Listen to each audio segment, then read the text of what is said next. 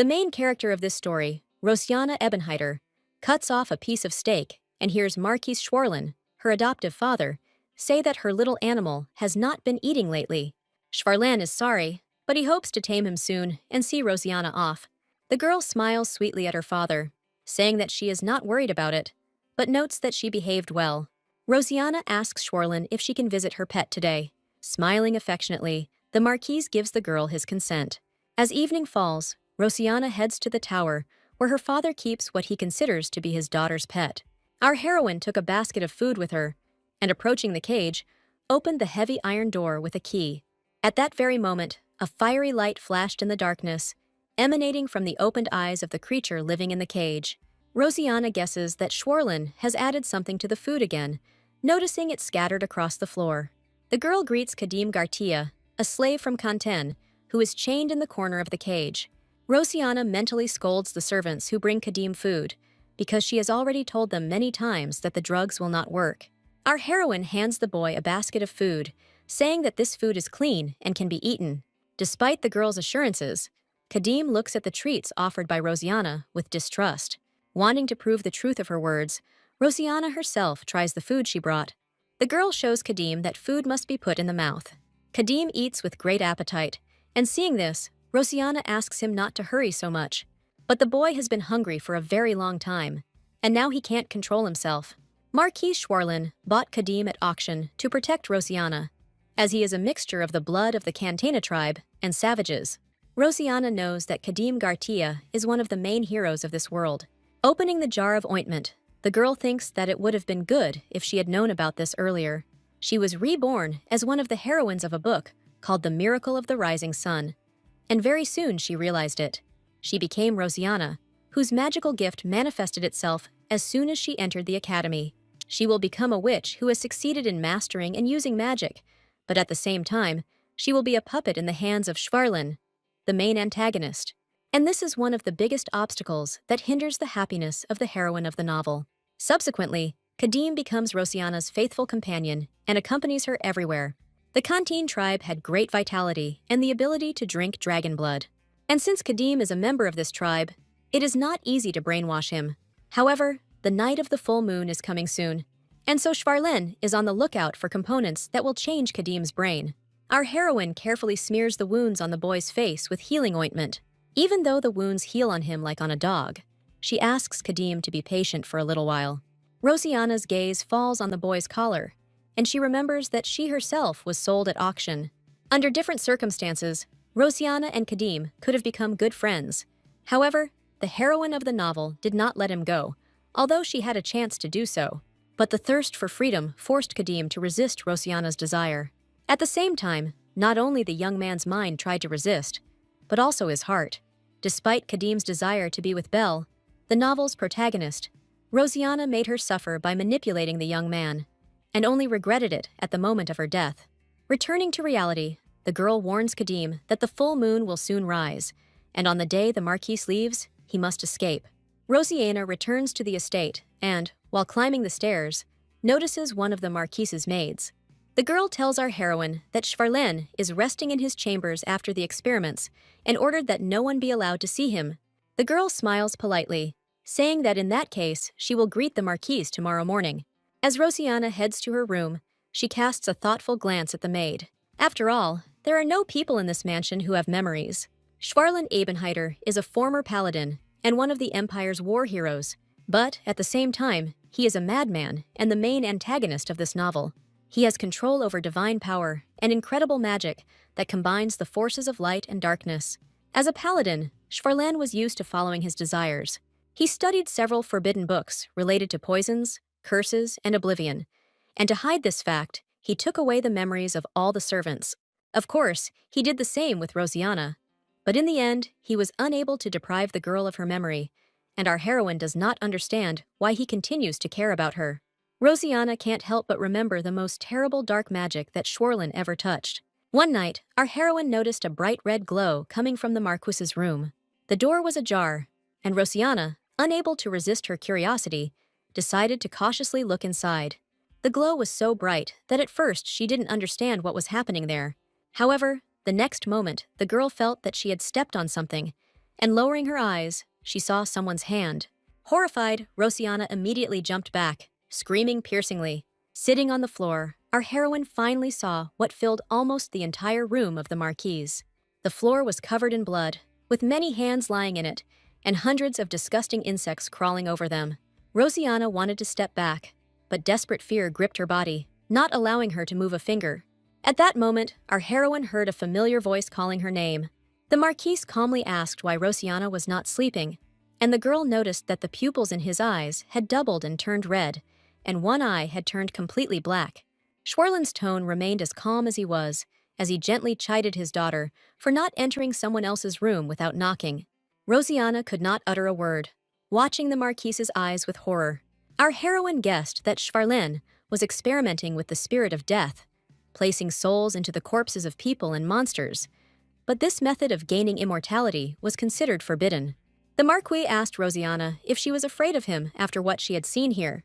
Gathering her strength, our heroine smiled and said that she was not afraid, because he was still the same marquise as before. Schwerlin looked at Rosianna carefully, wanting to understand her true feelings. The girl lied to him, because later she would not be able to recover so easily from what she saw. The very next day, Rosianna developed a fever, and the girl kept falling into restless sleep. In these dreams, she saw fragments and memories from her past life. They looked like separate pictures, reflected in shards of glass. Finally, Rosianna woke up and, sitting up abruptly in bed, could not come to her senses for a long time. After that day, Schwerlin no longer tried to hide his hobbies from the girl. In his room, our heroine also saw numerous stuffed animals, and the remains of all sorts of monsters and people that the marquis used for experiments. However, Rosianna is forced to pretend that nothing happened, and this tires her out greatly. When Schwerlin let his guard down, our heroine easily got the key to the basement under the pretext of studying. Moreover, her lifestyle had not changed, and by the evening, the surveillance had noticeably weakened. Then Rosianna went to her bed, wanting to take one important ingredient with her. She specially hid under her pillow a plant with blue petals that emitted a mesmerizing magical light. Careful preparation for Kadim's escape took our heroine a lot of time. As night falls, Rosianna goes to the tower where the marquise is keeping the boy. Hearing a soft metallic creak, Kadim immediately opens his eyes. Holding a bag with necessary things in her hands, Rosianna hurries Kadim, telling him that it is time for him to leave. However, for some reason, the boy does not follow her, and our heroine cannot understand what is going on. Noticing his wary look, Rosianna smiles, saying that everything is fine. She proudly shows Kadim the blue petals of the tartar mushrooms that she managed to steal from the basement. The girl is going to add them to her food, thus wanting to scare off the guards. If these mushrooms are picked and left unattended for a few days, they will bloom, and if such a flower is eaten, a person will fall asleep, mistakenly taking this dream for reality. Rosianna realizes that the boy doesn't trust her, but she manages to convince him to go with her. Our heroes manage to escape from the tower, and they stop only when they reach the edge of the forest. Kadim tries to take off his collar, and noticing this, Rosianna hurries to help him. However, having freed himself from the shackles, the boy still does not leave, which greatly surprises our heroine, because he himself tried to escape several times. Rosianna guesses that Kadim is staying here, wanting to tell her something. The girl gives him food and a map of the empire, saying that he will have to go to the place marked on it and ask for help there. Kadim takes the card in his hands and timidly asks if Rosianna will go with him. After thinking for a moment, our heroine says that she also wants to leave, but not now. Much time will pass, but Rosianna is sure that they will definitely meet again and asks Kadim to promise that he will wait for her when he returns home. Hearing these words and seeing the girl's outstretched little finger, Kadim freezes for a moment in surprise. However, after a moment's hesitation, he extends his little finger, promising to wait for Rosianna. When Kadim was imprisoned in the tower, he spent most of his time in darkness. He suffered greatly, feeling endless hunger and pain that did not allow him to relax. In addition, Kadim was haunted by the disgusting smell of blood, which drove him crazy. It was during one of these terrible moments that he met Rosianna. Looking up, he could barely make out the silhouette of a black-haired girl in a smart dress. The girl smiled affably, and this smile was calming, concealing compassion, determination, and love. Looking into Rosianna's eyes, Kadim realized that he could trust this child. Our heroine watches the fleeing Kadim with a worried look. When he is out of sight, the girl sighs with relief, thinking that the Marquise will return at dawn. Rosiana has a plan, so now all she has to do is buy time. Schwarlen returns home at the appointed hour, but our heroine managed to carry out her plan. The servant informs the Marquise that something happened to his daughter while he was away. Rosiana cries bitterly, wiping away her tears with her bandaged hands and saying that she is very sorry. Seeing the girl in such a state, Schwarlen tensed up, not understanding what was going on. The servant informs the Marquis that he found Rosiana unconscious near the tower, and at that moment, Schwarlen roughly grabs him by the collar of his vest. With one easy movement, the Marquis throws the young man aside. Rosiana didn't expect such a reaction from her adoptive father, and it makes the girl freeze in fear. The next moment, Schwarlen grabs our heroine's hand with force. He looks at Rosiana with concern, asking her to tell him who hurt his daughter. The girl bashfully lowers her eyes, saying that in fact she wanted to make a gift for her dad. The boy told her that he knew about flowers, and she opened the door of the cage because she wanted to gather them together. But he escaped. After apologizing, Rosiana hands the Marquise a small bouquet she had collected for him. Schwarlen consoles the girl, saying that nothing terrible happened, but he is sorry that Rosiana was hurt. However, instead of taking the bouquet, the Marquis seems to suck the life force out of it. For a moment, Rosiana thinks that Schwarlen's regret is sincere, but she can't trust him, knowing what he does. Waking up the next morning, our heroine looks closely at her hands. They don't hurt at all, and all the wounds she inflicted on herself with the thorny bush have healed. But this is not surprising, because Schwarler treated her with expensive medicines and holy water. Rosiana involuntarily recalls the expression on the Marquise's face at the moment when he was treating her hands. It makes her feel uneasy, but she can't shake the feeling that Schwarler looked like he wanted to get rid of the scratches on the toy. However, she is glad that her adoptive father is obsessed with her and is not looking for Kadim. After getting dressed, Rosiana wants to leave the room, but for some reason, the doors won't open. The next moment, a maid enters the girl's room, informing her that it is not yet time for the meal.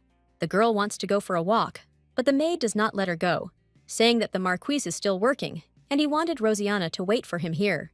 After that night, Schwarlen forbade his daughter to walk even inside the mansion, and our heroine can only leave her room in his presence. Looking out the window, Rosiana remembers that, according to the events of the novel, Schwarlen must soon leave the house, but she does not know whether she will be allowed to leave her room then. Despite our heroine's fears, the Marquise put her in a cage and only took her out of the mansion occasionally. After 7 years, Rosiana celebrated her 12th birthday. The maid called our heroine to eat, but the girl was thinking that she would like to go for a walk. Having placed dishes of food in front of Rosiana, the maid asks her if she likes today's dishes. The girl eats with obvious reluctance, because she has completely lost her appetite due to the fact that she cannot go outside. Suddenly, Rosiana realizes that the maids have never asked her such questions before. She asks the girl what caused such interest, and the maid says that she only wanted to know if Rosiana liked the food. This question made the girl confused, but our heroine understands that if someone else hears a similar question, he will immediately understand that oblivion has fallen. Rosiana doesn't understand why oblivion started to disappear, but she finds it strange. These thoughts do not give her peace, and the girl abruptly gets up from the table, forgetting about the remaining food. Suddenly, Schwarlen began taking Rosiana out for walks more and more often, and at some point, he disappeared altogether. After a few months, the Marquise's absence was noticed by his cousins, and rumors of Schwarlen's death spread very quickly.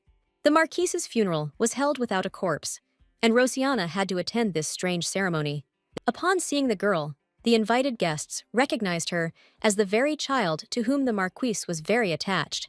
However, contrary to their expectations, Rosiana turned out to be completely different from Schwarlen.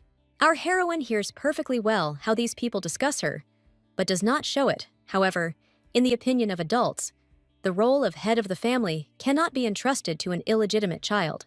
Rosiana was indeed an orphan, and the orphanage where she grew up was a place where quality products were produced. Once a year, the director of this institution handed over strong and healthy children to slave traders.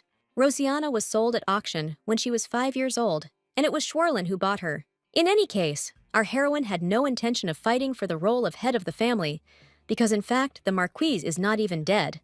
However, Rosiana managed to get very far with almost no effort. The girl looks around hopefully, hoping to spot one special guest in the crowd. Suddenly, our heroine hears someone's low voice addressing her. This man expresses regret over the death of her father, and Rosiana recognizes in him her lucky chance to escape. The girl greets the Duke of Cartel Blancourt with a graceful bow. His Highness was her father's best friend, but he notices that Rosiana is not at all like the Marquise.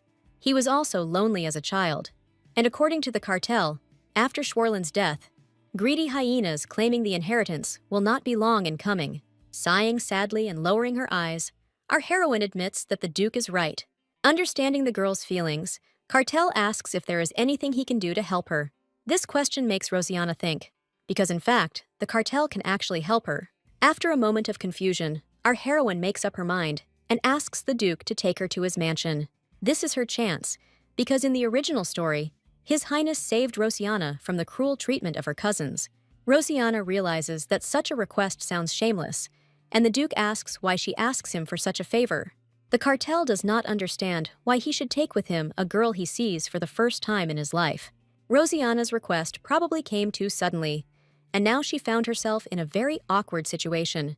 However, the girl decides to resort to trickery and offers the Duke a deal, wanting to make it so that he cannot refuse her. Duke Cartel arrives home, where the young man is met on the threshold by Evania Asher, his sister. The girl looks sad, gently reproaching her brother for his long absence. On the way, she received news that the Duke was at the Marquise's funeral, but Cartel does not hear Evania's words.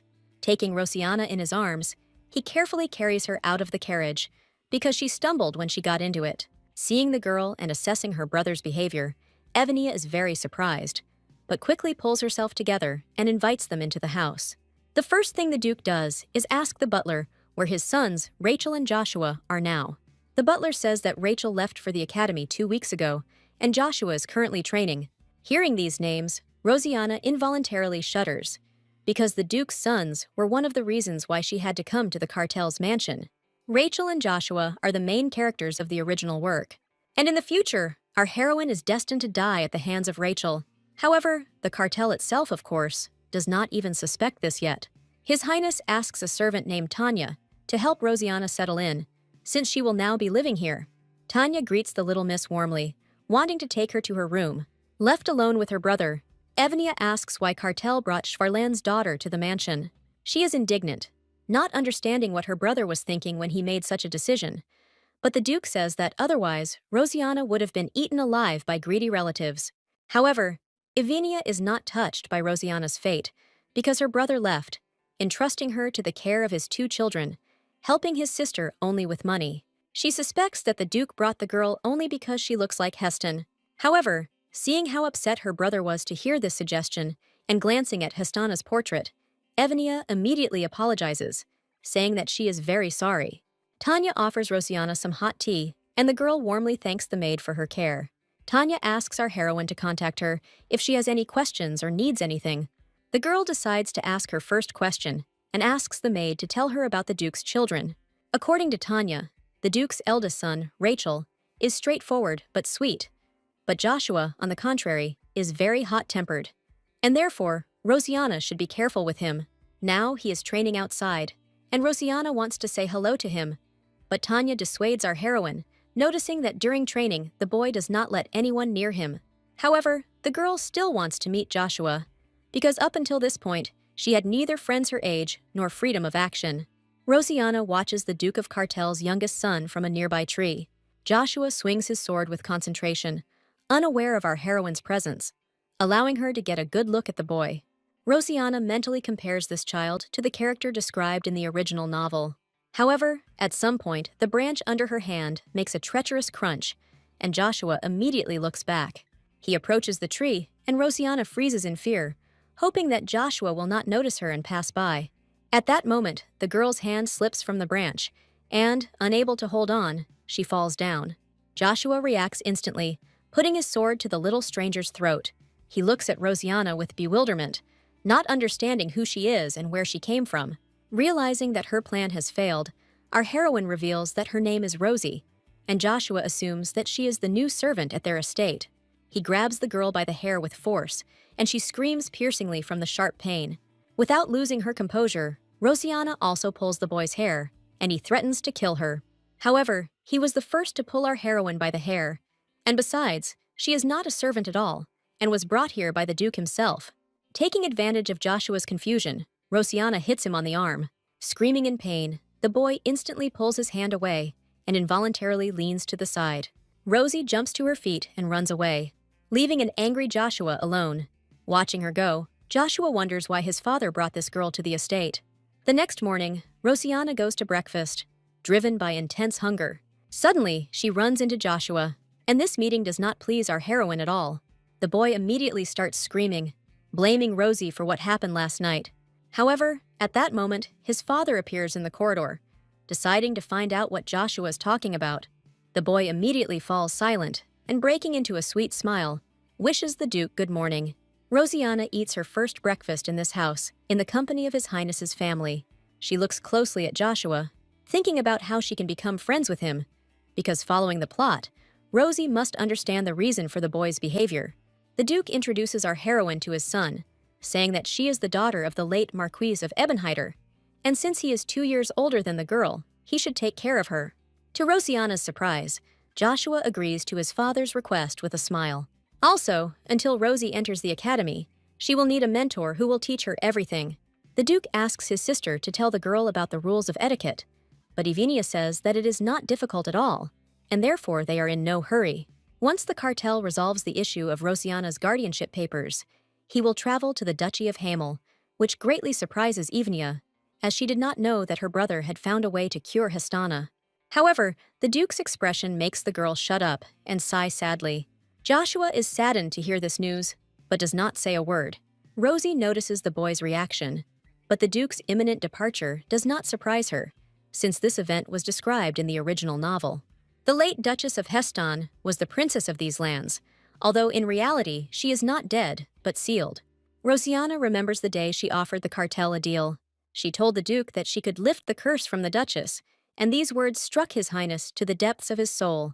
Everyone knows that Heston is dead, but Rosianna knows that this is not really true. The cartel asks our heroine to shut up, not understanding who told her this nonsense. Schwarlin knew that Heston was not dead, but cursed, but the Duke found this suspicious, and besides, he found it hard to believe that a little girl could lift such a curse.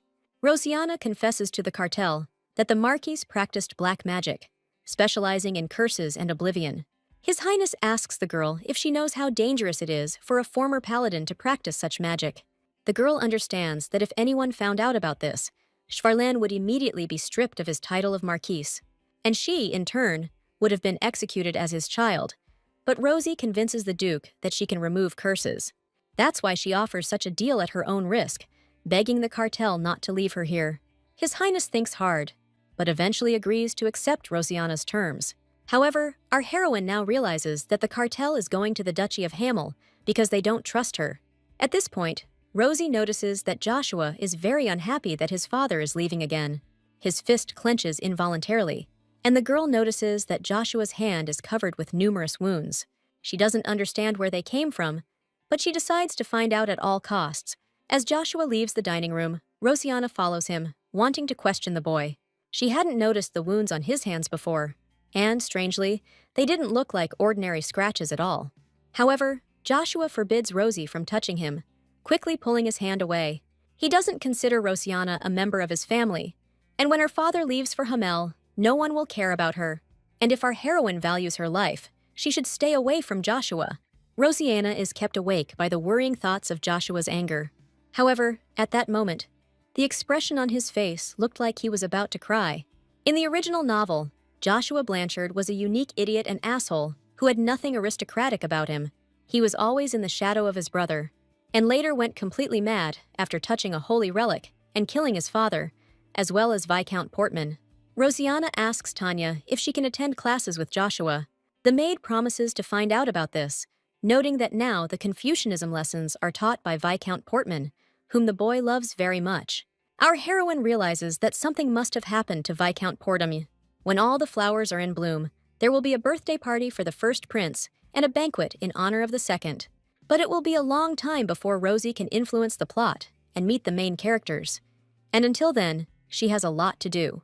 The next morning, the girl comes to the library, wanting to strengthen her knowledge of magical science.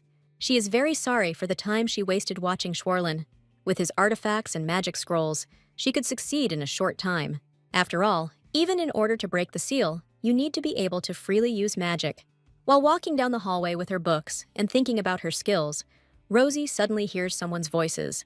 She recognizes the voice of Joshua, who is talking to a man who reproaches him for not being at all like Rachel. It turns out to be Viscount Portman, convincing the boy that Joshua can only compare to Rachel in heart, and therefore he is able to cope with this problem. However, the mentor says he is very disappointed in his student. The next moment, the Viscount hits Joshua hard on the hand with a wooden pointer. Seeing this, Rosie freezes in horror, because Joshua is still just a child. However, the boy only apologizes to his mentor, saying that he will try harder in the future. At this moment, the study room is filled with streams of magical energy. They encircle the Viscount's legs like fetters, preventing him from taking a single step. With a loud gasp, Portman stumbles, dropping the cup of tea he had been drinking during class. The cup and its contents fall onto the fallen Viscount, but he cannot understand how this could have happened. Blushing with shame, the Viscount tells Joshua that their classes are over for the day, and the boy meekly agrees. Stepping out into the corridor, Joshua looks around carefully, because before the Viscount fell, he heard some strange sound. The boy quickly finds Rosie sitting behind a column, clutching her heart.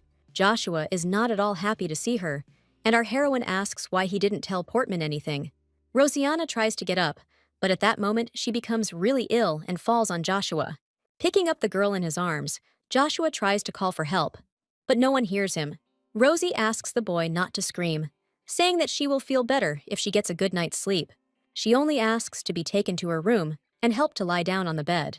Rosianna falls asleep, and the first thing she dreams of is the Viscount hitting Joshua with a pointer. Crimson abrasions cover not only the boy's arms, but also his legs. But Portman is confident that he is disciplining Joshua for his own good. In this dream, Rosie seems to be observing herself and everything that is happening from the outside. Seeing how the Viscount is crippling Joshua, the girl decides to call one of the maids for help, but no one hears her words. Rosie didn't want to pry into things that weren't her business, and perhaps it was her curiosity that was causing it. Joshua hates her, and our heroine's opinion doesn't matter to anyone. However, this is not the case at all, because her heart strives for a completely different desire. Rosianna chose a different path, because she doesn't want to be hated. At that moment, the girl hears the red-haired woman behind her say that they are no different from each other. Her appearance makes Rosie open her eyes and break out of this disturbing dream. Sitting up on the bed, she tries to understand why her heart sank again, just like the time she first used magic in the Marquise's residence. And suddenly, Rosianna notices Joshua sleeping peacefully next to her bed. He did help her after all, and the girl gently touches Joshua, reminding herself that he is only cute when he is sleeping. Opening his eyes, the boy jumps up in indignation, but Rosie politely thanks him for his help. Joshua was clearly excited, because he did not expect that our heroine would remember this episode. He is very ashamed and tries to convince Rosianna that he will never worry about her. Rosie asks Joshua to give her his hand, but the boy does not understand why she needs it. However, he gives in to her, and our heroine carefully examines the abrasions on his hand. Rosianna takes out a dark blue bottle with some liquid from her box. This bottle contains holy water, known for its healing properties. After carefully treating one hand, Rosie asks Joshua to offer the other. To the girl's surprise, he did not resist, and then timidly asked if Rosianna knew how to use magic. Rosie answers this question in the affirmative, not understanding what is wrong with it. But these words infuriate Joshua. All living things are born with mana, but most of them do not even feel its flow, let alone know how to manage it. This is why Joshua is convinced that having magic is a talent, and Rosie understands that the boy must be very interested in magic. Joshua believes that a person who uses magic can become strong in an instant, just like his brother. However, Rosie says that she thinks Joshua is strong even without magic, because she noticed it on the very first day they met. There wouldn't be calluses on his palms if he hadn't tried hard during training. But according to Joshua, everyone is capable of swinging a sword, and there is nothing special about this skill. But Rosianna disagrees, as she admires hard work and thinks that Joshua's efforts are a great talent in themselves. The boy freezes in surprise, because all his life he has been a complete disappointment to everyone around him. He could never match his brother, and in Portman's opinion, hard work will never beat talent. Joshua always agreed with these words, clenching his fists painfully in resentment. But Rosie's words seemed to him to be healing. just like the holy water with which she had relieved his painful abrasions a few minutes ago. A few days later, our heroine noticed the first positive changes in Joshua's character. All this time, Rosianna supported and praised him during training. Besides, she didn't notice the similarity with the original, because Joshua didn't become a nerd. Yes, he still speaks to our heroine quite rudely, but his actions betray his good intentions. Entering the library with a bag of cookies, Joshua was embarrassed, saying that he had not brought the treat for Rosie at all. The library simply seemed like the perfect place to grab a bite to eat, and upon hearing these words, our heroine smiled warmly, asking Joshua to come here more often. A headache prevents Rosianna from concentrating on studying the next magical work. Noticing a formula for protective magic in the book, Joshua points it out to Rosie. The girl is very surprised, because she had no idea that Joshua knew so much about magic. She suggests that he would like to be a mage rather than a swordsman, and the boy agrees, saying that fencing can never compare to magic. Rosianna strokes Joshua's head affectionately, ignoring his indignation. She asks him not to rush, because everyone learns at a different pace, and by learning more slowly, he will be able to absorb more of the benefits of others. Rosie really wants Joshua's personality to develop and be resilient, so she suggests that he become the best swordsman in the Empire using aura. However, Joshua reminds the girl that he is still a child. He is not a swordmaster and is not fit for such a title. But Rosianna counters him by saying that it is the effort that matters, not the winning or losing, and no one has the right to laugh at other people's efforts. These words confuse Joshua, and, wanting to distract Rosianna, he puts a cookie in her mouth. Joshua furtively wipes away his tears, and our heroine realizes that he is just a child with a tender heart who was hurt by simple words, and therefore he constantly belittles himself. Rosie wants to go with Joshua to the Viscount's next lesson, and he says he doesn't care, thereby expressing his consent. From the very beginning, the Viscount compared him to his older brother and always scolded him. Joshua believes this is because he is not living up to expectations. Only Portman can guide him on the right path. But Rosianna notices that the boy says these words as if he is hypnotized. She calls out loudly for Joshua, and when she finally gets his attention, the boy can't remember what he just said. To the Viscount's surprise, his student comes to the next lesson in the company of Rosie. After introducing herself, the girl politely greets Portam, noting that she has heard that he is a very good teacher, and therefore she also wants to take lessons from him. These words flattered the Viscount, and, clearing his throat, he was about to begin his lesson. In this lesson, Portman tells his students that their empire is stronger than any other country because it is a blessed land, beloved by the god La Mierda. However, outside the empire, people worship beasts or mythical dragons, forgetting about the existence of the main god. And sometimes they even worship monsters whose danger is hard to imagine. The Viscount asks Joshua what he would do if these people dared to set foot on their lands. After thinking for a moment, the boy says that if they come to the lands of the Empire, they will have to pay for it with their lives.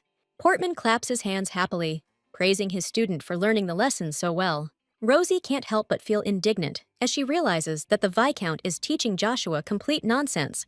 Meanwhile, Portman says that a good teacher will never skimp on praise, and as a reward for the correct answer, he gives Joshua 3 strange candies. When the lesson ends, Rosianna asks the boy what kind of candy it is. However, Joshua says that these are not just sweets, but a special prize, because they taste sweeter than any fruit in the world. Rosie looks closely at the candies, which greatly embarrasses Joshua. He blushes, not realizing that our heroine is interested in these candies not at all because of their taste. However, Joshua shares 1 candy with the girl, and during the next lesson, she manages to steal 2 more. Rosie hopes that these are just regular caramels, but decides to check them out anyway. A mixture of mana stone powder and holy water removes dark magic, and if the candies glow during this test, they are enchanted. Rosianna begins the experiment and is eager to see the results as soon as possible. The next moment, to the girl's horror, the candies begin to glow bright red. The girl decides to tell the Duke everything and hurries to his office. Cartel asks how Rosie is doing in the mansion, and our heroine says that thanks to his care, she is comfortable here. After this, His Majesty asks how the lessons with the Viscount are going, and Rosianna speaks with great praise of Joshua's efforts. The Duke is happy with his son's success, but Portman constantly insists that Joshua is not capable of doing what Rachel can do. Rosie takes her handkerchief out of her pocket, noticing that the Viscount gives Joshua a candy for each correct answer. She holds out the handkerchief with the enchanted candies closer to the cartel. The Duke looks closely at one of the candies, and it takes him a few seconds to sense that something is wrong. Wide-eyed in surprise, Cartel asks Rosianna who gave her the candy. Leaving His Highness's office, our heroine is mentally glad that she immediately noticed the enchanted candies. Portman approached Duke Cartel with astonishing fearlessness. If the Viscount got involved with Joshua, it would do more harm than good, so there had to be someone behind all this. The Duke tells his sister that the Viscount is using Joshua, and Evinia reproaches herself for having so rarely thought about her nephew's welfare. Cartel also blames himself for spending so little time with his son, repeating the same mistake he made with Hestana. Either way, he will have to do further investigation to find out the details. These sweets have almost no smell, but the Duke manages to discern the aroma of nif leaves, which were used several years ago by traders in the slave market. They grow in the lands of ethnic minorities, and the smell or eating of these shoots can make even an adult human become a devoted dog. The Viscount immediately realized that it would be very difficult for him to get close to Rachel, the Duke's eldest son, and so he chose the weaker link, Joshua, deciding to play on his shortcomings. Anyone who can use Joshua to overthrow Blancourt will have a great deal to gain, and the cartel believes the Empress is behind all of these atrocities. Evnia does not understand why her brother suspects the Empress. The cartel says that Her Majesty wants to make the first Prince Emperor, but Blancourt does not support this position, and that is why she wanted to make Joshua a puppet of the court. Evnia notes that among the Emperor's children, there is no one who would dare to stand in the way of the first prince, and perhaps the one she thought was a cat was actually a lion cub. But, be that as it may, Evnia cannot believe that the first prince could touch young Joshua. When an orphanage was discovered trafficking in children, the prince gave subsidies to temples that were enemies of the imperial family and created a home for children who had nowhere to go. Moreover, despite the discrimination against minorities, he was always for the people of the empire. However, the Duke asks his sister not to be influenced by emotions, because, be that as it may, the imperial family forgets that they should not touch the Blancourt family. Viscount Portman is riding in his carriage, thinking that the medicine in the candies seems to be working well, which means that his life will soon get better. After all, it was not for nothing that the Empress entrusted this task to him, noting that the Viscount's intelligence and courage were unmatched. Of course, he always dreamed of becoming famous and taking a higher position. And high-quality performance of this work will provide Portman with a carefree and well-fed life for the rest of his days. The Viscount is thinking about the report he needs to give to the Empress, when suddenly his carriage comes to an abrupt stop. Opening the door, Portman looks out of the carriage, and seeing the Duke of Blancourt, realizes with horror that now he will have to forget about a carefree and happy life. Barely containing his rage, Cartel waits for the Viscount to justify his actions. However, Portman tries to convince His Highness that he has misunderstood everything. The Viscount was afraid that sooner or later he might be caught, and shared his concerns with the Empress. He knew that it was quite dangerous to get involved with the Blancourt family, because they were the founding family that overthrew the first tyrant emperor, and each of their descendants was endowed with a magical gift from birth. They are untouchable even for the emperor, and if the Viscount is caught, he will be killed immediately. However, the Empress did not ask Portman to kill young Joshua, and besides, this generation is weaker than its ancestors, and the Duke does not often visit his mansion. And even if the Viscount is caught, the Empress promised that she will not leave him in trouble. She hands her accomplice a special gem that will help the Empress understand exactly when Portman is in danger. Having drawn a magical seal in the air, Duke Blancourt says that he could not even imagine that a rat had appeared in his house. The Viscount's body is paralyzed by unbearable pain, and he groans dully, gritting his teeth. Stepping on Portman's hand, the Duke demands to reveal the name of the person who sent him to spy on the Blancourt family, but the Viscount says he was just doing what he was told and begs the Empress to come to his aid. However, no one responds to these desperate pleas, and Portman understands that this is the end. At this moment, the stone on Empress Sylvia Elassie's ring shines bright blue.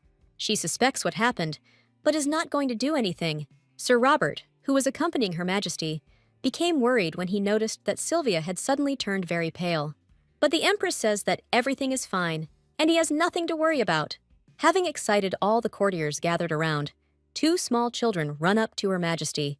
Sir Robert doesn't want to let them in, but Sylvia asks him to leave the kids alone. Approaching the Empress, the children say that they wanted to give Her Majesty a gift. Mother said that everything they have is thanks to the Empress, and therefore they want the path of their ruler to be forever illuminated by the sunlight. Smiling warmly, Sylvia accepts the bouquets and thanks the children. A little later, when the Empress and Sir Robert are riding in a carriage, Her Majesty is amazed at the childish innocence. She believes this is because they have pure, transparent, and natural mana. The Empress's gaze falls on the ring with the magic stone, and, as if answering her own thoughts, she notices that it is sad. One way or another, there will be a lavish banquet at the Imperial Palace very soon, and she will be busy. The Duke tells Joshua and Rosianna what Viscount Portman was really up to. Joshua felt very sorry, because he could not even imagine that the Viscount had deliberately gotten close to him. However, Cartel has no intention of scolding his son, although he cannot understand why Joshua tolerated Portman's insults even before he started giving him candy. With his head down, Joshua says that he can't handle mana, and his swordsmanship isn't even comparable to his older brother's little finger. He wanted to become stronger and be a worthy son of his father, and therefore did not contradict the Viscount. Cartel gently strokes his son's head, saying that he is already strong enough. The Duke was rarely home, not to mention he was a poor father, not paying enough attention to Joshua. But now Cartel is asking his son for forgiveness for not letting him be a child. Barely holding back tears, Joshua hugs his father tightly. Rosianna watches this sweet family scene with a joyful smile. After calming Joshua down, Duke Blancourt says that someone else will now be in charge of their education. In addition, from this moment on, he will look after his son and adopted daughter himself, and will not let anyone harm them.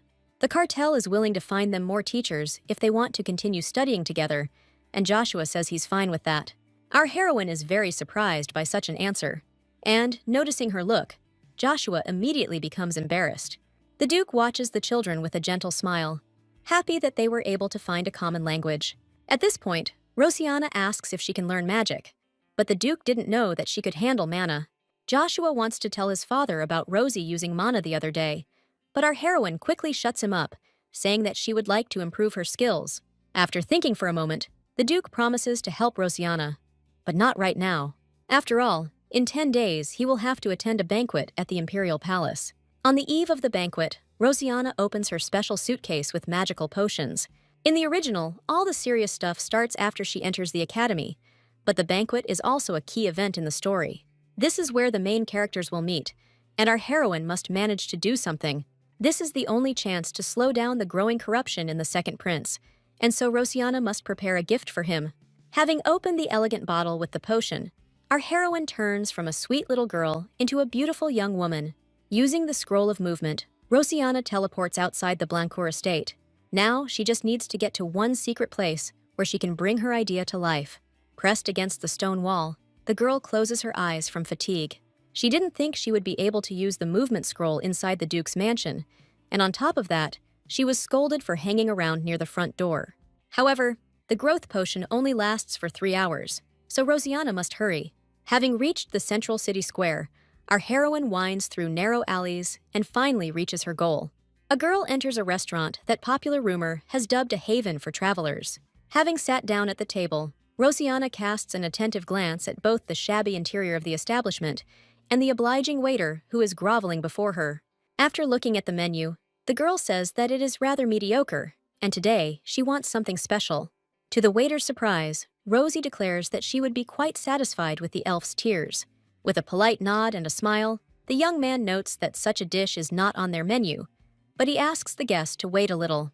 The Traveler's Haven is a resting place for weary travelers, and also a secret guild place, as well as a repository of quality goods and information. According to the plot, it was here that the main character got into serious trouble. Suddenly, Rosianna hears someone's rough, low voice calling her name. A couple of unprepossessing representatives of the local contingent want to keep such a beauty company. One of the robbers suddenly grabs Rosie's hand, noticing that such thin and delicate hands are more suitable for an aristocrat than a sorceress. Our heroine asks to leave her alone, but the drunkards only burst into loud laughter. However, the next moment, one of the guys feels someone hit him hard on the head. Rubbing the bruised area, he blames his own friend for it. But a second later, invisible punishment overtakes the second guy.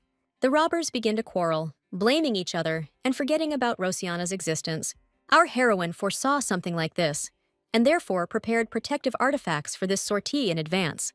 The girl's guardian ghost does not look very attractive, but it is very effective in action. The ghost is made of transparent teratoma mucus and is visible only to the owner of the artifact. However, Rosie notices that the waiter who appears also seems to see her keeper. Smiling affably, the young man says that the restaurant's chef would like to see Rosianna. Our heroine follows the waiter down the stairs, and he asks the girl who told her about this place. A little embarrassed, Rosie says that she learned about it from her close friend. However, this seems rather strange to the waiter, because the emperor himself still does not know the new password, which means that there has been an information leak. Rosianna notes that the large number of visitors must be to their advantage, but the young man objects to her, saying that they are valued precisely for their secrecy and awareness. Our heroine enters a spacious and richly decorated office, where she is greeted by the Supreme Teneb. Rosie wants to get straight to the point, and her interlocutor is only glad about this, because the emperor stands above them all, but he is not a ruler or a god, but a simple client. Rosianna understands that this is a lie, because unfair deals are never made here. She knows this very well because Li Jia is one of the main characters who helps to defile the prince. In addition, Jaliet Liego is the successor of Marquis Liego, an 8th Circle Archmage and a Mage Lord, for whom working with clients has always been a simple hobby. According to the plot, Princess Freya turns to him for help, but he offers it to Jaliet in return. However, Jaliet himself does not think so, realizing that the princess clearly underestimates him. The fallen princess can repay him in full, although she herself does not know it yet. Jaliet takes the princess's trembling hand, presses it to her lips, and squeezes her hand with her fingers. He already knows the method by which she can melt the heart of the icy Blancourt. The prince of the empire also wants to get his hands on the princess, and therefore she is worth much more than she thinks, and Jaliet himself wants her to give him her heart. As a result, the fallen princess, driven by curiosity, drove herself into a dead end. Back to reality, Rosianna says that there are only 2 things she would like from Li Jia. First of all, she needs the crystals growing around the hermetic tree in Hamel. Rubbing his chin, Jaliet says that it won't be easy, but our heroine is confident in his abilities. Then you will need to create 2 protective artifacts from these stones, and it does not matter what they look like. Secondly, Rosianna asks Jaliet to find out if the Empress and Viscount Portman ever met. After some thought, Li Jia agrees to fulfill Rosianna's requests. However, he is very interested in what she is willing to pay for their implementation. The girl hands him a package containing a hypnotic flower that can subjugate monsters with corrupted mana to the will of their master. Jaliet admits that the flower is quite valuable, but it alone will not be enough. Rosianna then lays out the jewels on Li Jia's table, asking him to choose what he likes, but not all at once. Hearing these words, the waiter rolls over with barely restrained laughter. However, our heroine considers her payment quite worthy, because very few people know about the hypnotic flower. Jaliet rises from the table and kisses Rosianna's hand, saying that she is charming in her own way, and he makes a deal with her. But he doesn't immediately let go of her hand, and the girl realizes that Li Jia is memorizing her mana. Freeing her hand, Rosie asks Jaliet to focus on her request rather than on her personally. In addition, our heroine is worried by the fact that quite a lot of time has passed since taking the potion. Mana is like a fingerprint, and since Li Jia is sensitive to it, he can distinguish Rosianna from hundreds of people, even in the form of a child. But fortunately, the likelihood that they will collide on the street is extremely low. Jaliet promises to fulfill her client's request, but before leaving, the waiter gives our heroine a small gift. He places a ring on her finger, which allows Rosie to contact them anytime, anywhere. Smiling charmingly, the waiter asks our heroine to come here more often. A clone of Noah, Li Jia's waiter and servant, sees Rosianna off and returns to his master. Jaliet is surprised that Noah did not follow the girl, but the young man says that he has everything under control, and he and Li Jia already know everything. Noah touches his master, and at that moment, his body is enveloped in a black magical haze. Developing and flowing, it falls to the feet of the young man, and Noah notices that more complex riddles are much more interesting than simple ones. The magical haze transforms the young man's appearance, and smiling, he says that he does not need easy ways. Our heroine teleports home, happy that she finally managed to do everything she wanted before the growth potion wore off. Suddenly, the girl feels someone's strong hands grab her. Rosianna's eyes widen, and she sees Duke Cartel, who seem to have been waiting for her there. The Duke notices that it is getting late and asks Rosie what she is doing there. Confused, the girl says that she just wanted to get some fresh air, but she herself finds it difficult to believe her own lie. However, the cartel does not ask her anything else, and Rosie returns to the mansion with him. Our heroine glances furtively at the Duke, languishing with awkwardness. The cartel believes that Rosianna actually wanted to escape from him. She is too smart for a little girl, and he finds it suspicious. A simple child would not have been able to leave the estate without being noticed by the guards. And if she had really been a stupid child, she would have tried the enchanted candies long ago. Rosie freezes in place in surprise, not knowing how to justify herself.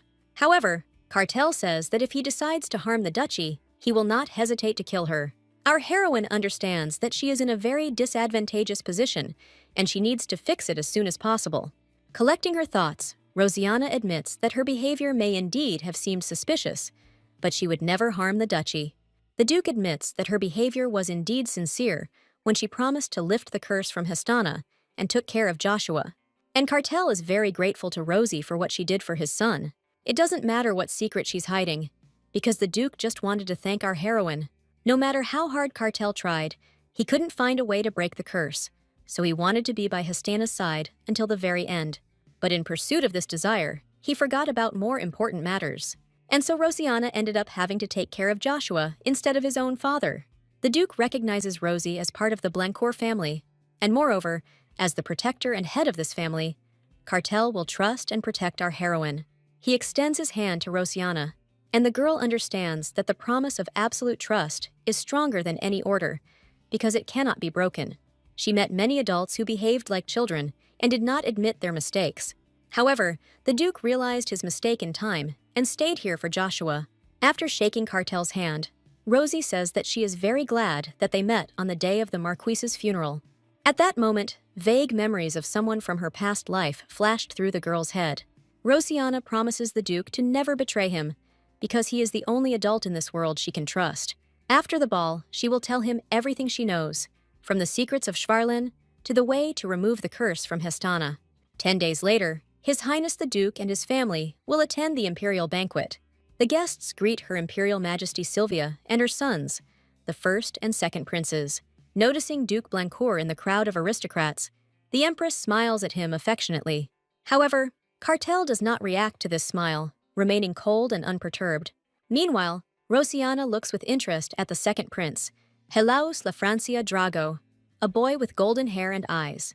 Helaus seems depressed to our heroine, despite the lavish reception.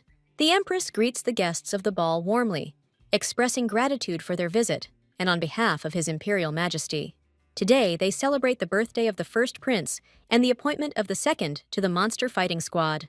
Rosie stares at Helas's face, wondering if he really has such a good command of mana, as that skill combined with the power of the royal blood should make him very strong. At this moment, the first prince, Alain Lafrance Drago, suddenly breaks his glass of champagne. All this talk has really gotten on his nerves, and he doesn't understand how much longer he can chatter, chewing over this topic. Turning to Helaus, Alain swings and wounds his brother's hand with the broken glass. Sharp shards of glass easily cut through the thin fabric of a shirt and rip open delicate skin. Alain grins maliciously, not understanding what kind of mana mastery everyone is talking about if Helaus is not able to heal even a small scratch. The prince believes that if his brother is not eaten by monsters, it will be a miracle, and Rosie becomes increasingly convinced that Alain has gone mad. The second prince is wounded, but no one calls for the knights or the doctor, or even says a word. Finally, the Empress gently reproaches Alain, noting that one cannot speak like that about one's own brother. After all, thanks to the courage of the second prince, the inhabitants of the empire will be able to sleep peacefully. Kneeling down, Sylvia kisses Helaus on the forehead, wishing him luck. However, this wish does not seem to encourage the young prince in the least. Alain sits on the throne with a bored look, accepting gifts from the high-ranking guests of the banquet. The guests fawn over the prince, sincerely believing that it is worth it. Usually, balls are held in the small palace, but if the ball is held in the main hall, the emperor himself must open it, which means that he approved of today's ball. That's why everyone thinks that the first prince will soon take the throne, forgetting that this ball is also dedicated to his brother. However, Rosianna notes that the Duke is also in the spotlight today, since he is no longer married and is quite young. Besides, his son Joshua doesn't have a fiancé yet. Noticing Rosie's intense gaze, the boy asks if she is worried. After thinking for a moment, Joshua remembers that sweets usually help with stress. He asks Rosianna to wait a little and goes off in search of something tasty. Our heroine realizes how much Joshua has changed since they first met. Rosie's thoughts are interrupted by the Duke, who invites the girl to dance with him. He himself doesn't really like the ball in honor of the princes, but his adopted daughter is attending such an event for the first time. This unexpected proposal makes Rosianna blush softly. She offers Cartel her hand, accepting his invitation. But at that moment, the girl's gaze falls on Helios. He leaves the dance hall, and our heroine understands that she cannot miss such a chance. Slightly embarrassed, Rosianna says that she is a little nervous before the dance, and therefore she needs to clear her head a little first. Rosie, picking up her fluffy skirts, runs out of the hall after the second prince. The Duke watches the girl's rapidly retreating figure, and Ivinia notices that her brother looks upset, although he doesn't even like dancing. His sister's words make Cartel think about his own feelings. However, his thoughts are interrupted by the Empress's servant, calling the Duke to come with him. After all, Her Majesty wishes to meet the head of the Blancourt family in person. The Duke is escorted to luxuriously decorated chambers, where the Empress awaits him. A gentle smile plays on Sylvia's lips, but Cartel came only to find out as quickly as possible what Her Majesty needs from him. The Empress does not answer the Duke's question, and, coming closer, carefully straightens his tie. Frowning, Cartel swats Sylvia's hand away with a sharp movement. Her Majesty continues to smile, noting that even when Histana was alive, she and the Duke had a very good time at balls, and she finds it hard to believe that his feelings have changed. Sylvia reaches out again and gently strokes Cartel's face. Grabbing the Empress by the wrist, the Duke says that Her Majesty gives off a knife, a foul odor. Smiling, Her Majesty states that she does not understand what Cartel is talking about, but even the Blancourts are not allowed to communicate with the imperial family in this way. The Duke gives Sylvia her first and last warning, noting that her actions will have consequences. This sudden warning makes the Empress laugh. After all, as far as she knows, the Duke's children are fine, and a lot of time has passed since the Duchess's death. These words infuriate the Cartel, and he uses a magic seal, knocking Her Majesty off her feet. Sitting on her knees, the Empress reminds the Duke that her offer still stands. She wants Blancourt to work for her and stop looking back at his deceased wife, because Sylvia has the power to help the Duke meet with Histana's soul. Turning away from the Empress, Cartel asks her to be silent. The Duke leaves, and Her Majesty looks after him with admiration. Running out into the street, Rosianna looks around in search of Helios. Suddenly, our heroine feels like someone has put a sword blade to her neck. Rosie freezes in fear as she hears the second prince ask who she is. The sharp steel easily leaves a thin cut on the skin, but Rosianna still tells Helios her name. She introduces herself as the adopted daughter of Duke Blancourt, and upon hearing these words, the prince sheathes his sword. Now, Rosianna can formally greet the second prince of the empire with a graceful bow. However, Helios ignores this courtesy, trying to understand why the girl was following him. There are no guards nearby, and if the prince were to kill someone now and throw them into the water, no one would know about it. Our heroine says that she has prepared a gift for Helios, because today's ball is not only in honor of the first prince. Rosianna hands the boy 2 gold ornaments with large, precious stones. She really hopes that Helios will like this gift and will not reject it. The second prince coldly remarks that Rosie is trying to appease the wrong person, and that it would be better to give it all to Alain. But our heroine objects to him, saying that she just wanted to do something nice for Helios. She especially wanted to give him this decoration, with a honey-colored stone, similar to the prince's eyes. And Alain, who treats Helios so terribly, is not worthy of such valuable gifts. The second prince accepts the gift of jewelry and presses it to his chest. Rosie notes that these ornaments are protective artifacts with hidden powers, as the ice stone has cleansing properties. However, this property is different from the holy healing power and restores health after poisoning or a curse. Our heroine specially made 2 identical gifts so that Helios could give one of them to his mother. She is a nun at the church, and if it weren't for her holy power, the second prince's father wouldn't even pay attention to her. Although he considers the church an eyesore, he still needs sacred magic.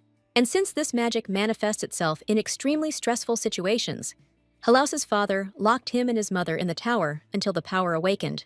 He was busy making preparations in case his expectations were not met, and at that time, Helaus's mother, in whose body the imperial mana and holy power had collided, fell ill with an incurable disease. Her health is irreparably damaged, so the jewel will not cure her, but at least it will delay her death. An ordinary person would not be able to cope with two types of magic in the body, and therefore everyone thought that Helaus would die. But the boy still managed to survive. By surviving, he passed the first test. But now the second prince will need to demonstrate his abilities on the battlefield without dying. Rosie's gaze falls on Helaus's wound, and she gently touches it. A few seconds later, a neat bandage appears on the boy's arm, covering the cut.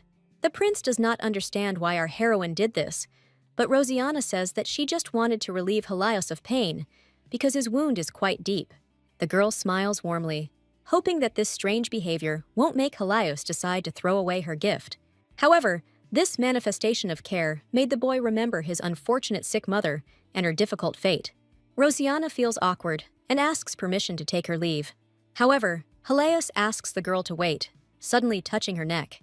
The second prince uses his magic power, and thanks to this, the cut on Rosianna's neck instantly heals. Our heroine did not expect anything like this, and therefore this sudden manifestation of kindness surprised her very much. She thanks His Highness for his mercy, and after this, the prince allows her to leave. Left alone, Helaus immediately removes the bandage from his hand. The boy throws it into the water, but bitter memories associated with his mother are once again resurrected in him. The prince remembered well her alarmed voice, which he heard the moment she noticed the blood on his face. At that time, he still lived with his mother in the tower, but he could do nothing about the feelings that tormented his heart. Helaus's eyes were too similar to his father's eyes, and the boy found it disgusting. Moreover, the blood of the man who had offended his mother flowed through his veins, and this made the prince very angry. The mother cried bitterly when she heard these words, but asked Helaus not to torture himself anymore, assuring the boy that everything was fine with her. However, the prince understood that this was not true, because he increasingly felt the growing strength within him and the desire to kill everyone because of whom he and his mother suffered so much. Later, his mother said that his eyes were not at all like the emperor's eyes. She compared their color to the shining dawn in her homeland, noting that they had nothing in common with this evil and cruel man. And when they finally left this tower, she promised to take her son to one place where there was almost everything that she loved so much, and this love was supposed to drive out hatred and anger from her heart. Rosianna touches her neck, thinking about how unexpected the second prince's kindness seemed to her. Suddenly, someone's cheerful voices are heard nearby, and Rosie involuntarily slows down her pace. Hiding behind a column, our heroine hears a girl telling Milady Freya that she has a very unusual hair color. Milady thanks her interlocutor named Amelie, noting that she also has very beautiful hair. However, Amelie only wanted to say that Milady Freya's hair was the color of faded grass. The young aristocrats mock her, recalling that Milady had recently lived in a village shelter. The girl lowers her head, listening to these caustic remarks, but does not respond to them in any way. At this moment, Rosianna comes to Milady's aid, saying that her brother is looking for her. After hastily apologizing to Amelie and her friends, Rosie leads Milady away. Our heroine wants to move as far away as possible, and finally lets go of her new acquaintance's hand. Having apologized to Milady, Rosianna confesses that she lied to her, but she only intervened because she noticed how awkward the situation was. Rosie apologizes for the inconvenience, and then immediately catches herself, remembering that she forgot to introduce herself. However, Belle Freya does not blame Rosanna for interfering, but, on the contrary, wants to thank her for her concern. According to the plot, Belle was adopted from an ordinary orphanage by Duke Freya, and she is destined to become a saint. She is sensitive, kind, and intelligent, and is the main character of this story that was misunderstood and hated by society. Rosie thought that after all the hardships and trials, Belle would have a happy ending, but she lost her last shrine, and the fire in her eyes went out. Everything in Belle's life had collapsed, and she didn't want to rebuild anything. Her last wish was for the well-being of all mankind, but she did not have time to utter it, because at that moment the world was covered by impenetrable darkness. Apparently, the world is in the middle of an apocalypse, but our heroine can't let it happen again. She can't let the main characters of this story just go with the flow. After all, changes only in her storyline, unfortunately, will not change anything, and so Rosianna must at least try to avoid the ending in which the world is destroyed. Rosie returns to the banquet hall with Belle, who looks around for her brother. At this moment, our heroine notices something very unusual. In the middle of the hall lies a huge monster, caught by the first prince, but the guests are surprised that the second prince has not shown himself. But the throne should rightfully be inherited by the first prince, and to everyone, including Alain himself, this seems like an absolutely obvious fact. Rosie freezes when she sees the monster, but at that moment she hears Joshua's indignant voice. He collected a lot of goodies for Rosianna and had already managed to search her. Suddenly, the captured monster twitches its long tail. Apparently, the monster wants to break free, and, swinging its tail with renewed vigor, the monster hits one of the walls of the hall. Rosianna and Belle freeze in place in fear, but the guards are in no hurry to subdue the monster. Our heroine remembers that at the moment of the first meeting between Joshua and Belle, the boy must save the future saint. After this, Joshua realizes that he is able to protect himself and his loved ones. Only now it's not Joshua next to Belle, but Rosianna. At the last moment, Rosie manages to use magic, saving both herself and Belle. Using a spell, she holds up the debris from the walls and floor that nearly crushed the girls to death. Milady Freya, although seriously frightened, is safe, which makes Rosie very happy. Belle notices blood on our heroine's face, but Rosianna isn't too bothered. They were both a little hurt, but there was no need to worry about it, because they would probably get help very soon. But Belle continues to worry about her savior, feeling that she now owes her own life to Rosie. At this moment, Rosianna feels a strong pain in the heart area, which occurs when using magical power. However, now she needs to hold on a little longer at all costs. Gathering her strength, the girl lifts up huge pieces of the collapsed floor. Belle is delighted by this, but our heroine understands that she is about to lose consciousness. At this moment, Rosie sees Duke Blancourt and Joshua coming to their aid. Joshua is very glad that Rosianna is alive, although he already knew that she would be fine. Rosie smiles happily, noticing that the boy was able to use his abilities. She thanks Joshua for saving her, and at that moment, her eyes begin to close. Before losing consciousness, Rosianna notices the Duke, but does not have time to thank him. Our heroine has a dream, and she sees that she is in some wonderful place, similar to a fairy tale forest. The next moment, a beautiful girl, who had been waiting for Rosianna to appear, comes out to meet her. Rosie doesn't recognize her interlocutor, but it seems to her that she looks very much like Belle. Suddenly, Rosianna notices that for some reason her long hair is not black, but copper red. This discovery makes the girl open her eyes and break out of this strange dream. Duke Cartel leans over Rosie, and his face seems worried to the girl. Turning her head, Rosianna notices that Joshua is also next to her. Cartel gently strokes the girl's head, saying that she needs to rest some more. Rosie asks how long she was unconscious, and the Duke says that our heroine hasn't woken up in almost a week. Rosianna realizes that the cartel clearly wants to tell her something else. However, now she does not need conversations, but care, and therefore the Duke is going to call a doctor to Rosie. They will still have time to talk when Rosianna is fully recovered. Taking his sleeping son in his arms, Cartel notices that Joshua was very worried, and even refused to eat or sleep, waiting for the girl to wake up. These words make Rosie blush, and she realizes that she and Joshua have become quite close during this time. A few weeks later, Rosianna asks Joshua what she looks like. Our heroine is sure that now she should literally radiate energy, because she feels more alive than anyone else. She certainly recovered, because she was examined by a doctor all this time, and in addition, Rosie was fed meat and fresh vegetables 3 times a day, and for the last 2 weeks she has been taking expensive medications. The doctor even allowed Rosianna to go for a walk, although before he had not even allowed Belle to see her. Milady Freya was very worried about her savior, and therefore lived in the house of Duke Blancourt for a whole week looking after Rosie. Belle wanted to see Rosianna immediately after she woke up. However, Belle's brother asked his sister to behave more restrainedly because Rosie clearly needed rest at that moment. Belle was immediately taken away, but our heroine noticed that Milady's brother was looking at her very strangely.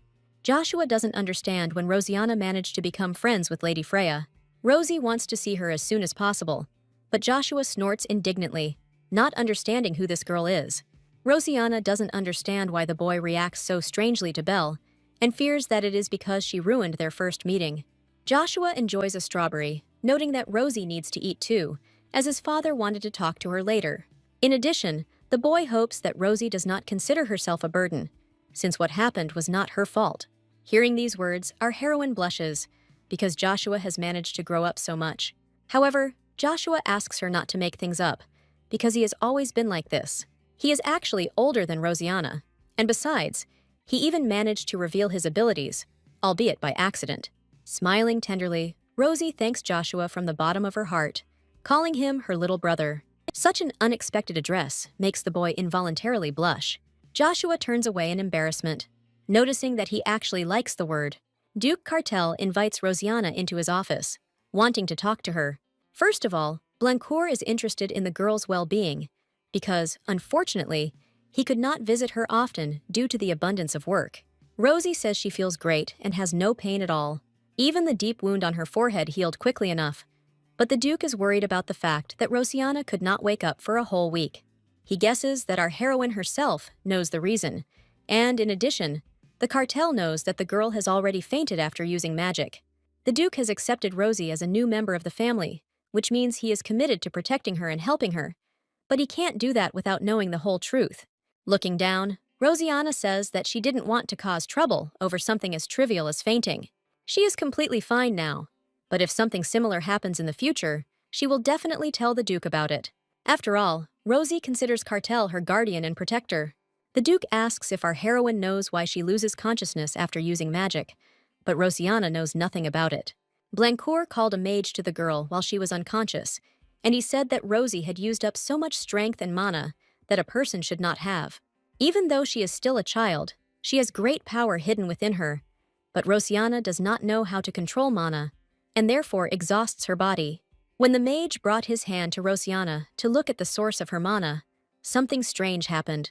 The magic seal under his hand seemed to shatter into pieces, injuring the magician's hand, but he managed to see a barely noticeable crack that appeared in Rosie's mana source. Mana is both the soul and the life force, which means its use can be dangerous to our heroine's life, and so the cartel asks if she really wants to learn magic. Rosianna thanks the Duke for his concern, but she cannot give up everything, believing that she needs to learn magic. The cartel is surprised by this answer, and assumes that such zeal is driven by a desire to help Hestana.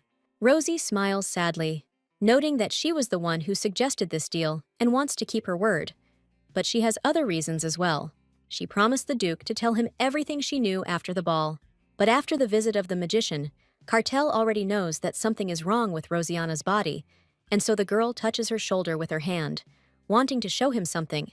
Our heroine bears the seal of mind control, a gift from Marquis Schwarlin. Rosie tells Cartel that she actually grew up in an orphanage, and that the Marquis practiced dark magic. Rosianna apologizes for deceiving the Duke, but she really hoped that he would take her in as a memory of his friend. One way or another, Schwarlin is still alive, and the ever-present seal on her body is irrefutable proof of this. In the Marquis's secret office, Rosie saw many books and magic scrolls. Among them were several sheets of paper with information about relics called divine shards. The relic consists of 8 crystals, which, according to legend, God gave to people. Schwarlin has found the location of one wish-fulfilling crystal, and therefore it alone is enough to gain great power. If all 8 crystals are collected, the apocalypse can be triggered, and if such power is wielded by a villain, it will be a real catastrophe. However, if the legend is to be believed, the power of the relic can lift the curse from Hestana. But here too, the problem lies with Schwarlin.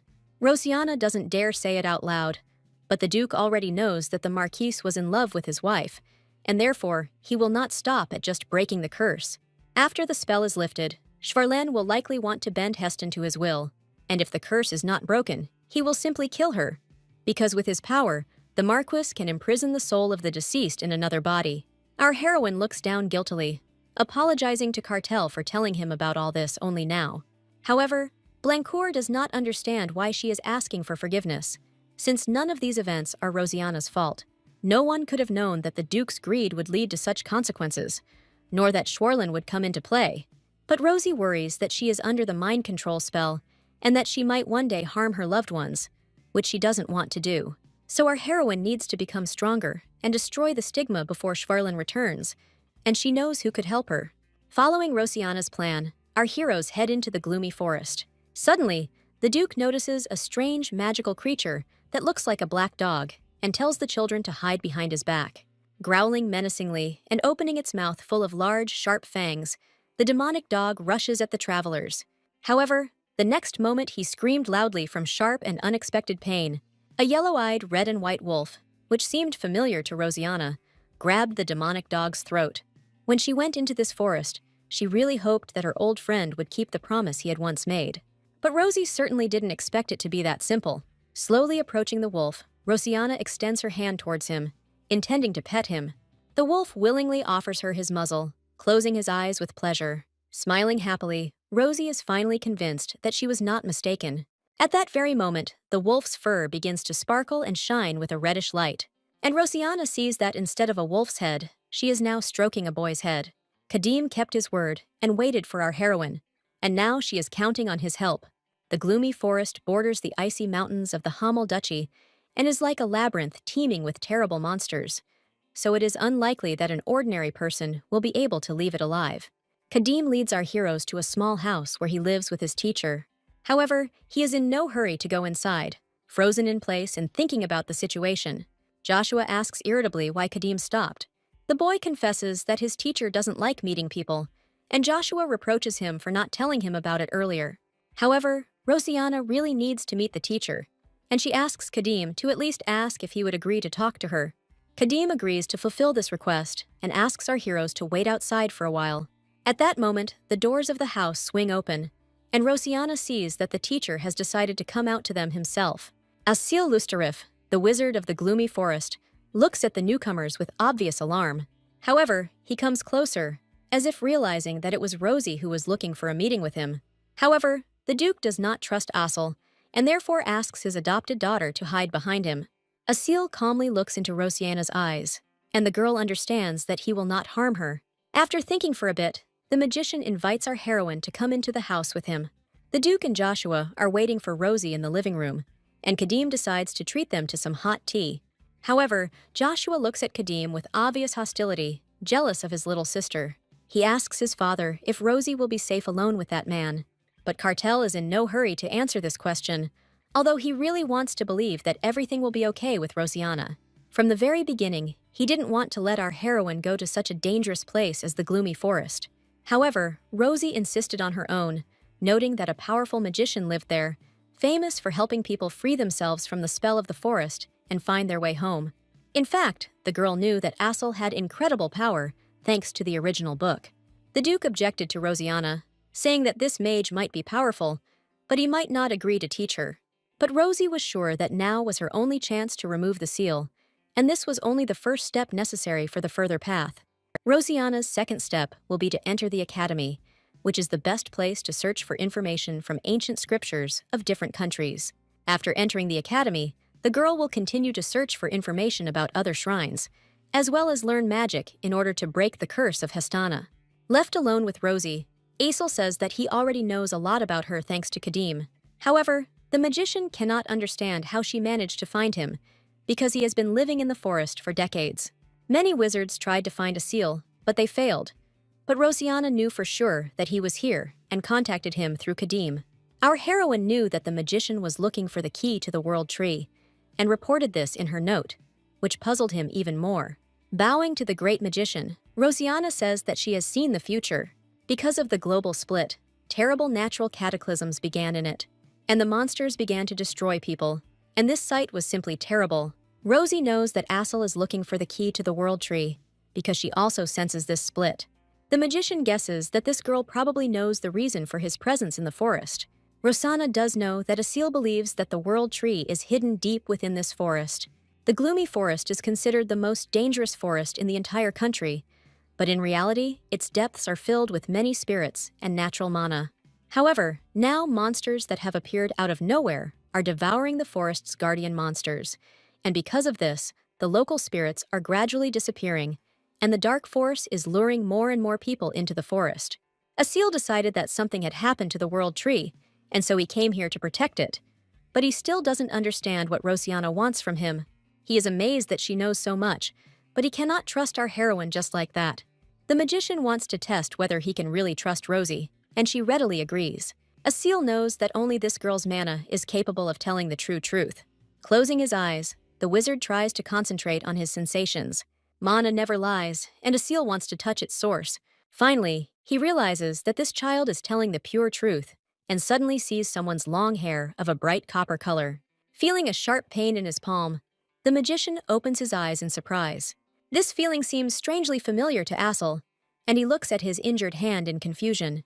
Seeing the magician's palm, Rosianna expresses great concern.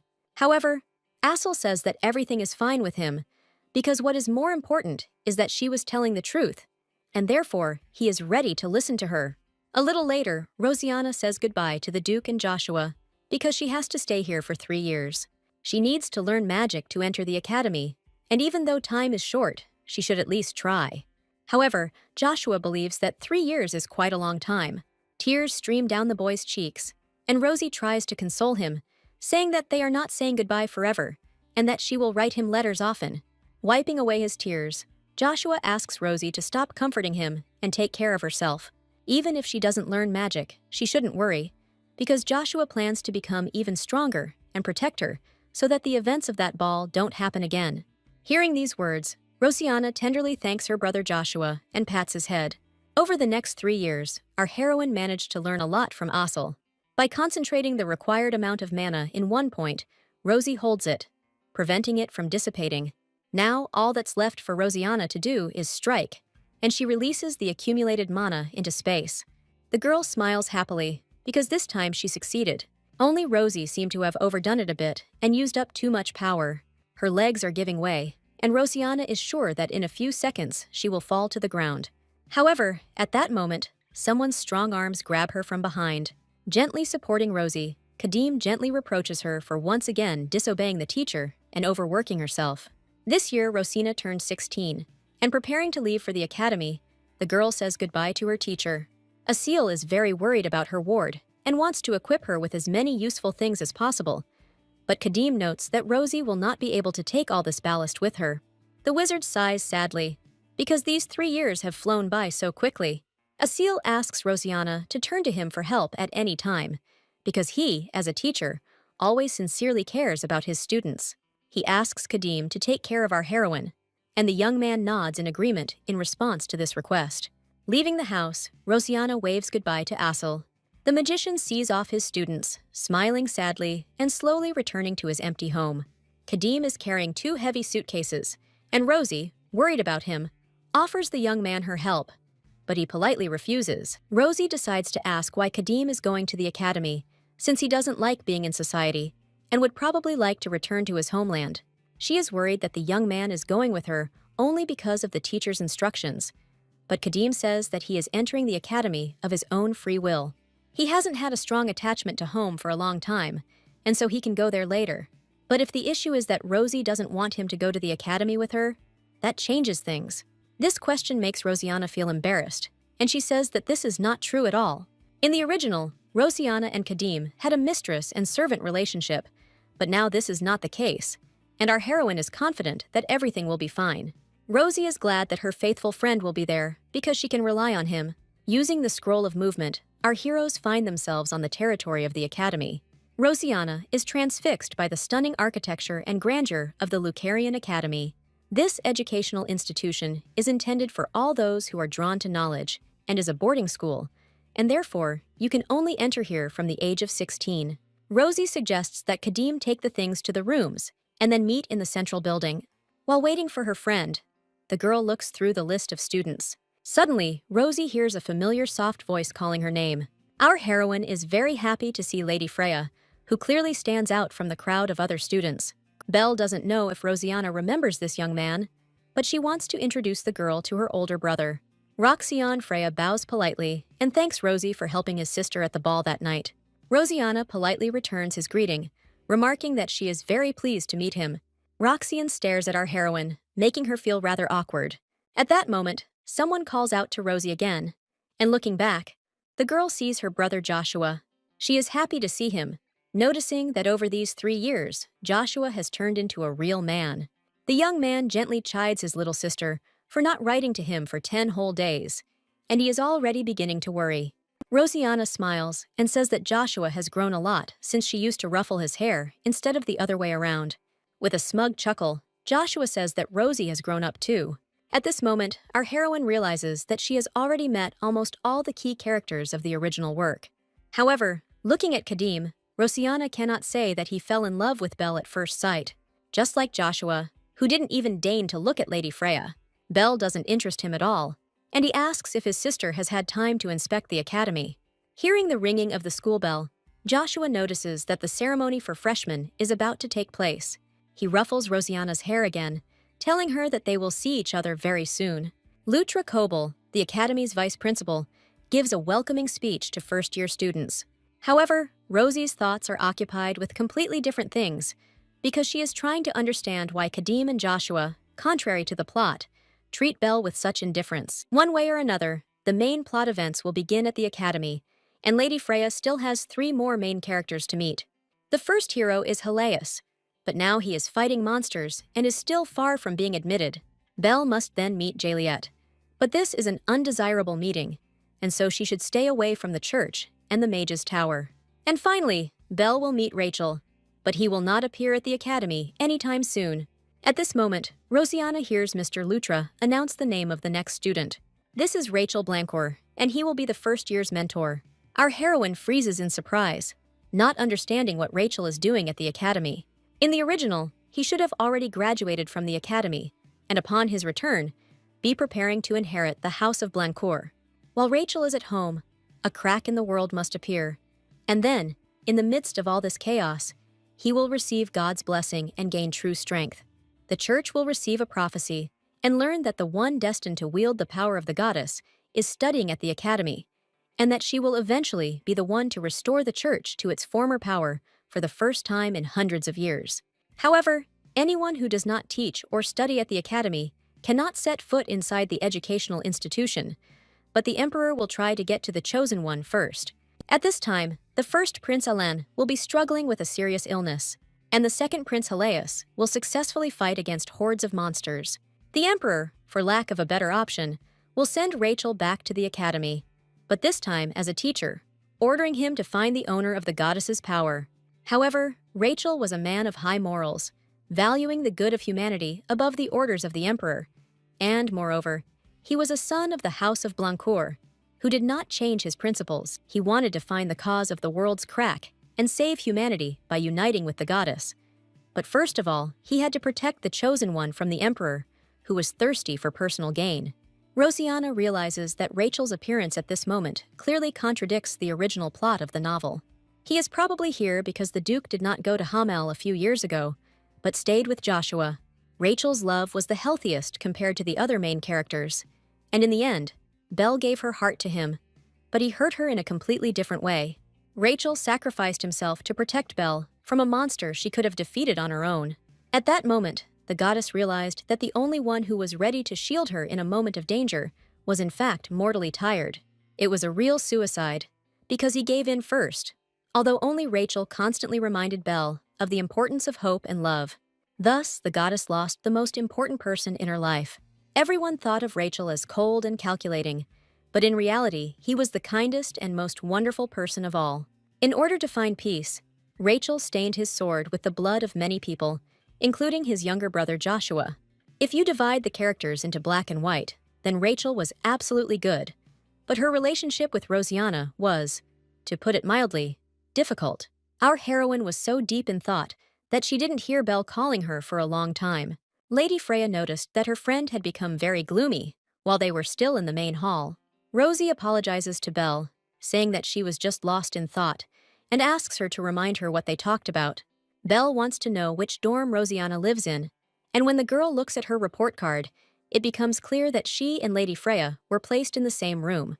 Rosie already knew about this in advance, but this news made Belle really happy. Rosianna asked Belle to call her by her first name, since everyone is equal at the academy, regardless of status, and Lady Freya happily agrees, expressing hope that their life together will be fun. Rosianna, Kadim, Belle, and Joshua are having a snack in the park after class. Our heroine feels very calm, and she would like it to always be this way, but she fears that this is only the calm before the storm. Kadim feeds Rosie ripe strawberries, and their sweet taste distracts the girl from her dark thoughts. She asks Kadim where these berries came from, and the young man says that the teacher bought them. Noticing this display of concern, Joshua lets out an indignant cry. He doesn't understand how his sister can just eat from Kadim's hands. However, Rosianna doesn't see anything wrong with this, because Joshua himself once fed her delicious things in exactly the same way. These words make Joshua confused, because he actually did that. At that moment, Kadim's hand squeezes hard, and the delicate berries fly apart into many small pieces. Rosie looks at his stained palm with regret, not understanding why Kadim did this. But the young man himself does not know why this happened, and what made him so angry at that moment. Taking a clean towel, Rosianna wants to wipe Kadim's hand. However, she is prevented from doing this by Joshua's loud cry. He himself wants to wipe Kadim's hand, because his sister's friend is also his friend, and therefore he will gladly take care of him. Belle asks Rosie if she has chosen any courses, adding that she is thinking about a course on nature and life. However, Joshua unceremoniously interrupts the conversation, noting that this is not a very good course, because it is taught by a stupid teacher. Confused, Belle still wants to know Rosianna's opinion, because she likes herbology and medicine so much. But Joshua interrupts the girl again, stating that he does not understand what could be useful in growing grass. Our heroine quickly shuts her brother's mouth with a strawberry, asking him to stop talking nonsense. Rosianna knew that Belle would be interested in alchemy and herbology, since they are related to medicine. Belle is very concerned about the fact that people from ordinary families have a much harder time taking care of their health, as they often do not have money for treatment, and therefore she would like to research herbs from which affordable medicines can be made. Rosie believes with all her heart that Lady Freya will definitely succeed. It is Belle who later discovers the Tatari mushroom flowers, and Rosianna says that she will enroll in the same course, because then they can help each other. Lady Freya is deeply touched by our heroine's support, and tears come to her eyes. At that moment, Joshua hears someone calling his name and looks back to see his older brother. Rachel had not seen Joshua for a long time, but upon noticing Rosianna, the young man's face changed. Joshua smiles happily, remembering that his brother has never met Rosie before. Rosianna feels extremely awkward, and Kadim, sensing her state, abruptly gets up from his seat and puts out his hand, blocking the girl from Rachel. Our heroine did not expect such a reaction from him, because now this situation became even more awkward. Rachel stands there in bewilderment, not understanding why Kadim is behaving so strangely, and Rosianna suddenly remembers that she urgently needs to return to her room because she forgot her list of courses there. Rosie grabs her textbooks and promises to return soon, while the boys can chat with each other without her. Joshua and Kadim try to stop the girl, but she quickly runs away to the dorm. The next day, Rosianna and Belle attend a lecture on the theory of magic. Lady Freya looks at her friend with concern, worried about her condition. Last night, Belle asked Rosie why she ran away from them as soon as Rachel showed up. But Rosianna just apologized for making Belle worry, and said that she just suddenly felt unwell. Looking closely at her friend, Lady Freya calms down a little, noticing that today Rosianna really does look better. After the end of the lesson, the girls leave the classroom and go outside and discuss the upcoming classes. Suddenly, their conversation was interrupted by a terrible roar, after which a column of dust rose into the air. Rosie and Belle notice a crowd of girls nearby surrounding the first-year swordsman's training area. Seeing several young people lying unconscious on the ground, Rosianna tries to understand what happened here. The next moment, she hears someone say Joshua's name and finally notices him. Her brother was the only swordsman still standing. Turning her head to the side, Rosianna sees Kadim slammed hard into a stone wall. The impact was so strong that large cracks appeared in the stonework. However, Kadim is not going to give up so easily, and, rising to his feet, he slowly walks towards Joshua. Rosianna doesn't understand how her brother could bring Kadim to this state, but she is glad that Joshua has become stronger over the years. However, this is no reason to bully freshmen, and our heroine immediately begins to scold the bully. However, Joshua only fights them because they asked him to. Kadim confirms these words, saying that they wanted to test their strength with an experienced swordsman. Rosie gently strokes the boy's swollen cheek, noticing that he needs to be more careful. At this moment, our heroes hear a loud bell ringing, and Kadim leaves the training area, wanting to change for lunch. As Rosianna watches the young man leave, she notices that his ear is scratched and assumes that Joshua injured him. Our heroine enjoys lunch with her friends and brother. Each of the children has fresh strawberries on their saucers, and Rosie is very happy about it. She eats fresh berries with great pleasure, considering them very tasty. However, to Rosianna's surprise, everyone else treats the strawberries with obvious indifference.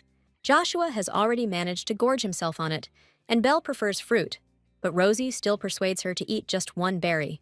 Noticing his sister spoon-feeding her friend, Joshua says he wouldn't mind some strawberries too, at which point someone else joins our heroes. Pulling out his chair, Rachel asks if he can sit next to Rosianna, and the girl shyly agrees. Of all the available seats, Rachel chose this one, and Rosie is so worried about it that she loses her appetite. Lost in sad thoughts, Rosianna mechanically picks at the strawberries with a fork, and Kadim immediately notices this. He says that she shouldn't force herself if she doesn't feel like eating anymore. Kadim suggests that Rosie leave the cafeteria, reminding her that she still has classes left. Belle leaves with them, and Joshua and Rachel are left alone, wondering where everyone is going in such a hurry, since there is still half an hour left before the end of lunch. Throughout this day, Rosianna carefully avoids meeting Rachel. She does everything to avoid running into him again, and this seems very strange to the young man. Rachel doesn't understand why his half-sister is behaving this way, because he hasn't done anything bad to her. Our heroine comes to a lesson on practicing magical seals. However, the girl's thoughts are not occupied by the teacher's instructions, but by the excitement associated with Rachel. At this point, the teacher says that today, a talented graduate of their academy will help the class with practice. Seeing her stepbrother, Rosianna freezes in surprise, realizing that this time she won't be able to get out of this so easily. The teacher points to the board and asks the students to redraw the seal shown there. This seal will help them protect themselves from the attack of the fandrake vines, a magical plant that irritates everyone around with its jokes. Rosianna remembers that she has seen similar seals in books many times before. Rachel offers to help the girl, but she quickly redraws the seal on a piece of paper, ignoring the young man. When she finishes, Rosie jumps up from her seat, hurrying to get in line. Rosianna is ready to demonstrate her abilities, because she is confident in her powers. Fandrake waves a semblance of a hand at the girl, smiling annoyingly, holding a piece of paper between her fingers. Our heroine materializes the seal drawn on it. Using magic seals is a basic skill, and is the first step to using artifacts and magic items. The seals are all the same, but if the mage doesn't put enough mana into them or loses concentration, they won't work or won't have the desired effect. This is exactly what happened to Rosianna, although she was sure that everything would go well. Her seal shatters into hundreds of pieces, and Fandrake takes advantage of this to stretch out vines and grab the girl by the leg. Rosie falls on her stomach, but at that moment, Rachel comes to her aid, deftly cutting through the clinging vines. The teacher comments that Rosianna's seal was excellent, but she seemed to lose concentration while drawing it. Rachel notices that our heroine has injured her knee and wants to take her to a doctor. However, the doctor is not there, and Rosie is left feeling awkward while Rachel bandages her leg. As soon as the young man finishes treating the wound, Rosianna says that it is time for her to go. However, first, Rachel wants to know the reason why Rosie is so diligently avoiding him. Even Joshua scolded him, as he decided that his brother had somehow offended Rosianna. And this was the first time Rachel had seen him like this. Everything was so obvious that it was noticeable even to those around him, and it was strange to think that Rachel himself would not pay attention to it. Rachel insists on an answer, and Rosianna says that it is not at all a matter of the young man offending her in any way. Looking down, our heroine sadly thinks that in the original story, all of Rachel's problems arose precisely because of Rosianna. It is he who is destined to kill Rosie at a certain moment. He pierces her with his sword, but Rosianna does not remember what happened before or after her death, but she clearly feels this pain even now. Rosianna should have been killed because she was driven by her delusions, but that does not justify the crime she committed. After all, she constantly pressed on Rachel's sense of guilt, reminding him that he had killed his own brother. Thinking about this, our heroine sighs heavily. After putting the medicines back in their places, Rachel notices that her father told him a lot about Rosianna. He hadn't seen such a warm and gentle smile on the Duke's face for a long time, and even Joshua becomes happier when he talks about his little sister. Rosie's arrival in their family changed a lot, because otherwise Joshua would have gone crazy because of his teacher, and the cartel would have been in Hamel all the time. Rachel is very grateful to Rosianna, and moreover, he returned to the academy to protect and help his half-sister. Rosie appreciates Rachel's kindness and apologizes to him for avoiding him. She shouldn't be afraid of something that hasn't happened yet, because she decided to change her destiny, and she will succeed if Rachel doesn't kill her, and she doesn't let him die, like in the original. Rosie says she was afraid that Rachel would be uncomfortable around her, since she is an adopted daughter and not his biological sister. Rachel is very surprised by this confession because he has heard a lot about Rosianna and does not feel bad about her at all. Moreover, he is very grateful to Rosie and hopes that she will also feel comfortable around him. Of course, Rachel is surprised by the sudden appearance of his younger sister, but at the same time, he is very happy to meet her. The young man extends his hand to our heroine as a sign of affection, and our heroine happily shakes it. By evening, heavy thunderclouds gather over the academy, foreshadowing an imminent deterioration in the weather. At this moment, Rosianna is in the library, wanting to grab a couple of books and return to the dorm. She wants to find a book about strength and the names of rare breeds, but it is not on the shelf, and Rosie decides to look for the textbook in the reading room. However, there the girl notices Roxion, Belle's brother, sleeping peacefully on the couch. It's going to start raining soon, so Rosianna decides to wake him up by lightly touching the young man's shoulder. A light touch frightens the young man, and he immediately hits our heroine on the hand. Sitting down on the couch, Roxion asks what Rosie wants from him. Rosianna sheepishly apologizes to the young man and reminds him that the curfew in the dorm will begin very soon. Without listening to Rosie to the end, Roxion quickly leaves the library, leaving the bewildered girl alone. Rosianna finds the textbook she needs and heads to her room with the books. Roxion watches her timidly from around the corner, and at that moment, his heart is filled with rather conflicting feelings. He remembers Rosianna's touch and cannot understand what it was. Now, for some reason, he feels very upset, but he cannot understand the reason for this disorder. Next to the young man sits a small black cat, diligently licking its paw. Raising her sapphire eyes to the boy, the cat asks what happened to him, but Roxion says it doesn't matter. The young man picks up the cat, and she notices that his temperature has risen again and that he should continue taking his medication. Returning to her room, Roxion falls asleep and dreams of a crowd of angry peasants accusing a mother and her young son of witchcraft. At that moment, Mom hugged Roxion tightly, asking him not to be afraid, because everything would be fine with them. However, the peasants set fire to their house and do not hear the screams of the woman, who assures them that she has nothing to do with witchcraft. But she manages to finish speaking, because one of them kills a woman in front of her little son. The peasants want to kill Roxion too, believing that he is not a man, but a monster. The boy watches in fear as the blade of the sword whistles through the air. He doesn't understand why they hate him and his mother so much, because they didn't do anything bad to these people. At this moment, Roxion's gaze falls on his mother's lifeless body. This sight drives him crazy, and the boy's heart is filled with burning rage. Tears flow from his darkened eyes. And at this moment, he thirsts only for righteous revenge. An unknown force that took possession of Roxion at that moment grinds the peasants into dust. That day, it snowed, covering with a white sheet both the bodies of the people who considered them monsters and the body of Roxion's mother. The boy walked without stopping, completely alone, and not understanding where he was going, but his heart was tormented by an unceasing anger. After a few hours, Roxion decided to rest a little, finding a secluded place among the roots of a huge tree. However, at that moment, he heard someone's voice, noting that these lands had an owner. Looking up and seeing the man standing next to him, Roxion took out a small blade and clutched it in his trembling hand. Having carefully examined the boy, the stranger gasped in surprise, noticing that a half-werewolf was sitting in front of him. The sapphire-eyed man's lips stretched into a smile, and he asked Roxion not to worry, promising not to harm him and inviting the boy to come with him. Roxion stirred restlessly in his sleep, almost disturbing the cat sleeping peacefully next to him. Opening his eyes, the young man sighed heavily, trying not to think about the fragments of these heavy memories.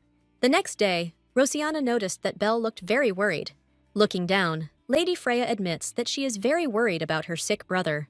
Our heroine says that if she meets Roxion, she will ask him to visit Belle, and the girl happily thanks her.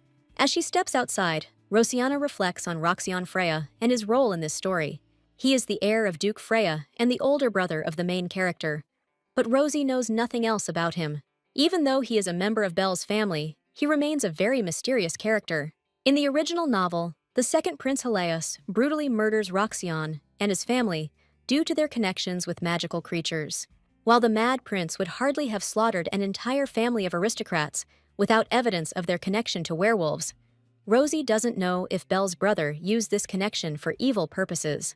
After Belle became the bearer of the goddess's power, Roxion did not use her abilities, but tried to protect his sister at all costs. For Belle, what was worse was the imperial family and the church, who wanted to use her power for their own interests. Lost in thought, Rosianna doesn't notice where she's going. But suddenly, she hears a quiet voice lamenting the fact that someone's body has begun to resist the medicine. Turning the corner of the building, our heroine sees Roxion sitting on the ground.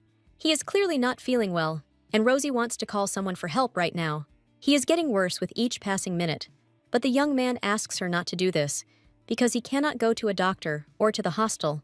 Rosianna can't leave her friend's brother in trouble, and with great difficulty, she manages to drag Roxion to the library. Our heroine sits the young man down on the couch, and at that very moment, a black cat sits down next to him. Rosie picks her up, saying that her friend is feeling very bad now, and that it would be better for the cat to stay with her for now.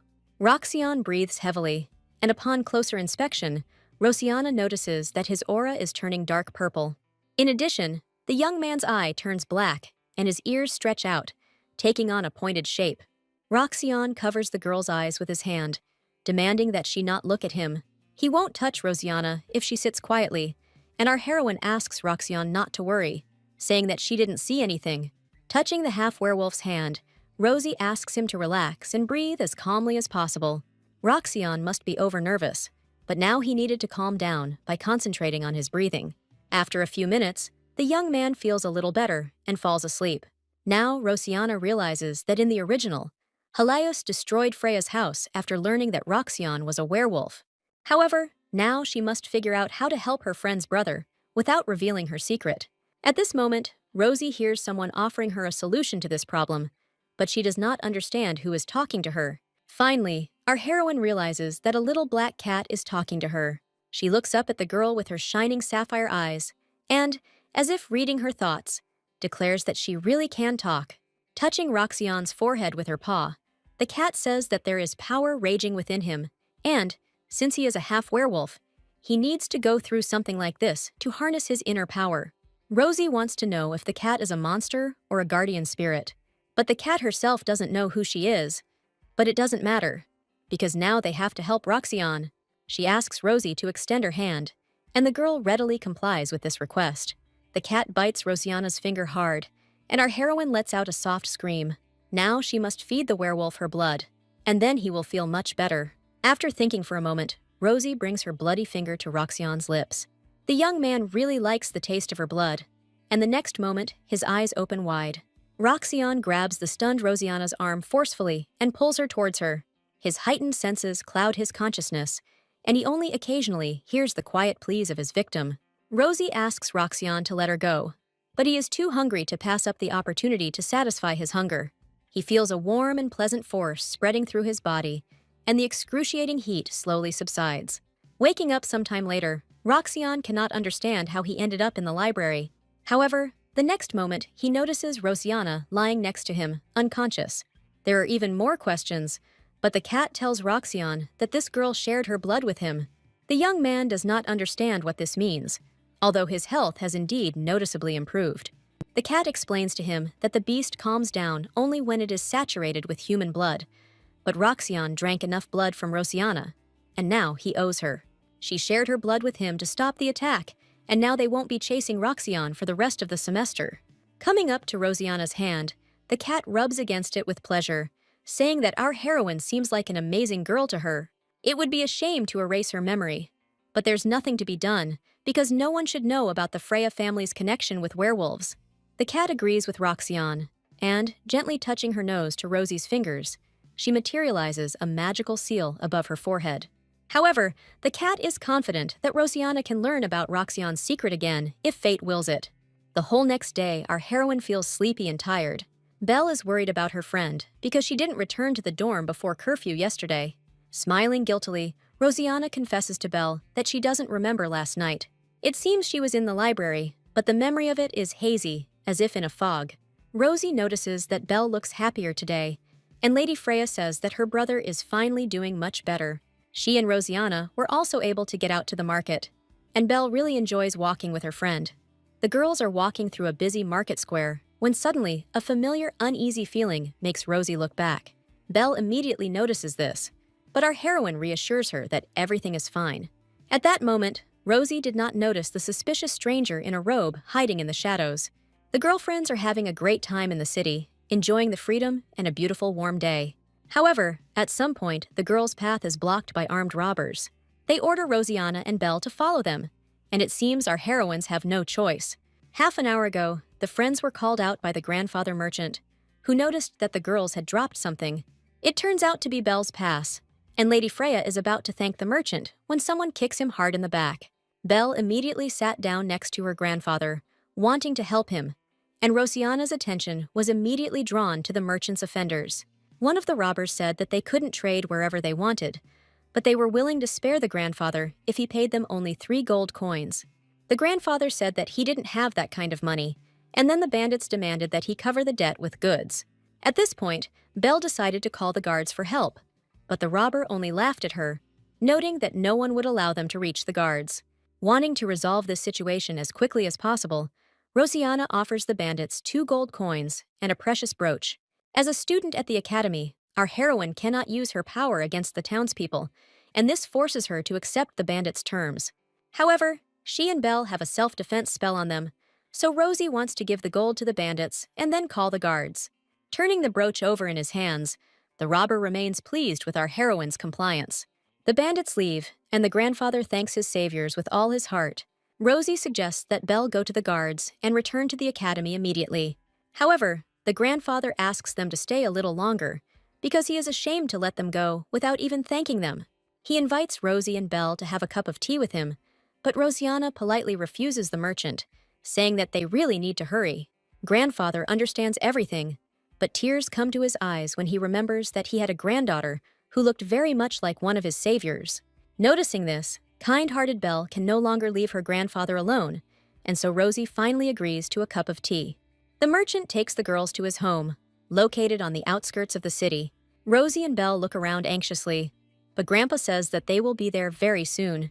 However, at this moment, Rosianna notices a blade hidden under her grandfather's clothes. He deliberately lured them into a trap, where the girls were captured by robbers. Belle blames herself for what happened, because it was she who agreed to go to visit the merchant. Rosie consoles her, noting that she herself realized everything too late, and that the only real culprits here are the bandits. At this moment, one of the robbers enters the room with the captives, and, touching Belle's hair, he says that he is sorry to let them go for a simple ransom. They are very beautiful, and would definitely fetch a premium at a slave auction. Rosianna demands that the bandit take his dirty hands off Belle immediately. Enraged, the robber roughly grabs our heroine, calling her a creature. Looking the bandit in the eyes, Rosie suggests that he stop doing stupid things and surrender to the guards right now. However, to Belle's horror, the robber hits Rosianna in the face, saying that she should have been gagged. He left them whole only because girls from good families fetch a good ransom, but now the bandit has changed his mind. Realizing that the robber attacked her first, our heroine decides to stand up for herself. However, she does not have time to use magic, because at that moment, the door to the room with the captives swings open with a bang. Joshua rushes to help Rosie and Belle, and upon seeing his sister's mutilated face, the young man becomes enraged. With a swing of his sword, Joshua instantly cuts off the bandit's hand. The robber screams loudly in pain, but Joshua does not hear him, saying that he should not have touched his sister. Having dealt with the villain, Joshua hurries to Rosianna and Belle, but at that moment, the door of the room swings open again. Frozen in surprise, our heroine sees Kadim and Roxanne. Noticing that Rosie is injured, Kadim freezes in place, gritting his teeth. He touches Rosianna gently, looking closely at her frightened face. Barely containing his anger, Kadim asks who dared to hurt Rosianna. However, Rosie only smiles guiltily, saying that she is fine and that she was waiting for the first blow from the bandits, since students are forbidden to use force outside the academy. Squeezing the girl's hands tightly, Kadim says that Rosianna is simply something. Our heroine realizes that her hands are shaking, although she was not afraid before. On neutral territory, very different people live side by side, and this often leads to conflicts. Public order is maintained by academy graduates and mercenaries, but students who have not yet completed their studies, but are already skilled with a sword, often join the ranks of volunteers. The academy is a safe area for students, and each student is given a special protective spell upon entering. If someone attacked a student in the area where normal people lived, a magical signal would immediately be sent to the night, so Rosianna wasn't too worried about being kidnapped.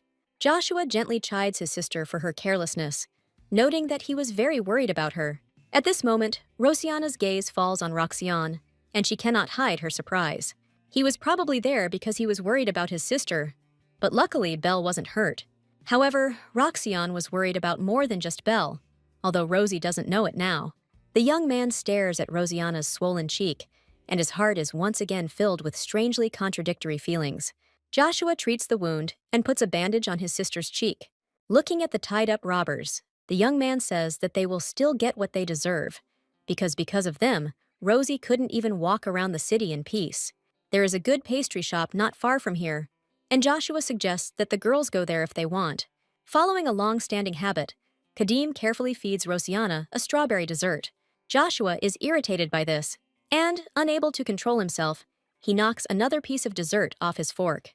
However, now Rosie is not worried about her brother's childish antics, but about Belle's condition. The girl looks upset, and our heroine suggests that she return to the academy. Belle says that she is fine, and that she likes the bakery, but she is very sorry that Rosianna got hurt because of her. Rosie didn't want to cause her friend so much grief, because it wasn't her fault that what happened. In the original, Belle always missed her days at the orphanage, although her life became much more fulfilling once she had a family. However, due to her status, Belle couldn't freely go outside the house, and after the awakening of the power, everything became really bad. But now, Rosianna just wanted to help her friend relax. Smiling, Rosie says that she was very happy to walk with Belle, and the meeting with the bandits was an unfortunate accident, but next time they will definitely have a good time. These words console Belle a little, and, smiling warmly, she thanks our heroine for her support. A few days later, the girls come to another lecture, enjoying the wonderful weather. However, instead of starting the lesson, the teacher wants to introduce someone to the students. Rosie is very surprised by this unexpected statement. All graduates of the academy are very talented people, and therefore it has many sponsors, and students receive scholarships from the referral program. In other words, the academy supports young talents, and this is very important for future students.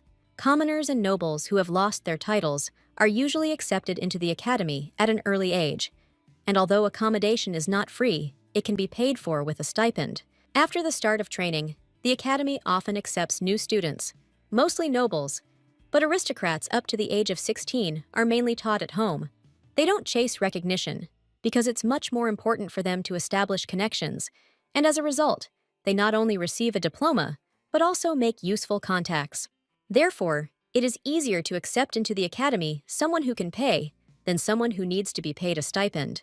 There is no point in accepting a new student now, and Rosie understands that this is a special case.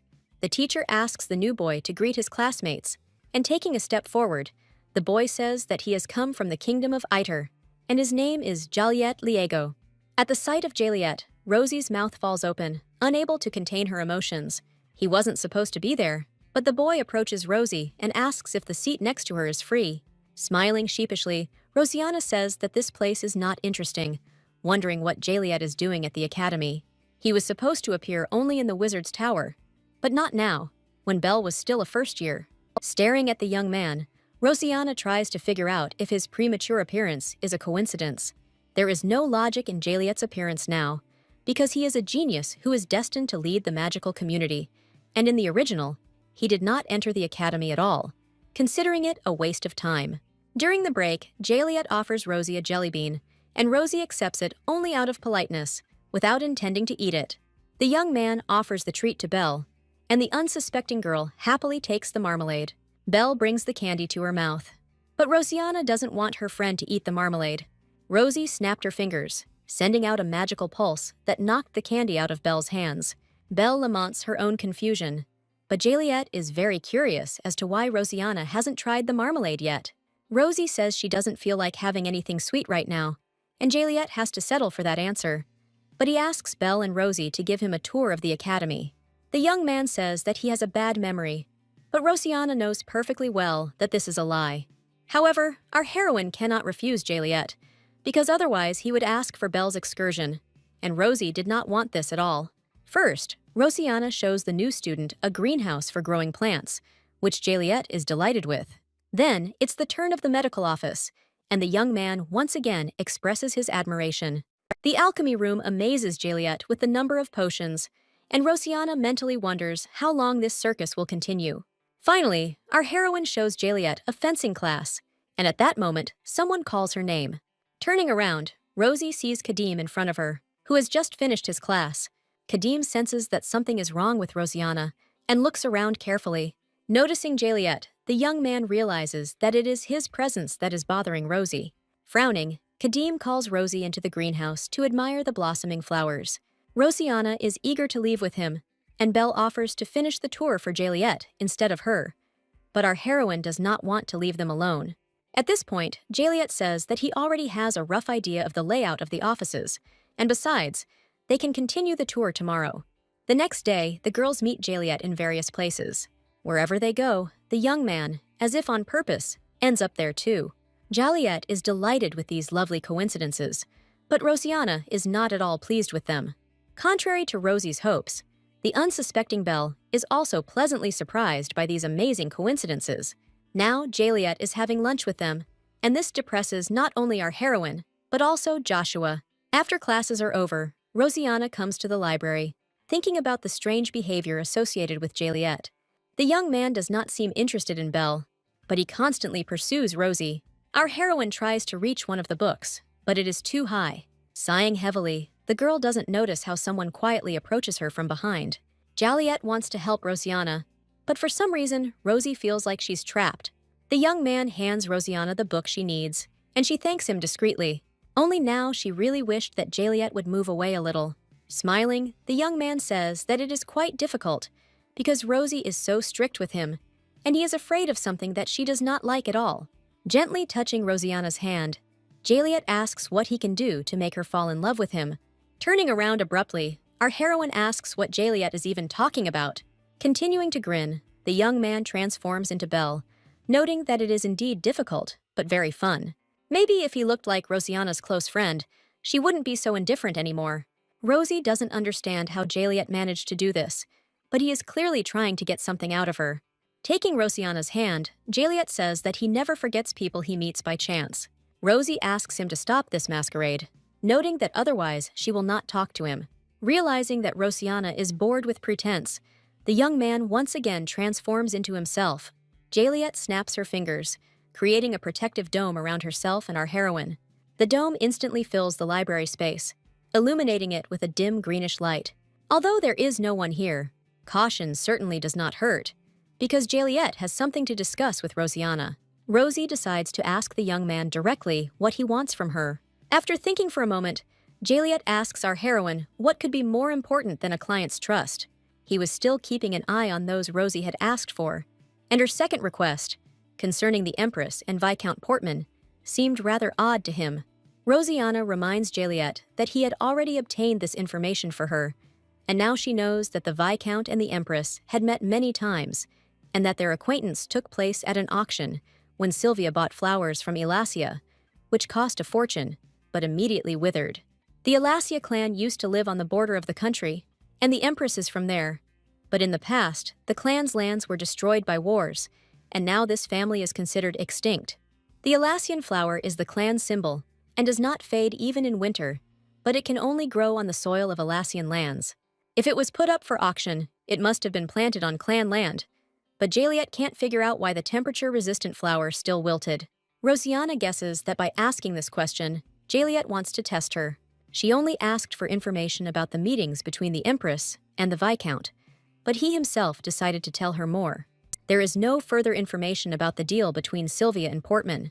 There is also no information about the auction items that are related to the Empress's hobby, but Rosie still finds Juliet's report useful, as it cleared up her doubts. She believes that the precious flowers withered in an instant because the soil they grew in was used for something else. Rosie thinks it was used to grow knife leaves, which grow in any soil. However, it is on the soil of the Elasia clan that the tips of these leaves turn red.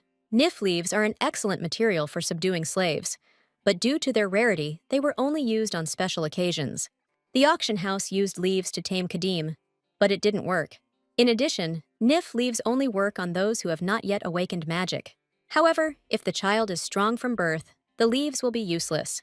While training under Viscount Portman, Joshua ate candies made from nif leaves, and if Rosie hadn't realized this, Jaliet would have been disappointed. Because having received information about the Empress, she was able to put together the missing pieces. These words make the young man laugh merrily. Looking up at Rosianna, Jaliet admits that she really is the best client he has ever had. He wouldn't have been disappointed in her anyway, because Rosie is valuable in herself. But now Jaliet wants to give our heroine a gift for making him laugh. After his first meeting with Rosianna, Jaliet learned that she was the adopted daughter of Duke Blancourt. The Empress has a good reputation. She is nice to everyone, despite her origin, and therefore the people love her. But her meeting with an insignificant Viscount looks interesting. That's why Jaliet decided to find out as much as possible. But soon the Viscount, who was Joshua's mentor, disappeared without a trace. His father suddenly returns home, and soon he has an adopted daughter, with whose arrival some people began to act differently. Many are convinced that the Empress really does grow nymph leaves. In addition, after the Viscount's disappearance, a fire broke out in the Empress's greenhouse, destroying all possible evidence. But even if the leaves had remained, it would have been difficult to blame the Empress, since many do not know about their effects, and the people idolize her. The Empress was born in Elysia, and many people like her clan bowed their heads to the Empire for survival. But she will not be loyal to an emperor who made her people suffer. But people adore her and will not believe that she could commit evil deeds. However, at some point, Sylvia set her sights on Joshua, wanting to conquer him. At first, she kept the second prince in check, and Rosianna believed that the Empress was doing this to strengthen Prince Alan's position. But Sylvia should have known that the leaves would not work on a person with a strong aura, because their effect would disappear immediately after awakening. In the original, the Empress dies at the hands of Helios, who didn't care much about what people thought of him. However, Rosianna's behavior differs from the books, and Jaliet, contrary to the plot, also ended up at the academy. In that case, the Empress's death is also not a fact, and having failed with Joshua, she may well be plotting something else. Jaliet picks up the book that fell to the floor, saying that Rosianna is the only one who can understand his thoughts, and the only true gift is a possible future. Jaliet reminds our heroine of the time when a magician visited her after she fainted. Rosie remembers this, but this magician was sent to her by the Empress herself. Rosianna does not understand how this could happen, because after the death of the Viscount, the estate's security system was strengthened, and a magician with evil intentions would not be able to enter the house. If an enemy tried to penetrate from the outside, he would activate the suppression mode, neutralizing any sounds, and no one would hear his screams. Smiling, Jaliet notes that the mage didn't even know that he was under the Empress's control. However, in the end, it was not the sent magician who arrived at the estate, but Jaliet himself. Rosie freezes in surprise, not understanding how this could have happened, because in that case, the Duke should have noticed the magical trace left by Jaliet. The young man says that he was simply worried about Rosianna and decided to visit her, despite the increased security. Transforming into a bird, Jaliet followed the court magician as he headed to the Duke's house. And it was at that moment that the young man felt that something strange was happening to the magician. Jaliet asks Rosie if she understands the difference between regular black magic and witchcraft. Black magic, unlike witchcraft, pollutes the mana of the one who uses it. Witchcraft, on the other hand, taints the mana of the person the spell is cast upon. But this taint is shed after the spell is completed, like a snake's skin. Rosianna understands that Jaliet asked this question for a reason, and guesses that the magician sent by the Empress was convicted of witchcraft. This guess turns out to be correct, and Jaliet says that he wants to give our heroine another gift. Few can use witchcraft, and at the moment, many talented sorcerers belong to the Empress's clan. However, only the leader and his closest relatives had the right to perform magic. In addition, practicing witchcraft requires offerings and the purest mana. But even witchcraft has a weak side, because when the spell wears off, the identity of the sorcerer can be established. Jaliet began to dig further and found out that it was the Empress who cast the spell on the magician. Smiling modestly, Jaliet notes that he is an excellent magician, but very few people know about it. The flowers given to him by Rosie were of great help to him, as they react to the contaminated mana of not only demons, but also humans. The bewitched mage was not supposed to say anything, so the Empress limited his memories while he was under the spell, but Jaliet tried to get around them. The youth gave the mage the purified essence of the Tatari mushroom flowers, and the flowers reacted to the corrupted mana, showing the dreams of the Empress herself. The magician himself, of course, could not understand that he was under the influence of a spell. If I may say so, the polluted Mana had a dream where a mage was investigating the Duke's estate on the orders of the Empress, and in order for Sylvia to receive false information, Jaliet corrected some things in this dream. He made the Empress believe that the Duke's adopted daughter had not woken up, but her condition was returning to normal, and although Cartel was doing his duty, he did not particularly care for his adopted daughter. Rosie doesn't understand how he managed to do this, because although the flowers do work on people affected by the taint, the memory change wasn't even in the original plot. Rosianna wants to understand why Jaliet told her about this, and what the real reason for his kindness is. The young man says that he is only acting according to the take-and-return principle, but our heroine has not given him anything yet. Jaliet smirks, noting that he has no hidden intentions, and only decided to share information with Rosie. But Rosianna knows that nothing in this world comes easy, and the easier it is to obtain information, the more doubts arise about its veracity. Jaliet says that his gift is not a lie, but rather a bribe, and suddenly asks if Rosianna knows that there are bald spots in her mana. That day, he told the Duke the pure truth, but he still kept silent about one thing. These words make Rosie angry, and she hits Jaliet on the hand, because when it comes to illness, it is absolutely necessary to tell the truth. But he hid something. Jaliet smiled, finding the girl's behavior cruel, but he himself was not happy about having to hide the information about her contaminated mana. These words make Rosianna freeze in surprise, and she involuntarily remembers her first conversation with the teacher. That day, Assel told her that the first step in learning magic is accepting and understanding yourself. Only then can the mage understand how much mana he can hold and how to use it. However, he noticed that there is a gap in our heroine's mana vessel. Mana is the sum of spiritual and vital force, and if there is a crack in its vessel, then there is something wrong with the soul. There are many diseases in the world, but Assel has never heard of a disease that destroys mana, and there is only one study similar to Rosianna's case. Long ago, a mage experimented on animals, extracting mana from young test subjects and transplanting it into old ones. The teacher asked Rosie what happened to the old animals when they were transplanted with mana filled with life force. Thinking about it, Rosianna suggested that two completely different mana should repel each other, like water and oil. Assel found this answer interesting and said that as a result, the strong mana absorbed the weak one, and in the process, something similar to a crack appeared. However, Rosie's case is a little different, because despite the crack, the mana, like a wound, heals and becomes one whole, but half of the girl's mana is contaminated. The corruption does not spread, but the teacher cannot understand why Rosianna's mana became like this, and the girl believes that it is due to the imprint of the brainwashing. However, Assel believes that this is not the reason at all. In the original, Rosianna's mana was also polluted, indicating a corrupted soul, and this effect usually appears after making a deal with a sorcerer. But due to the crack in the mana vessel, this pollution does not spread. Our heroine knows that in the future, this phenomenon will happen more and more often, and it will mainly affect ordinary people who lost their homes after the demons attacked. Due to the polluted mana, they will be unable to control themselves and will go mad, becoming like real monsters.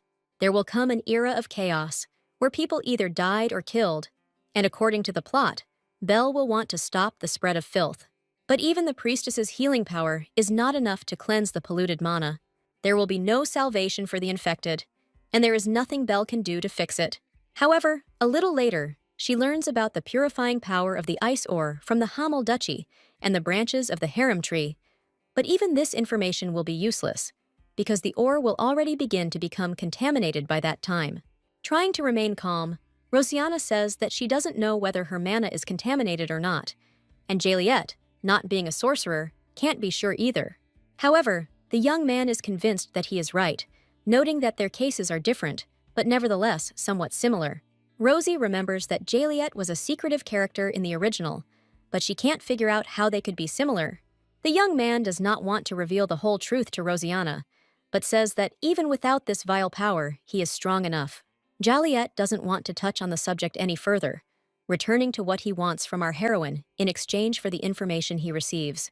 First of all, he wants to know how Rosie learned the guild's password, which is known only to its members. In addition, she somehow understood that Jaliet Liego was the head of the organization, without being able to distinguish Mana. Looking into Jaliet's eyes, Rosianna feels as if she is standing in front of an insurmountable wall. Jaliet thinks Rosie is quite a curious lady, and he is sure that the future will be very eventful, and therefore he wants to stay close to her. The young man asks Rosianna to treat him as if he were her old friend. Jaliet will leave when his interest wanes, but it will be useful for her to have such a talented man as a friend. Rosie fears that Jaliet's talent could backfire on her, because keeping him close would lead her to engage in a completely reckless adventure. But if she can still hold on to him, Jaliet could become Rosianna's best ally and support. The Empress enters the bedroom of her son, who is suffering from terrible pain.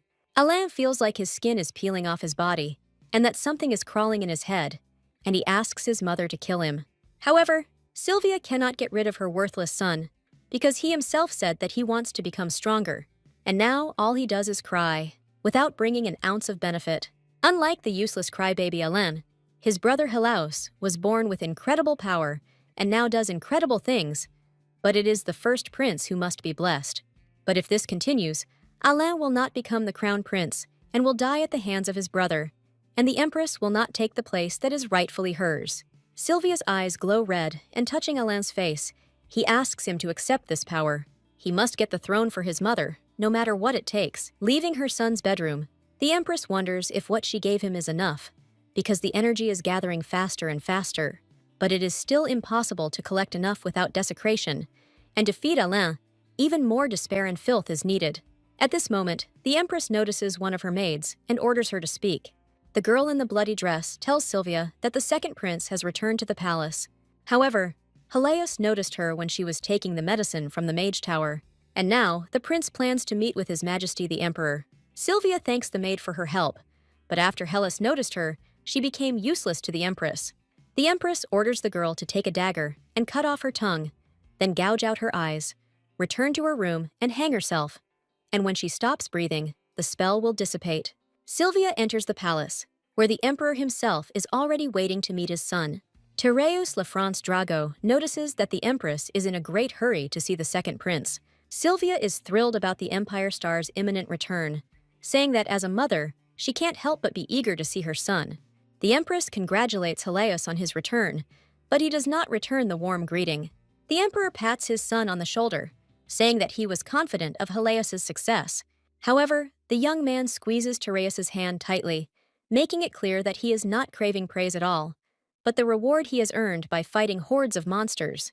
Tereus's face falls in surprise, but he quickly pulls himself together.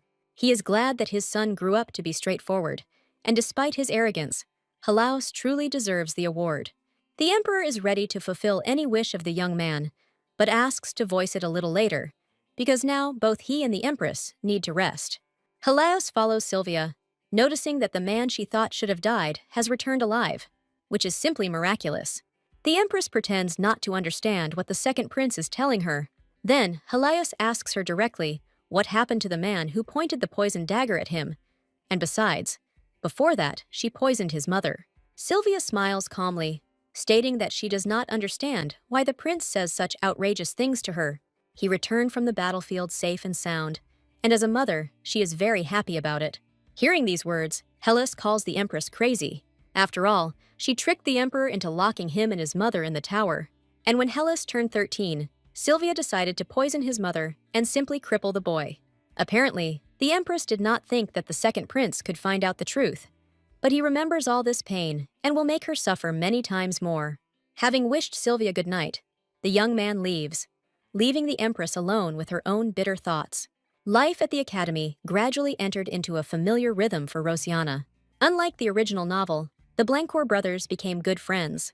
Belle's daily routine is also quite calm and carefree, and even her friendship with Jaliet doesn't seem to have any negative impact on her. Rosianna didn't interfere much with the plot, but the behavior of all the characters in the novel changed significantly. Our heroine would be happy if it were just a romantic story, because then, being a secondary character, she would simply watch the love of the main characters. At this moment, Rosie's pleasant thoughts are interrupted by an obsessive cough.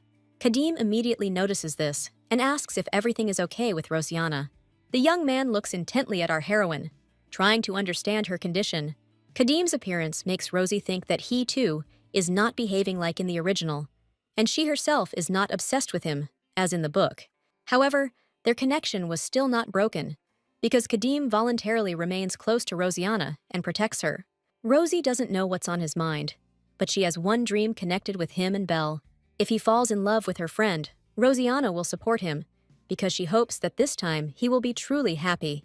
Gently touching our heroine's forehead, Kadim notices that she has a fever and needs to go to the medical center.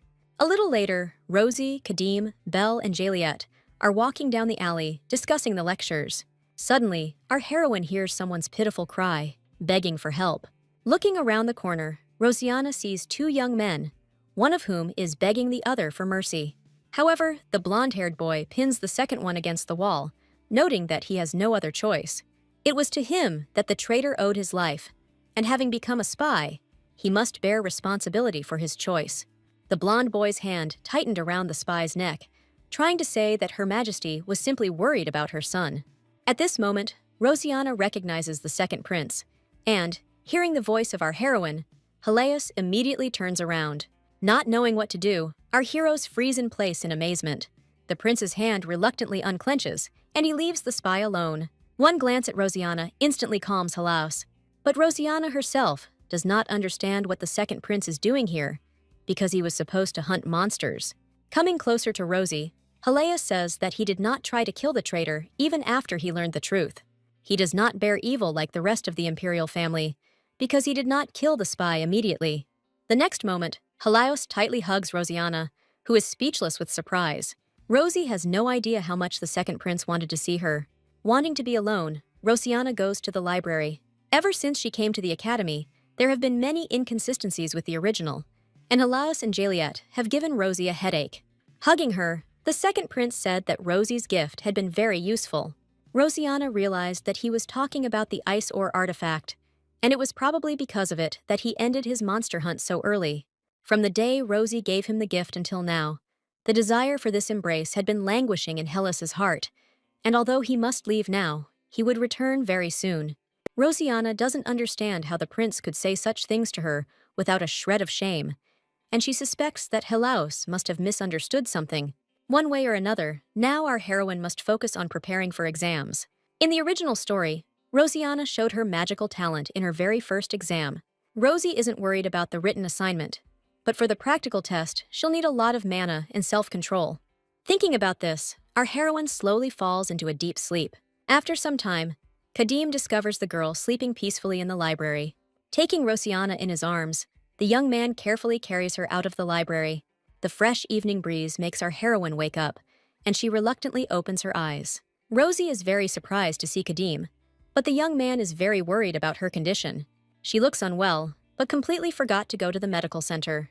Besides, Kadim really wants to know who the blonde man was who hugged her.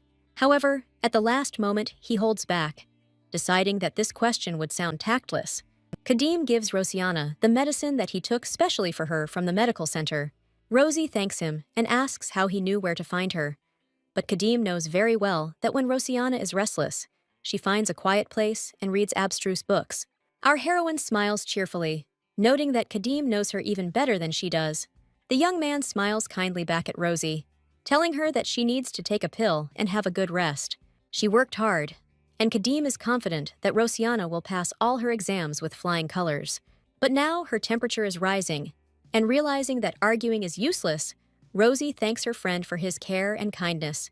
3 days later, the day of the exam arrives, and our heroine passes the written part without much difficulty.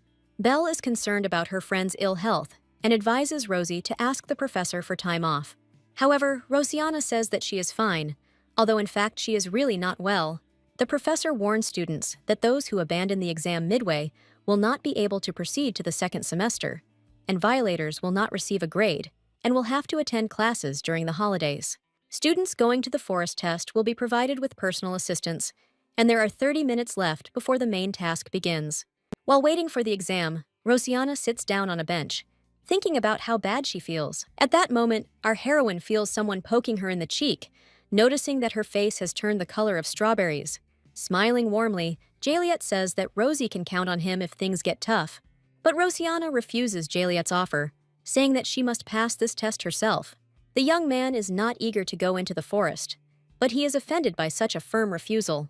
Jaliet wants to take Rosie's hand, but she remarks that she doesn't care whether he's offended or not. Intertwining Rosiana's fingers with his own, the young man reproaches our heroine for cruelty.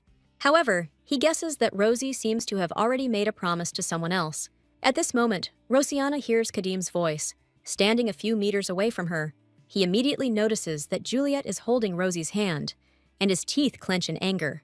With a playful grin, Jaliet brings Rosina's hand to her lips, kissing it tenderly.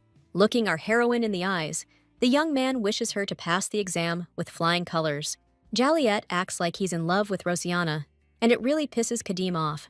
However, when left alone with Rosie, the young man quickly calms down and asks how she feels. Rosiana thanks Kadim for his concern and says that she feels much better than yesterday. However, our heroine's forehead is still burning, and it seems to Kadim that this heat is only getting stronger. He reminds Rosie that it is supposed to rain this afternoon and asks her to take care of herself. Soon the professor announces the start of the exam, and the students anxiously await their turn. Finally, it's Rosiana's turn, and gathering her courage, the girl takes a step forward. Our heroine needs to go through a labyrinth of forest, but her path is shrouded in thick fog. Rosie wanders along the same paths and feels like she is wandering in circles, lost. After all, she had already seen these trees, these stones, and these flowers. However, there is no need to panic, because this exam was planned in advance. The maze is the first stage of the task, and it is designed to exhaust the students. The thick fog will not disappear until the trial is over, and Rosiana does not want to disperse it with magic, so as not to waste mana. However, if she stays in the forest for a long time in this state, she will simply collapse. In the original, Rosiana was able to find the end of the maze by simply going straight ahead, but this is not a complete test, so she should be on her guard. Our heroine tries to cheer herself up, but the feeling of oppressive loneliness makes her tremble slightly. Suddenly, Rosie hears a suspicious sound, like someone crying. She heads towards the source of the sound, hoping it is a person and not a ghost. A few seconds later, our heroine sees a young man sitting on the ground. The young man is crying bitterly, and judging by his folded hands, he is offering up prayers. Rosie quietly calls out to him, but the young man gets seriously scared and runs into the forest. Hiding behind the nearest tree, the young man clasps his head in his hands and closes his eyes. However, noticing that there is a man standing in front of him, he quickly comes to his senses. Having calmed down, the student thanks Rosiana for her help, because up until this moment, he had been walking in circles for a long time, and then this fog appeared, and he completely panicked. However, after talking with our heroine, he felt much better. After a short silence, the young man says that he can't do anything anyway, since he escaped from the custody of the priests. Rosiana doesn't understand what he's talking about, but she doesn't have time to properly question her new acquaintance. Rosie looks up and notices a glowing blue crystal hanging in the air. Crystal congratulated the students on completing the Shadow Labyrinth, but now they must complete their first task. Students must carve their name into a tree using magic, demonstrating their ability to manipulate mana. For successfully completing this task, the student will receive 100 points, and only the student whose name is engraved on the tree will be able to move on to the second task. Rosie knows that this task only seems easy, because the students lose a lot of mana due to the fog, and some even spend mana on spells, panicking. This is exactly what happened to her new acquaintance when he got lost in the forest. Rosie wants to engrave her name as high as possible, and since she didn't spend any mana, it won't be difficult. With the staff, it will be easier for her to gather mana together, and therefore easier to use. Raising her staff up, Rosiana concentrates and sends out a magical pulse. Within seconds, her name is emblazoned on a wooden trunk above all the others. This delights Rosie's new friend, and he cannot hide his admiration. Once again thanking his savior, the young man says that he would never have managed without her help. Suddenly, he asks Rosiana to give him her hand, and after thinking a little, our heroine decides to do it. She touches the young man's palm with her fingers, not understanding what he wants to do. Closing his eyes and squeezing Rosiana's hand tightly, the young man activates his magic staff. After a few seconds, Rosie is surprised to notice that the headache that had been bothering her all this time has finally subsided. However, the young man seemed to have used up the last of his strength for this. However, he is glad that he was able to help Rosiana, because she was in really bad shape.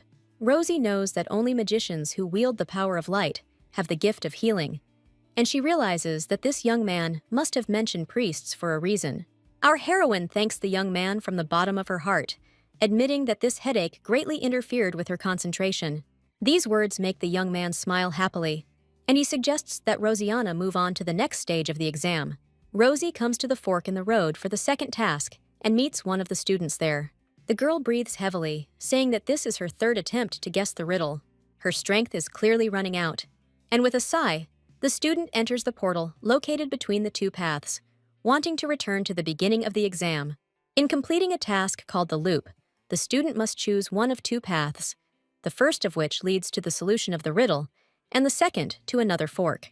The path must be chosen very carefully, and Rosianna closes her eyes, realizing that she needs to concentrate properly. One of the paths seems to have been created specifically for the task, while the second, on the contrary, is distinguished by some kind of heterogeneity. After thinking for a moment, Rosie chooses the left path and takes a few cautious steps forward. She finds herself in a foggy forest again, but for some reason, our heroine's path is blocked by a huge rock. The next moment, the rock begins to fall apart with a roar, and in the resulting free space, Rosianna sees an elegant white door. The crystal hovering above the door congratulates Rosie on completing the second task, saying that she must now open the door and enter it. In the next task, students must use a magic staff and not cast more than 3 spells. The third stage tests the students' observation skills and their ability to control the quality of the magic they use. After passing through the passage, Rosianna finds herself in a small garden with sleeping students. They failed to complete this task, as they fell under the spell of the Sleepy Fairy, a gentle and beautiful creature who wielded wind magic. Rosie has seen this creature in textbooks, so she knows what the Sleepy Fairy is capable of and how to avoid its attack. In the original novel, Rosianna easily accomplished this task by using force to overpower the monster, but our heroine is currently not feeling well. So Rosie decides to get through this stage with a little trick. The girl swings her staff and casts her first spell. Rosianna uses transformation magic that doesn't require much power and turns into a small flower pot. Rosie, in plant form, moves towards the fairy, moving her tiny legs, but at some point she accidentally steps on a branch. The Sleepy Fairy immediately wakes up, looking around in bewilderment. Rosianna freezes in place, hoping that she will be able to trick the fairy. Not noticing anything suspicious, the fairy yawns sweetly and falls asleep again. Rosie continues on her way and finally reaches her destination, coming right up to the fairy's sofa. In order to complete this task, our heroine needs to leave the garden through the back door. However, the door is locked, and the key to it is the decoration from the head of the Sleepy Fairy. Rosianna tries to carefully pull out the key in the form of a purple crystal, but at some point her movements become too hasty. The Sleepy Fairy wakes up again, but this time she fails to catch Rosie off guard. Yawning, the fairy happily returns to her favorite activity. Rosianna had to use a second spell and invisibility magic, but it was worth it. Rosie pulls the key out of the fairy's hair and quietly walks towards the door. Now all she can do is run away. But at that moment, our heroine is suddenly overcome by a strong cough. The Sleepy Fairy immediately wakes up, wanting to punish the student who prevented her from resting. The fairy uses wind magic, but Rosianna remembers that she has one more spell left in reserve. She knew that something like this could happen, and so she was ready to withstand the powerful wind flow of the Sleepy Fairy. Using her staff, Rosie creates a magical shield that reflects the wind blast. Desperately defending herself, Rosianna tries to open the door with the crystal. Finally, she succeeds, and the girl quickly enters the opened passage. Rosie slams the door behind her, and it immediately merges with the rock, preventing the fairy from opening it from the other side. Rosianna sighs tiredly, thinking about how many points she managed to score on the exam. She is glad that she managed to get out of the garden, but at that moment, it starts to rain in the forest. Kadim warned Rosie about the coming bad weather, but she didn't think the rain would be so heavy. Our heroine returns to the crystal hovering above the ground, which congratulates her on passing the room of the Sleepy Fairy. To complete the third task, the student must take the magic stone in his hands and feel its magic. After this, the student must go to the forest, where a huge number of similar stones are hidden, and find a crystal of the same power as this one, and the found stone can be taken as a reward. Rosianna completed 2 tasks, and this is enough to get into the student council.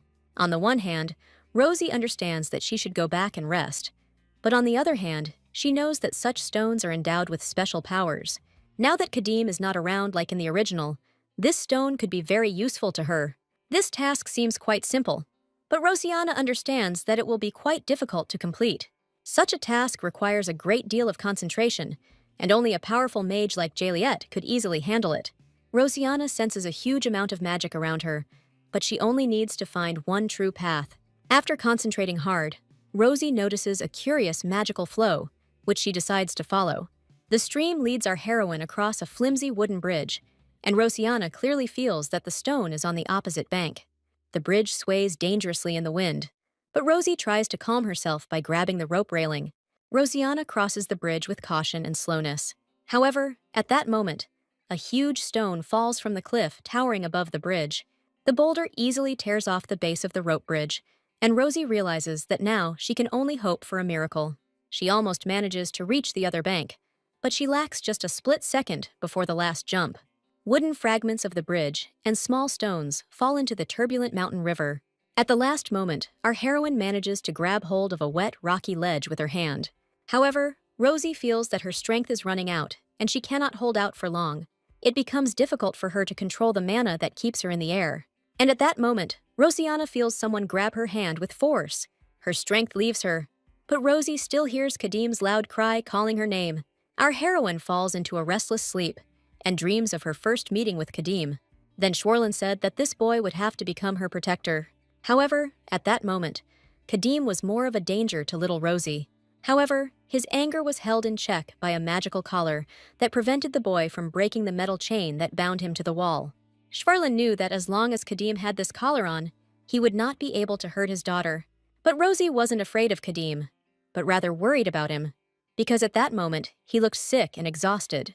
Moreover, our heroine guessed that the boy was very scared.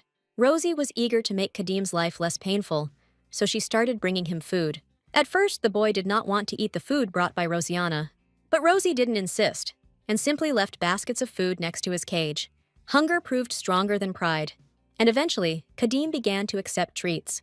Rosiana began to come to the tower more often, trying to talk to the boy each time. Of course, Kadim did not immediately trust Rosie, but our heroine did not give up. And after some time, the boy began to approach his well-wisher closer and closer.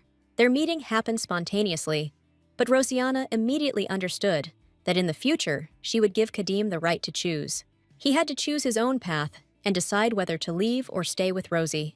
Our heroine was ready to let Kadim go when the time came, but she didn't have to do it. Thinking about Kadim's fate, Rosiana cries in her sleep without realizing it.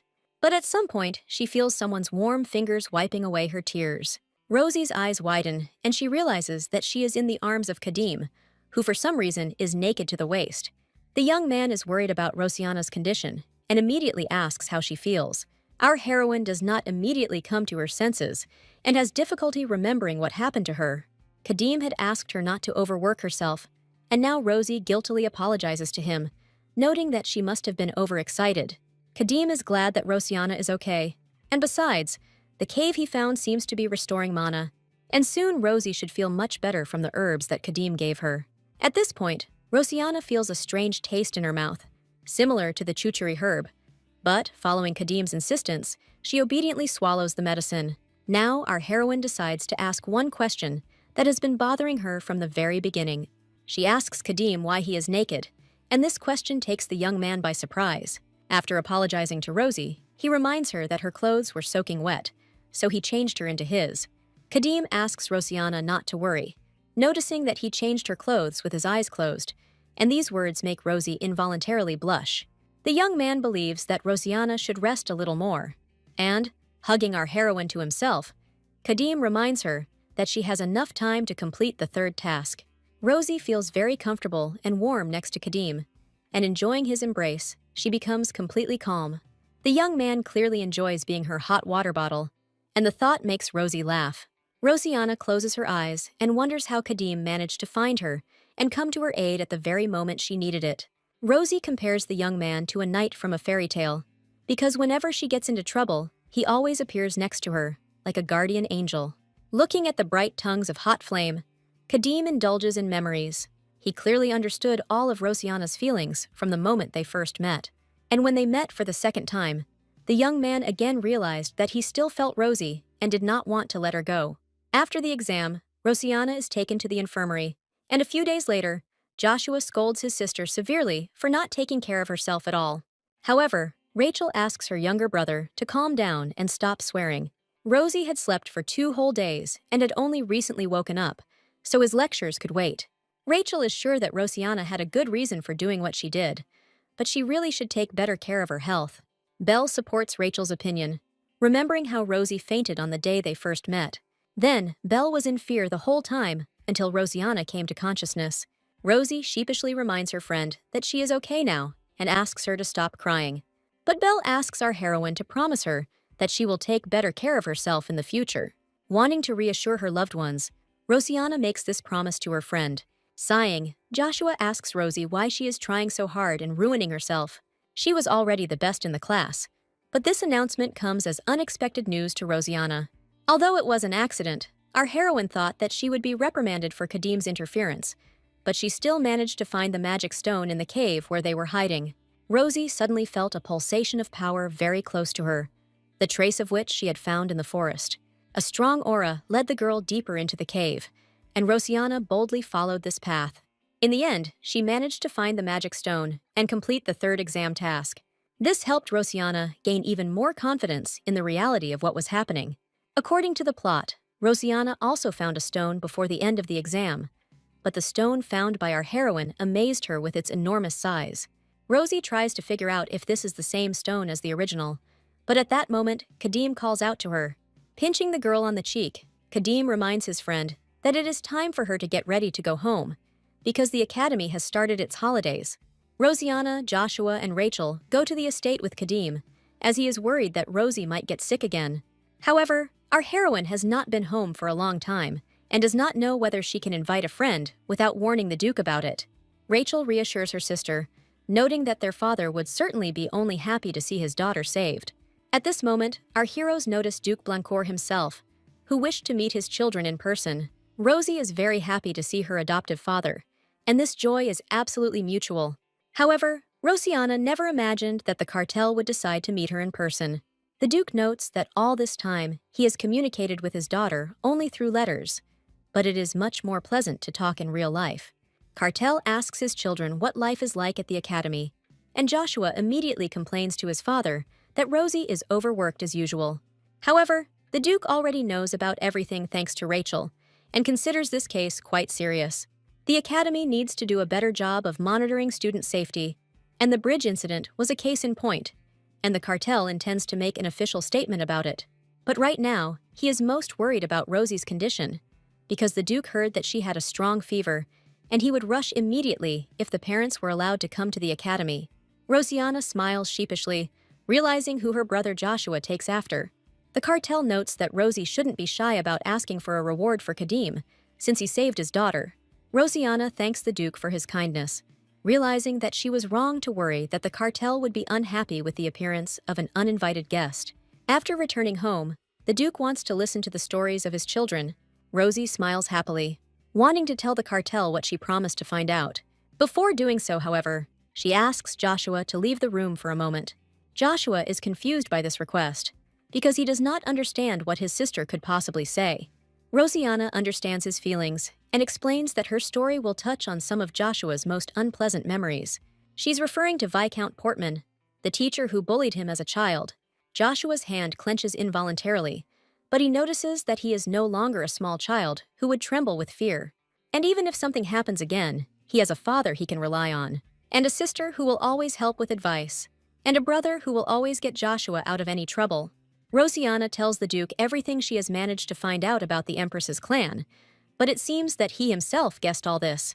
Rosianna was certain that the Empress was behind the story with Joshua, but she could not understand her intentions, and therefore did not share her thoughts with the cartel.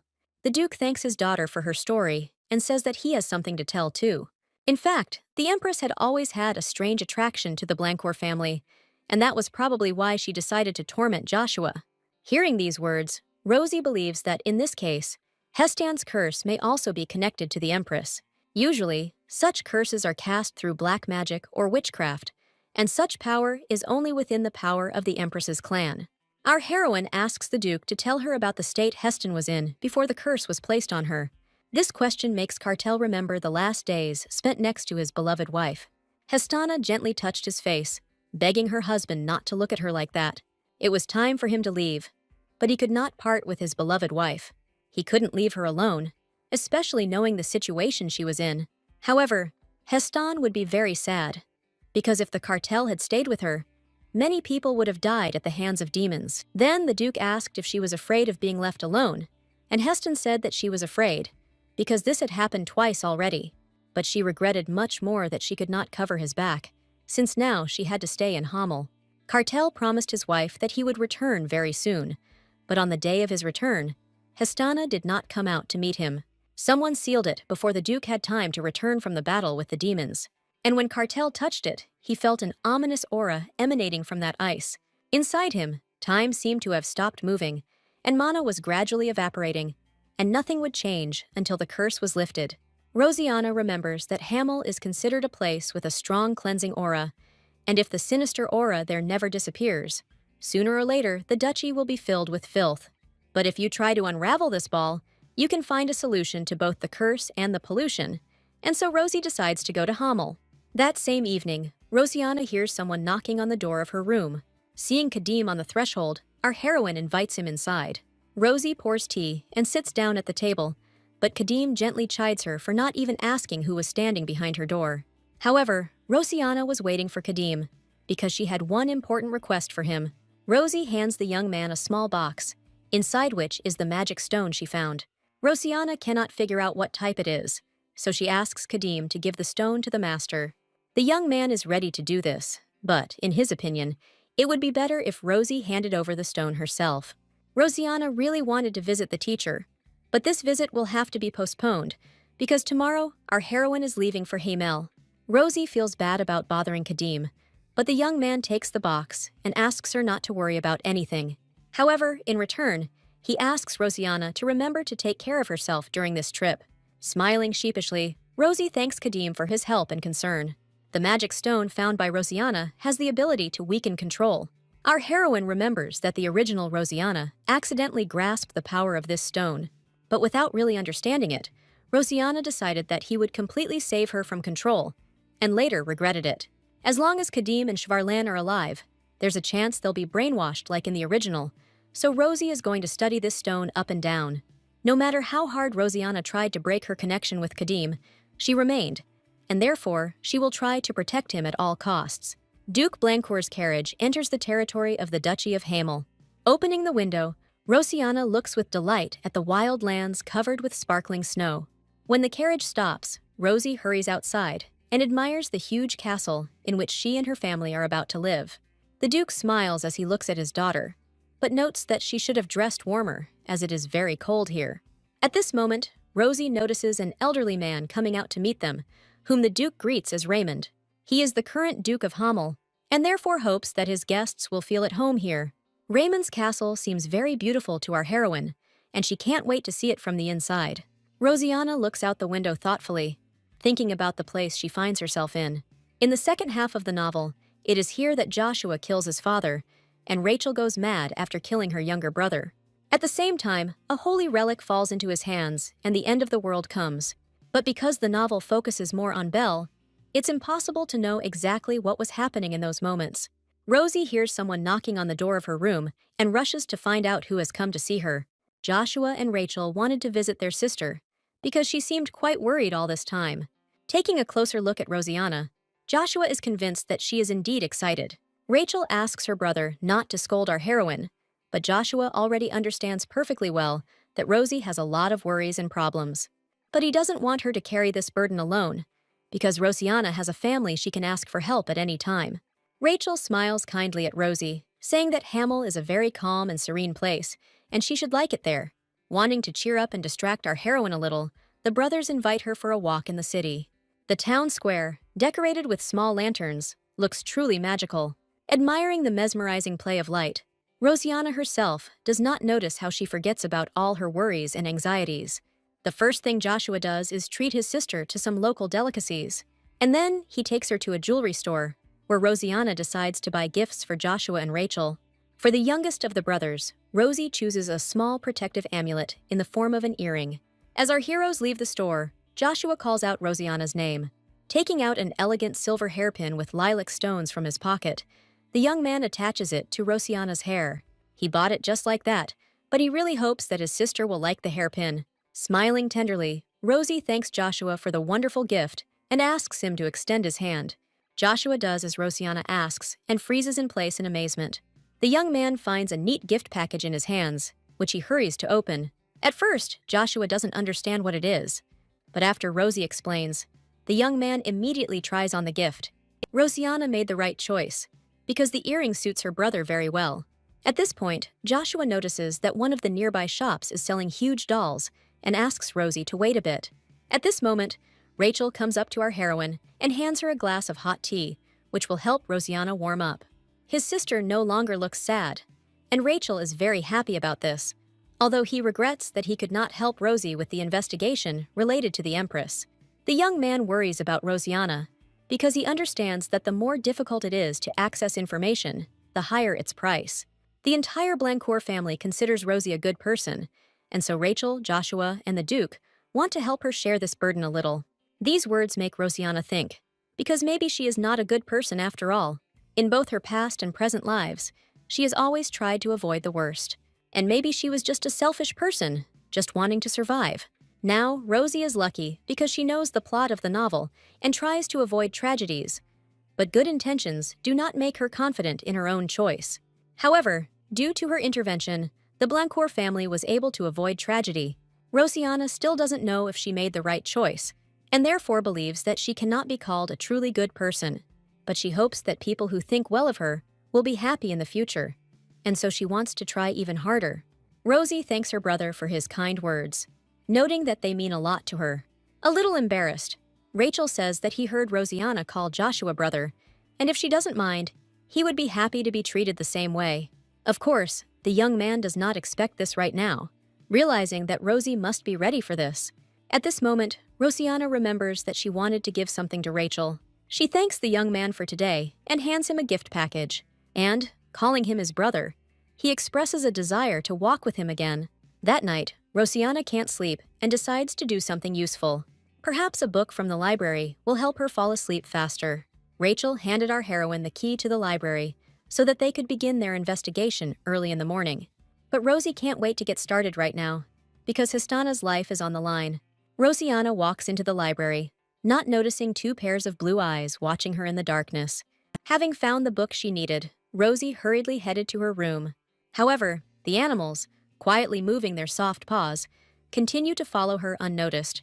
The longer they follow Rosiana, the heavier and more ragged their breathing becomes. Hearing strange sounds behind her, our heroine looks around in fear. Rosie closes her eyes in fear, and when she opens them, she realizes that there are two large white foxes lying on her. These animals are considered monsters, but the foxes cuddle up to Rosie like they are tame. Soon one of them starts licking Rosiana's face, and the girl can't help but laugh. At this moment, our heroine hears a menacing voice ordering the foxes to leave the guest alone. Rosiana freezes in surprise, because she was sure that all the inhabitants of the castle had long been asleep. Looking up, she sees Duke Raymond standing before her, looking down at her from his height. The Duke guesses that Rosiana was in the library despite the late hour, and since she has already found the right book, Raymond invites the girl to take a little walk with him. The Duke and Rosiana emerge into the snowy garden, accompanied by white foxes. Rosie knew that Hamel was in perpetual winter, but despite the cold, the flowers here did not wither. Suddenly, one of the foxes gently touches Rosiana with its paw, wanting to get her attention. She brings Rosie a beautiful flower in her teeth, and our heroine happily thanks the little animal. Raymond is very surprised to see that his guest is not at all afraid of foxes, although they are cute in appearance, but still monsters. Loo monsters are sensitive and cautious creatures that prefer solitude, and these foxes had suffered at the hands of people, and therefore, until this moment, they had not treated anyone with such tenderness except Histana. Raymond asks if Rosie has had time to read the book she borrowed from the library. The key to the duchy's library, containing precious and rare books, is passed down from generation to generation, and the king also has one key. Rosiana is very surprised by these words, because she did not know that the library was so important. However, Raymond says that the key now belongs to Rachel, and if he trusts Rosiana, then he trusts her too. Rosie doesn't understand why her brother has the key, and the Duke explains it by the laws of Hamel, which states that the key passes from the current Duke to the successor if something happens to the Duke. But it's not that Raymond feels bad. He just realizes that he is not worthy of this title. The ruler, who truly loved Hamel, has long been sleeping deeply, dressed in white clothes. Rudrick Clotus, Raymond's older brother, saw only his son, but Heston never missed a single opportunity to prove herself, wanting to win her father's love. That is why the future ruler of Hamel decided to ask her uncle for help. She wished to become Raymond's apprentice, wanting to hone her fencing skills. However, Raymond did not consider himself someone who was capable of teaching anyone. Heston disagreed with him, as Raymond was one of the best swordsmen in history. Even though Rudrick and Raymond were twins, Raymond was much stronger than his brother. However, Raymond just shook his head, saying that these were all rumors, and he had not yet achieved such skill. But Heston still insisted on her own, because she really wanted to become strong and win recognition, and therefore she was ready to do everything in her power. When Heston was cursed, Duke Blancourt asked Raymond to stand guard over Hamel. He locked the gates of the duchy and kept it secure so that rumors of his wife's death would not spread beyond its borders. But one day, Cartel sent Raymond a very interesting letter. In it, the Duke mentioned his arrival in Hamel with his adopted daughter and asked Raymond to help her in everything. It was then that Raymond realized that the cartel had found a way to lift the curse, and Rosie confirmed this guess. Raymond is ready to tell Rosianna everything he knows, and even if the chances of success are small, he asks our heroine to try to save Hestena. The next morning, Rosianna is late for breakfast, which worries her brothers. Rosie smiles apologetically and says that she simply couldn't sleep, although in fact, she spent the whole night reading. Sitting down at the table, Rosianna notices that the Duke of Blancourt is skipping breakfast and suddenly realizes that she has not seen her adoptive father since yesterday. After breakfast, our heroes begin their investigation. Rosie opens the first book, which tells the history of the Duchy of Hamel. Hamel is a land of eternal ice, and this territory originally belonged to the imperial family. However, the emperor could not set foot on the territory of the duchy until a noble magician appeared, who became the master of Hamel and brought a blessing to these lands. Rosie wants to understand what exactly the magician's blessing was, but her brothers don't know the answer to this question. Rachel believes that this is just a legend and suggests asking their father about it. In the evening, Rosianna cannot sleep a wink, thinking that in the original, Rachel knew that Hamel's blessing was a special relic. Rosie believes that the taint began to spread across Hamel after the disappearance of this relic. And if we combine the stories of Duke Blancourt and Raymond, it becomes clear that Heston's curse and blessing may be interconnected. Falling asleep, Rosianna doesn't notice how her room is filled with rays of magical energy. Soon Rosie wakes up, and for some reason, her eyes take on a warm honey hue.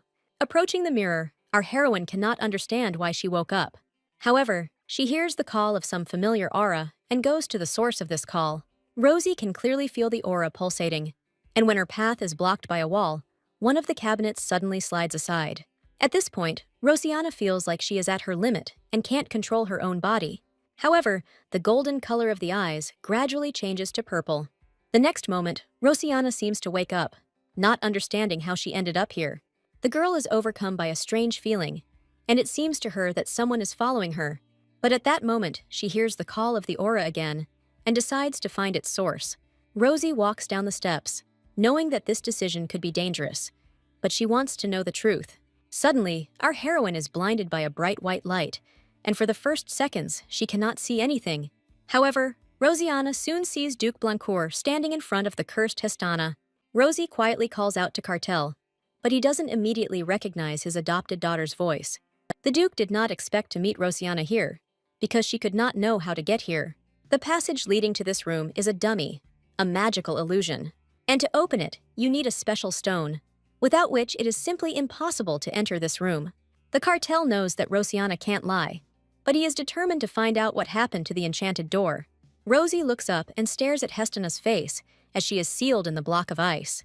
Now our heroine realized that the Duke had been here all this time, and that was why she could not find him. Concentrating, Rosie feels the ice emanate dark magic, but at the same time, Hestana herself seems to radiate warmth and light. Rosie wants to take a closer look at her and asks the Duke for permission to use detection magic. Rosianna carefully touches the ice and suddenly feels something strange. The ice becomes soft and slowly sucks the frightened Rosie inside. Catel asks the girl to step aside as quickly as possible. But Rosiana cannot resist this force. The magic consumes her, and at the last moment, Cartel manages to grab his adopted daughter by the shoulders. But now, the enchanted ice absorbs both our heroine and the Duke. Rosiana finds herself in a strange place with furniture scattered across the floor. In addition, there are servants lying around everywhere, showing no signs of life. The place is permeated with dark magic, and turning her head, our heroine notices Mr. Raymond on the floor. During a conversation in the garden, the Duke told Rosiana about what happened on the day Heston was cursed. The dark magic came from one of the maids. But when she entered, Raymond couldn't do anything because everyone in the castle suddenly lost consciousness at that moment. Raymond was very weak, but he was aware of everything and saw everything. Before he fell asleep, he saw how dark magic seemed to consume his mistress's child. At this moment, Rosiana hears someone's voice saying that the curse is spreading further and further, covering the entire territory of Hamel. The being addressing Hestina notes that through her, ill-wishers want to defile everything around, and therefore she must make a choice. It cannot cleanse Heston with its power, but this curse can be lifted. Now, Hestane faces a difficult decision, but she fears that the taint will come out and destroy the duchy. However, the creature says that they can seal the curse, thereby slowing its spread. And if so, Heston is ready to sacrifice herself, because this will save the life of her child and all the inhabitants of Hamel. If she disappears, the curse will go with her, so the girl asks the creature called Lara to destroy her. Long ago, Hestana asked Lara to be her friend, and although it seemed like a joke at the time, Hestana is now very glad that they met. Lara realizes that Hestana's soul remains the same, and as always, she tries to protect everyone. Lara also considers their friendship priceless, and therefore wants to tell Hestane about MANWHA. The destiny of every person depends on his choice, because there are thousands of roads leading to the future. But even when choosing one of them, a person does not know what will happen in the end. Lara wants to offer Heston one way, but she can't say what the ending will be. Clutching her little daughter tighter to her chest, Hestana asks Lara to tell her about this method. Lara remarks that someone like her should not interfere in human lives. The moment people like her try to change someone's destiny, the scales tip in one direction. But even so, creatures like Lara always interfere in people's lives to some extent. Luckily, this time, Lara has an excuse, because being a divine dragon of air and a contemplator of destinies, she saw the fate of this child. This girl is destined to become a savior, a light that will save the world from destruction. The curse placed on Heston is tied to dark magic, and the power of the air dragon is precisely what brings purification. However, Lara has lost her shell and cannot fully use the power, but many years ago she managed to create a vessel using sacred relics. But it takes hundreds of years for hatching, and during this time, the source of the curse can destroy not only Hamel, but the entire world. There is a way to buy time, but to do so, Lara will have to send Hestana's child to a remote location so that she can live as fate wishes. She will be separated from her family, but Lara will be able to stop the curse. Lara promises Heston that her daughter will be safe, as the curse will be sealed with her. Heston ponders the divine dragon's words, holding back tears. Finally, she makes a decision and asks Lara to do everything as she says. Holding the baby close, Hestana apologizes to her for the fact that she will grow up without the love that she so dreamed of giving her daughter. Our heroine watches this scene from the sidelines, and at some point, she hears Heston call her daughter by her name. She decided to name her beloved daughter Rosiana, but she hasn't yet told anyone about it. Hearing these words and realizing what was happening, Rosie froze in place in amazement. At that moment, she hears Lara's voice, saying that it was a magical recording of her promise. Rosiana has gone through her destiny, and now Lara wants to ask her one question. In a conversation with Hestana, Lara had already mentioned a new vessel for her birth. All this time, Lara observed all the obstacles that fate gave Rosiana. Now, Lara knows for sure that Rosie has the power to speed up the hatching of a dragon egg. The seal that holds back Hestana's curse is weakening, and before its power is lost, Lara must return to this world. Rosiana agrees to help, but she asks Lara to lend her power even after saving Hestana. Lara is confident that our heroine can handle this power and therefore grants it to Rosiana. The divine dragon makes a promise to Rosie and entrusts his vessel into her hands. In addition, Lara grants our heroine her power, as evidenced by the mark that appears on Rosiana's wrist. A few days later, Rosie looks closely at her hand, remembering what happened. The dragon egg came as a very unexpected surprise to our heroine. But if she can master this power, she can change everything. Rosie remembers what happened immediately after she and the Duke returned to reality. All this time, Cartel was sure that his daughter died on that terrible day. But now everything has fallen into place, and the Duke cannot believe his own happiness. He had seen Histana's handmaiden disappear into ashes, and so Cartel thought that his child had suffered the same fate. Rosianna freezes in surprise, realizing that the Duke saw the same thing that she saw. Cartel holds Rosie tightly to him, tears continuing to stream down his cheeks. He had been waiting for this moment for a long time, and now he apologizes to his daughter for not recognizing her right away. At that moment, our heroine was confused, because according to the original plot, Rosianna could not possibly be the daughter of Histana and Cartel. However, the moment her father hugged her, Rosie realized that she had finally found the family she had been missing so much. A loving family was also missing from the original novel for the real Rosianna. However, Rosie believes that she was only able to change the plot because she knows what a reckless choice the original Rosianna made. And this choice ultimately led to a completely logical end. These thoughts make our heroine suffer, but she remembers in time that she did not become Rosianna by her own will. Either way, she needs to wait for the egg to hatch and contact Kadim as soon as possible. At this moment, Tanya enters Rosianna's room, saying that the lady received a letter and a gift. Taking the letter in her hands, Rosie cannot hide her surprise, because it bears the seal of Duke Frey. Rosianna rides in a carriage with Joshua and Rachel, wanting to visit Belle. Smiling guiltily, our heroine tells her brothers that she could have easily gone alone. However, Joshua objects to her, saying that he and Rachel still have business in the city. Rosie is planning to spend the night at Belle's, as she really misses her friend and hasn't had time to properly say goodbye to her brother since the end of the semester. Rachel and Joshua have no problem with this decision, because the next day they will have just enough time to finish their business and meet Rosie after lunch. Rosianna sincerely thanks the brothers for their concern, knowing full well that they actually have no business in the city. When Rachel and Joshua learned that Rosianna was their sister, our heroine was unconscious. What happened left the girl very tired, but she woke up earlier than her loved ones expected. When Joshua learned that Rosie was his real sister, he was over the moon. Rosianna had been telling him since she was a child that she would leave home as soon as she grew up, and Joshua did not go against her, because he thought he had no right to stop her. Now he is very ashamed of his behavior, but now the Duke has a reason to stop Rosie. Rachel was also happy about this news, but he was worried about Rosianna's feelings, because having learned about everything, she must have been in shock. So the father and brothers decided to behave as usual, so as not to put pressure on Rosie, and our heroine heard their words. Noticing the outline of Freya's estate in the distance, Joshua informs Rosianna that they are almost there. The estate turns out to be very beautiful and spacious, but Rosianna really wants to see its inhabitant as soon as possible. After getting out of the carriage, Rosie thanks Rachel and Joshua for giving her a ride and bids them farewell until the next day. Our heroine heads towards the front door and suddenly notices an animal that seems familiar to her. She had seen this little black cat somewhere before, carefully licking its paw. At that moment, Rosie hears the excited voice of her friend calling her name. Belle blames herself for being late and not being able to greet Rosianna properly, but our heroine says that she arrived literally a minute ago. Suddenly, Rosie notices something on Belle's cheek that looks very much like pastry cream.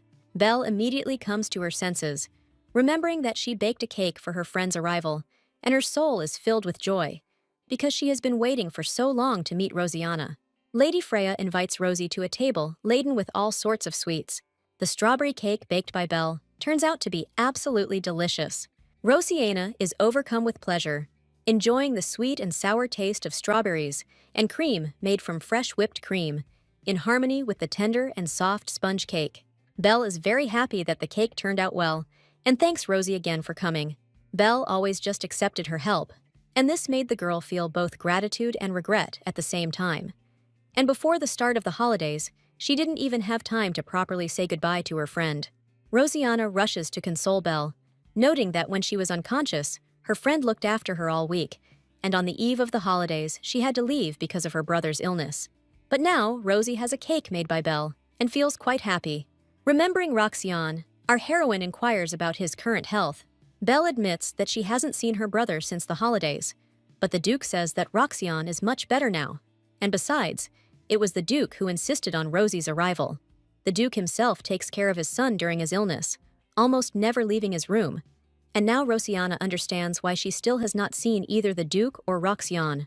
In the evening, Rosie and Belle spend time together, but Lady Freya very soon falls asleep on her friend's shoulder. Noticing this, Rosianna decides to put Belle to bed and not disturb her rest. After covering Belle with a blanket and turning off the light, Rosie quietly leaves her bedroom. Finding herself in a dark corridor, our heroine looks around in confusion. She also wants to sleep, but she ate sweets all day, and now she feels heaviness in her stomach. Rosie decides to wait until she feels a little better and whiles away the time by walking around the house. Rosianna only now notices that during the day, Freya's estate is as quiet as it is at night, and this seems rather strange to her. Rosie also wants to understand why Duke Freya adopted Belle. She was an ordinary girl from a village orphanage, but Belle did not look after the young Duke and did not become his bride. Rosianna suspects that the Duke somehow learned that Belle was destined to become a saint, but this idea seems too incredible. In addition, Rosie remembers that the reason for the disappearance of this family will be werewolves. This thought makes Rosianna remember something she shouldn't remember. Vague fragments of memories associated with Roxane flash before her eyes. At this moment, Rosie feels a severe headache and closes her eyes. The pain is so intense that Rosianna doesn't notice how someone comes up to her from behind and grabs her hand. With his other hand, the young man covers his victim's mouth, preventing her from making a sound. However, at some point his grip weakens, and looking back, Rosie sees Roxane behind her.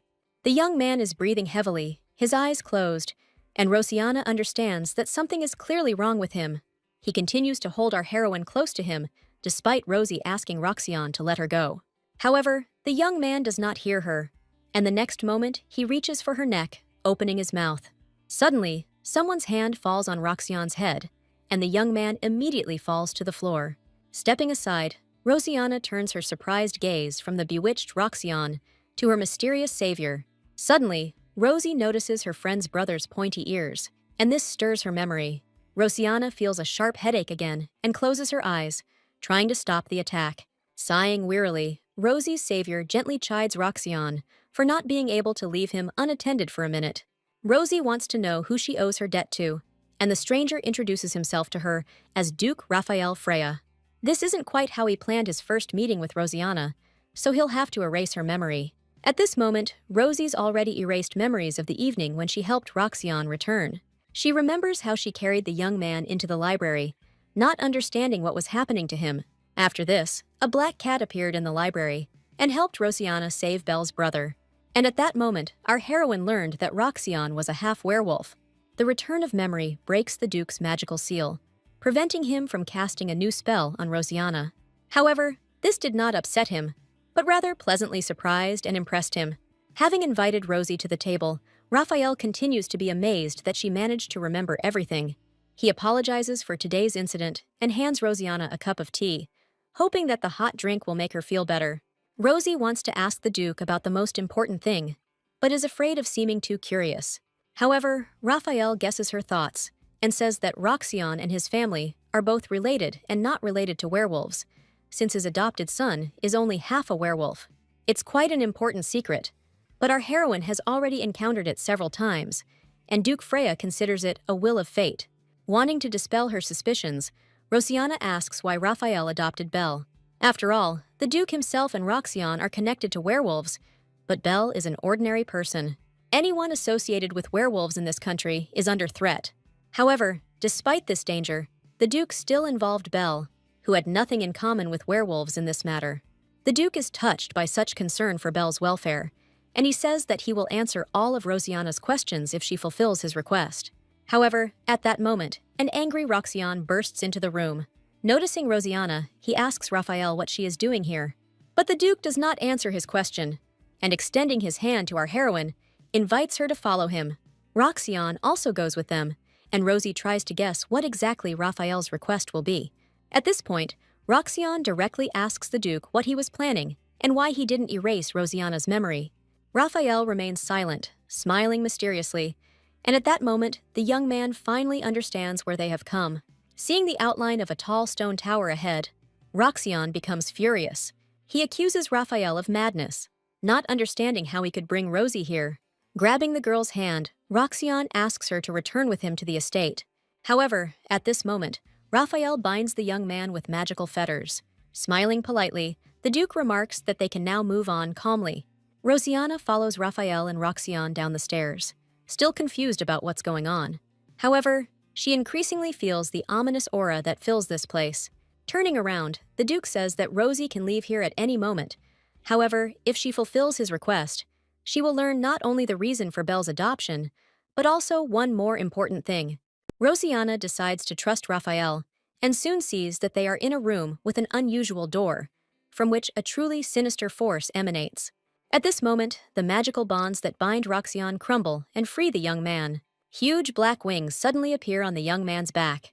The surrounding space is filled with streams of energy, and Roxanne finds herself at the epicenter of this magical storm. Rosianna looks at the trapped boy in horror, knowing that this energy is about to consume him. The Duke confirms this guess with an unperturbed look, noting that Roxanne's body will dissolve very soon. Our heroine cannot understand what Raphael means. At that moment, Rosie hears a loud scream from Roxanne, whose body was struck by unbearable pain. Rosianna is outraged to see that the Duke does not even intend to help his own son, calmly watching his suffering. Looking into Rosie's eyes, Raphael asks if she wants to help Roxanne herself. Rosianna is surprised by this question, because she does not understand how one can remain on the sidelines while watching such torture. However, the Duke finds Rosie's concern strange, because werewolves are the purest product of evil, and if there is one less monster in the world, it will only benefit humanity. Raphael asks Rosianna again why she wants to help his son so much.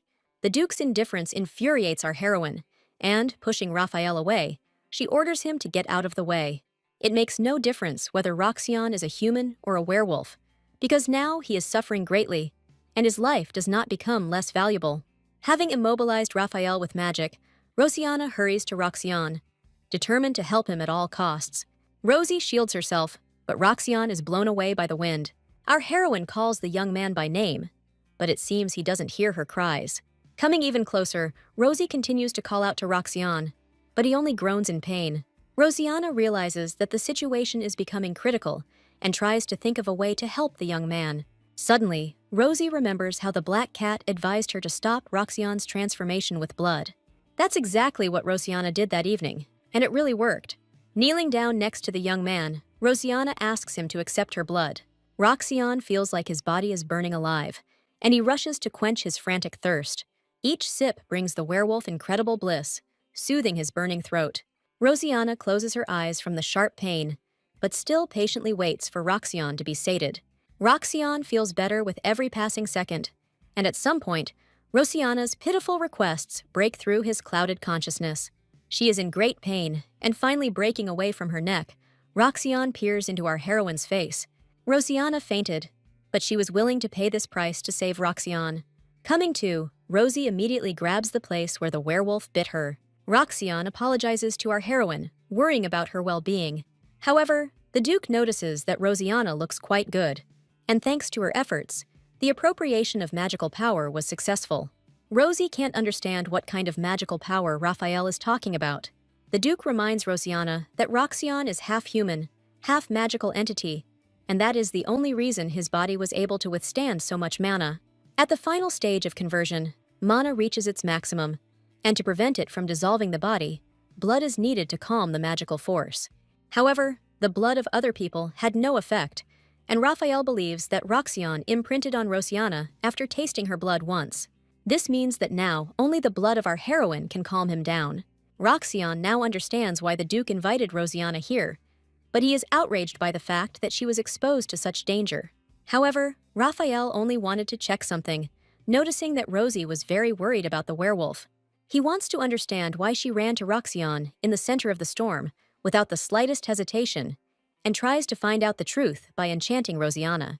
However, his magic has no effect on Rosie, and she reminds Raphael that he had initially promised to tell her about Belle's adoption.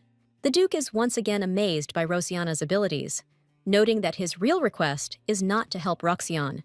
The next morning, Rosianna says goodbye to an unsuspecting Belle. At this moment, Raphael watches his adopted daughter and her friend say goodbye from the window with a smile. Roxion believes that they told Rosiana too much without considering that she might have ulterior motives. The Duke is amused by his son's words, because last night he was so worried about her. Either way, Rosiana is no longer affected by the memory-erasing magic. The magic of truth also did not work, which means that she is a very unusual and valuable girl, a meeting with whom has a fateful character.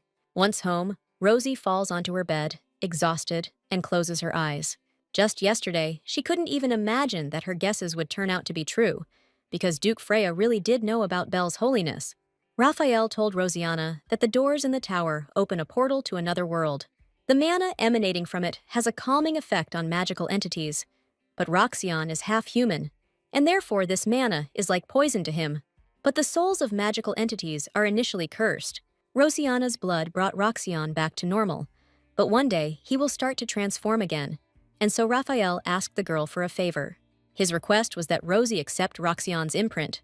This is the only way to stop him, because demons are born with already polluted mana, that is, with a cursed soul.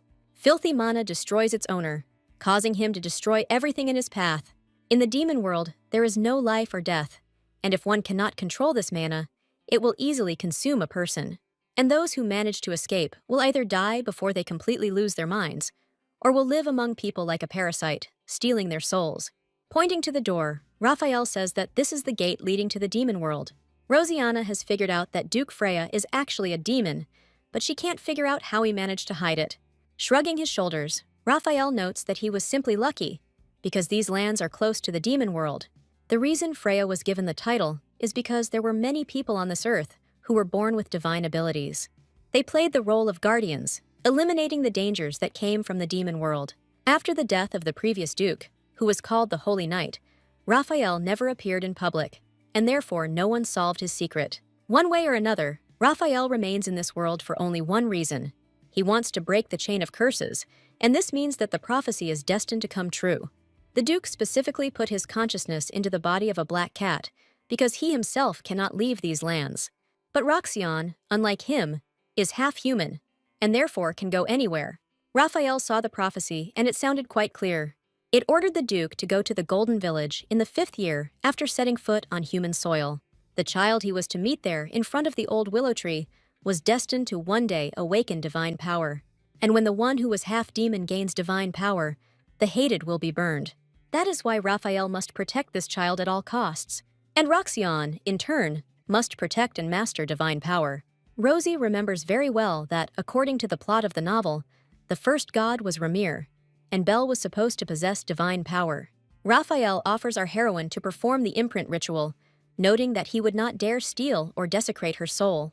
However, the promise must be made to the cat, because although he seems insignificant, he helps Roxion feel stable. Raphael tells Rosiana that the contract and the demon imprint are very different from each other. The imprint does not extort soul and blood, but allows you to find stability simply by being close to each other. In other words, Roxion will be able to get closer to other people by interacting with Rosiana, and Raphael believes that for now, simply holding hands will be enough for them. Our heroine understands that Raphael is taking a great risk by telling her about the prophecy. However, he doesn't want to harm people, so Rosie decided to help Roxion and Raphael. At this moment, Rosiana hears a soft knock from the balcony door. Stepping out onto the balcony, our heroine notices a small winged ball hovering in the air. The ball falls into the girl's hand, and Rosie guesses that it brings her a message from the teacher. Soon, Rosiana goes to Assel's house in the company of her father and brothers. The master looks at his student with silent reproach, and this greatly embarrasses our heroine. Kadim told Asil that Rosiana went to the exam feeling unwell, and this greatly upset the teacher. He reminds Rosie that she must take care of her health, at least for the sake of her goal. Rosiana asks Asil for forgiveness, because she didn't want to make him worry. With a sad sigh, the master says that he is already calm, having made sure that Rosie is safe.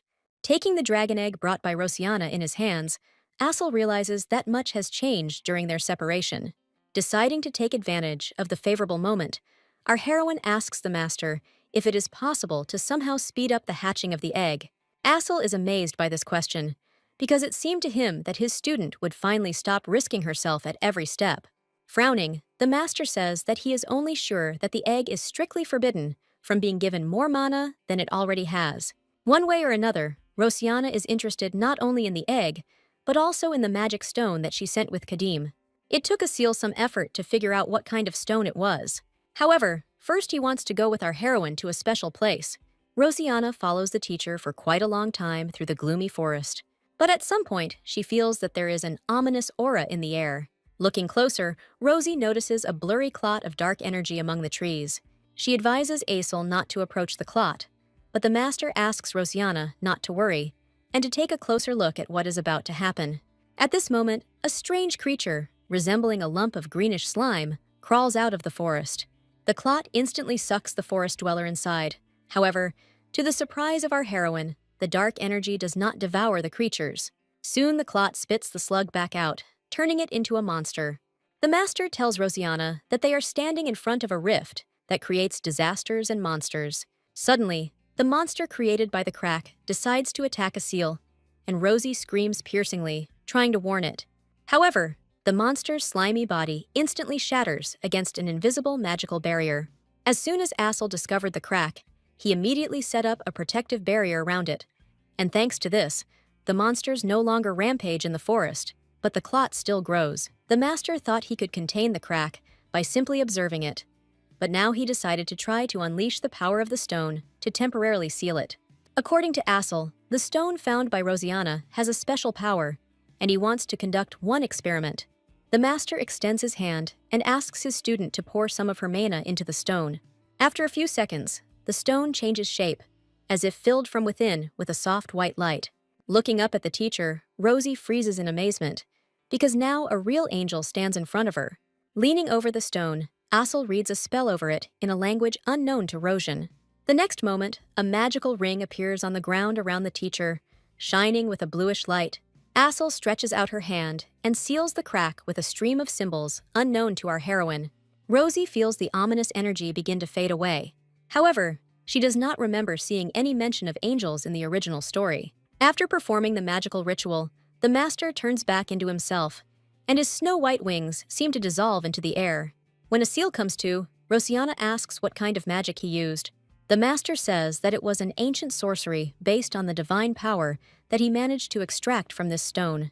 Usually, divine power cannot be sealed into an object, and the teacher does not understand how someone could seal such power into a stone.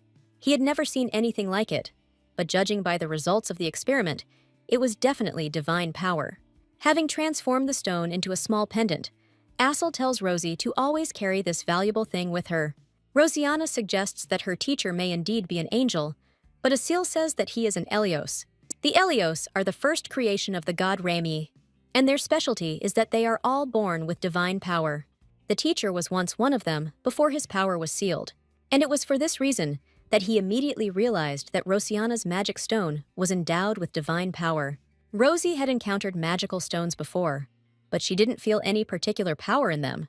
But this stone does not contain mana, but divine power that only a select few can use. Before Rosiana arrived, the master tried to use the power of the stone, but his attempts were in vain. But everything changed when Rosie poured some of her mana into it. The stone reacts to our heroine's mana, and therefore belongs to her.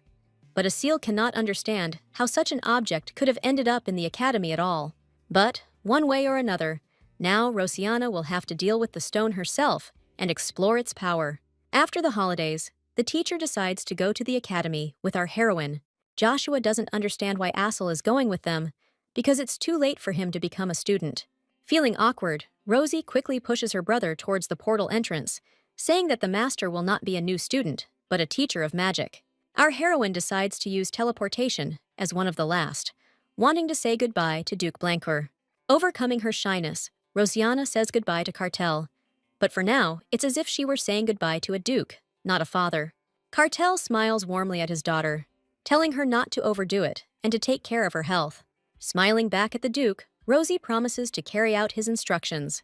The teacher is the last to enter the portal, and Cartel asks him to take care of Rosiana, Rachel, and Joshua. Turning around, Asil asks the duke not to worry, and promises to look after his children. At the ceremony marking the start of the new school year, Asil is introduced as a professor, and Rosie cannot understand how he managed to get such a high position. Smiling affably, the master tells the students that he will now teach at the Faculty of Magic. This news delights the students, and Rosianna can't help but smile, knowing that every magician dreams of meeting the master of the magic tower. The chatter of the animated students is interrupted by another professor of the academy, reminding the students about the selective system that will begin this semester. Students will be able to receive assignments from A to E based on their grades from the previous semester. However, first-year students who have received excellent grades on the exam are eligible to choose an S-grade assignment.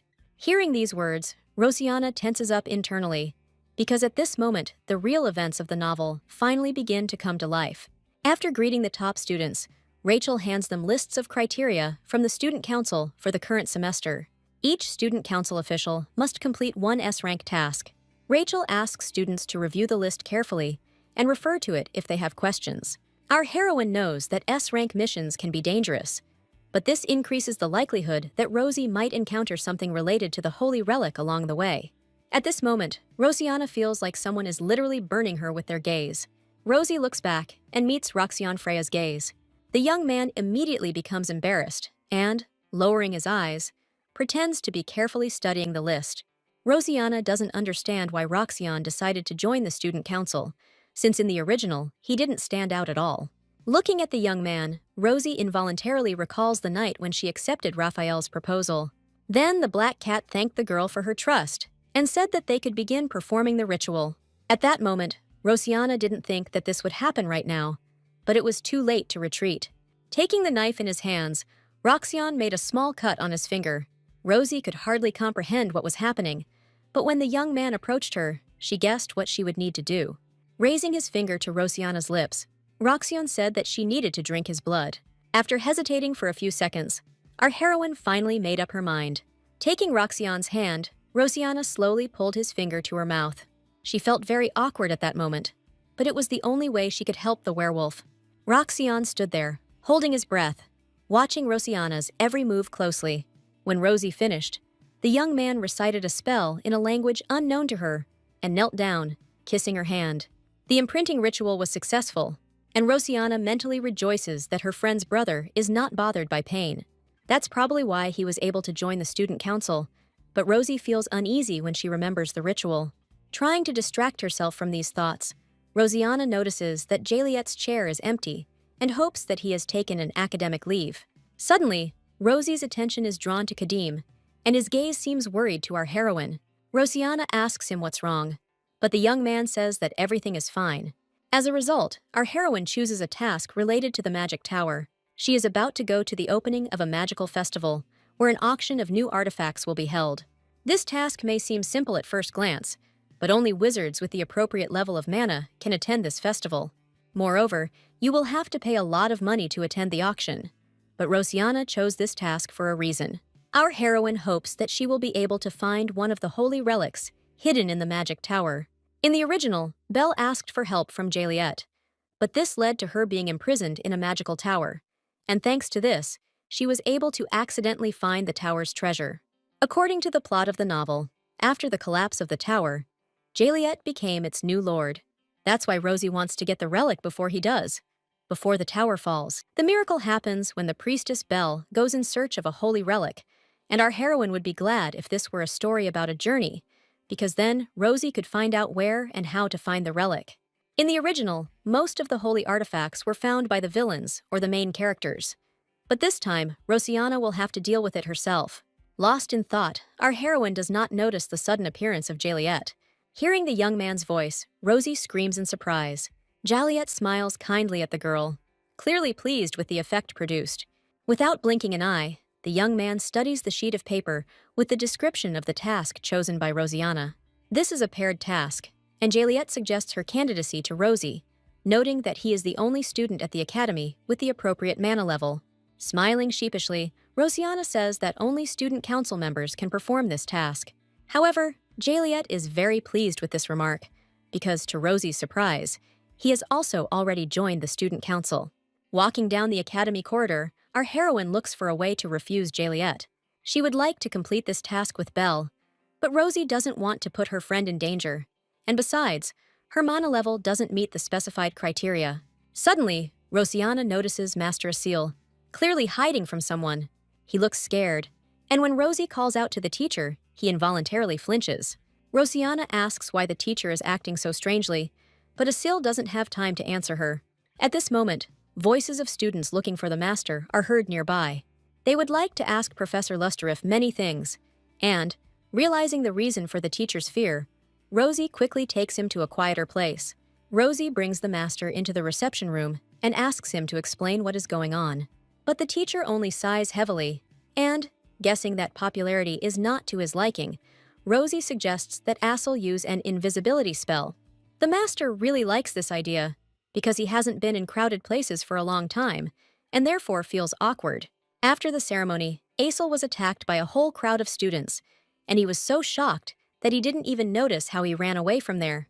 Smiling, Rosianna notes that every student of the Faculty of Magic dreams of meeting the master of the Magic Tower. And this situation once again convinced Rosie of the greatness of her teacher, although Asil himself considers himself only the manager of the Magic Tower. Our heroine asks the master to tell her more about the tower, because her first task is connected with it, but now it is very difficult to get into the tower. Asil is very surprised to learn that the Magic Tower is now closed. Previously, anyone could enter the tower, and it was there that magicians shared knowledge and research with each other. The current state of affairs upsets the master, and he decides to go to the tower with Rosianna. At that moment, someone knocks on the office door, and Asil thinks with horror that the curious students managed to find him after all. However, it turns out that it is not the students of the academy, but Professor Ivan. The professor apologizes to Rosianna and the master for disturbing them. He felt very awkward, but he had one urgent request to make of Professor Lusterif, and so he could not wait. Looking at the majestic vaults of the Magic Tower, Rosianna freezes with admiration. The roof of the tower, finished in snow-white marble, reaches into the sky, and some details, to Rosie's surprise, seem to be completely covered in gold. Our heroine again does not notice the appearance of Jaliet, who thinks the tower is very similar to the Imperial Palace. Recoiling in fear, Rosianna asks the young man to stop appearing out of nowhere, but Jaliet thinks that Rosie should get used to it very soon. With a heavy sigh, our heroine understands that arguing with the young man is useless, because he always manages to get his way. Rosie will be paired with Jaliet for the first task.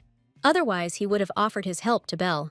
Rosianna could not allow this, and therefore was forced to agree to the cunning young man's terms. Having received Rosie's consent, Jaliet was very happy about it, because he was looking forward to this trip with great impatience. Our heroine understood that she had been fooled, but she could do nothing about it. Rosie is very surprised to notice that Jaliet did not arrive alone, but in the company of a young man she did not know. Nodding politely, the young man says his name is Noah, and he is here as Jaliet's assistant. Rosianna hopes that there will be no problems with Jaliet and Noah, and that she will be able to carry out her plans. Sacred relics are best explored alone, and Rosie will be able to do so thanks to the map the master gave her. A few days ago, Professor Ivan approached the teacher with an unusual proposal. Terribly embarrassed, the professor said that he had come at the request of the entire Faculty of Magic. With his ears red with shame, Ivan asked the professor to give a lecture in the main hall for the students and teachers. Asil could not refuse the professor, but he was very sad that he could not go with Rosianna, although in return, he gave his student a map containing all the information about the Magic Tower. However, the professor could not go on a mission with a student in any case, since this would be a violation of the Academy's rules. Rosie notices that Jaliet doesn't look well, but the boy says he just has a headache. Our heroine advises Jaliet to have a good rest, deciding for now to take a walk around the city. Left alone with his owner, Noah expresses concern about his well-being. The festival has brought a lot of people to the city, and Noah knows that Jaliet doesn't like crowded places. However, the owner got along very well with Rosianna, and, smiling, Jaliet remarks that their client is a very interesting person. Each person has only one unique color of mana, but our heroine has two, and besides, Jaliet can't see anything except that Rosie is hiding something. Jaliet does not understand what is happening with the Magic Tower, clearly feeling the accumulation of some unpleasant energy there. The more he looks at her, the worse he feels, and Noah advises his master to rest quickly. After seeing Noah off, Jaliet lies down on the couch and closes her eyes, hoping that the headache will soon subside. The young man is overcome by a strange fatigue, and soon he falls asleep. Jalieta is pulled into the dark and cold water, but he does not resist, obediently sinking to the bottom. The young man had seen this dream many times, and it irritates him immensely. Blinking, Jaliet felt like he was a little boy again. And besides, he again sees before him his own brother with a dagger in his chest. The boy calls Jaliet's name pitifully, saying that he is in great pain. He doesn't want to die. And at that moment, his eye sockets fill with blood, and many eyes appear on his face. The next moment, the boy finds himself on top of Jaliet and has his hands tightly around his throat. The brother accuses Jaliet that all this is happening to him because of him. The boy's face turns into a thick black liquid, flowing down and filling the entire surrounding space. Jaliet feels like he's about to choke, and suddenly hears a familiar voice calling his name. The young man opens his eyes and sees Rosianna leaning over him. Jaliet tries to catch his breath, and Rosie asks if he's okay. Our heroine noticed that Jaliet suddenly stopped breathing, and cold sweat appeared on his face. The young man understands that Rosianna was worried about him, and this pleasantly surprises him. Rosie admits that she was truly frightened by Jaliet's condition, and would not have just stood by and watched him suffer. Previously, Jaliet thought that he was disgusting to our heroine, but now he understands that this is not so. Smiling affectionately, the young man compliments Rosianna, noting that she looks beautiful.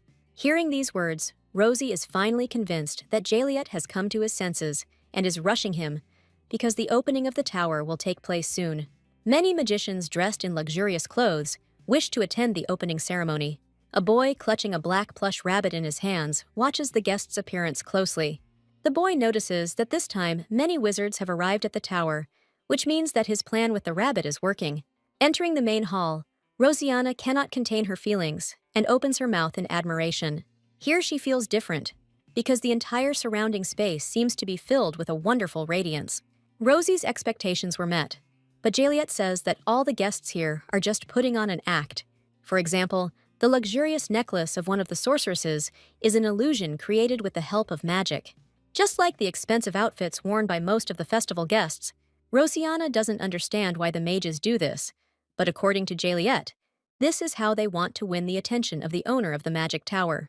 It has been several years since the magic tower opened to the mages, and since they are obsessed with research, they are very eager to get at least a bit of the knowledge of the magic tower. After Jaliet's explanation, Rosie understands why she felt such a strange energy here. However, the young man notices that he is not interested in the process of bragging. Taking Rosianna's hand, Jaliet smiles slyly, clearly planning something. The next moment, the young man snaps his fingers, casting a special spell on our heroine's dress. Rosie is surprised to notice that her dress now shimmers and sparkles, as if covered in tiny gemstones. Frozen in place, Rosianna asks Jaliet what he did to her dress. The young man drops to one knee and kisses Rosie's hand, saying that he wants to be the main character of this ball. Rosianna pulls her hand away in embarrassment, blushing deeply with shame. At that moment, she notices that a ring has appeared on her finger that she was not wearing. Rosie immediately remembers that she received exactly the same ring when she first met Jaliet several years ago. The young man extends his hand to Rosianna, wanting to invite her to dance. Thanks to Jaliet's spell, the magic cast on Rosie's dress spreads throughout the hall, and the guests are left speechless in admiration as they watch their dance. However, our heroine feels uneasy, thinking about how she should leave Jaliet and go in search of the relic. At this moment, the young man bends Rosie over in a dance, holding her tightly to himself. Jaliet asks her to focus on him and not think about extraneous things, because they prevent Rosianna from enjoying the process. The ball guests watch Jaliet's every move with admiration, and Rosie would gladly give him up to any of them. The ball continues, and the magicians, carried away by dancing or talking with each other, do not notice a small boy watching them attentively. Seizing the right moment, Rosie retreats to the tower balcony and greedily drinks a glass of champagne. Rosianna would never have believed that she would be able to perform 3 dances in a row, and now she feels very tired. Our heroine tried to walk around the tower before the ball began, but, alas, she did not have enough time for this. Taking the map given to her by the master out of her pocket, Rosianna looks closely at the plan of the magic tower. The person currently in possession of the relic doesn't fully understand its power, but Rosie is certain that he doesn't keep it in plain sight. There are only 2 places in the blueprint where magical artifacts can be stored, and one of them is the Tower Lord's office. However, the relic could just as easily be hidden on the top floor. But the teacher strictly forbade Rosianna from visiting the top floor. Although the tower underwent major changes, Its upper part was not affected. A seal sealed this place several times, so that no one could get there. However, if Rosianna suddenly succeeds, the master asked her not to touch the coffin standing in this room. He really hopes that this won't happen, but just in case, he hands Rosie a small black box. If she does manage to open that door, the thing stored in that box will help Rosianna seal it. However, our heroine still does not understand why Asel is so worried about this.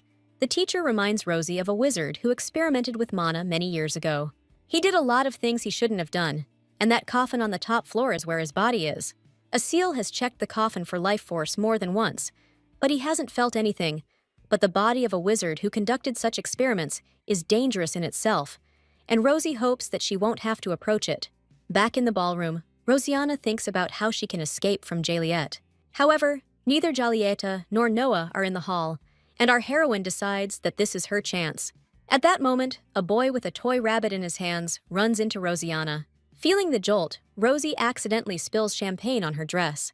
Looking around, the girl notices the culprit of this little incident. The boy sits on the floor, his light gray eyes fixed on Rosianna. After apologizing to the boy, Rosie moves closer, worried that he might have hurt himself. She extends her hand to the baby, wanting to help him get to his feet. However, the boy continues to stare at Rosianna without saying a word. Rosie feels uneasy and assumes that the boy must have a sore leg. She wants to pick the baby up from the floor and offers to take him to the infirmary, but he flinches from Rosianna's soft touch. To our heroine's surprise, the boy screams loudly, ordering Rosie not to touch him.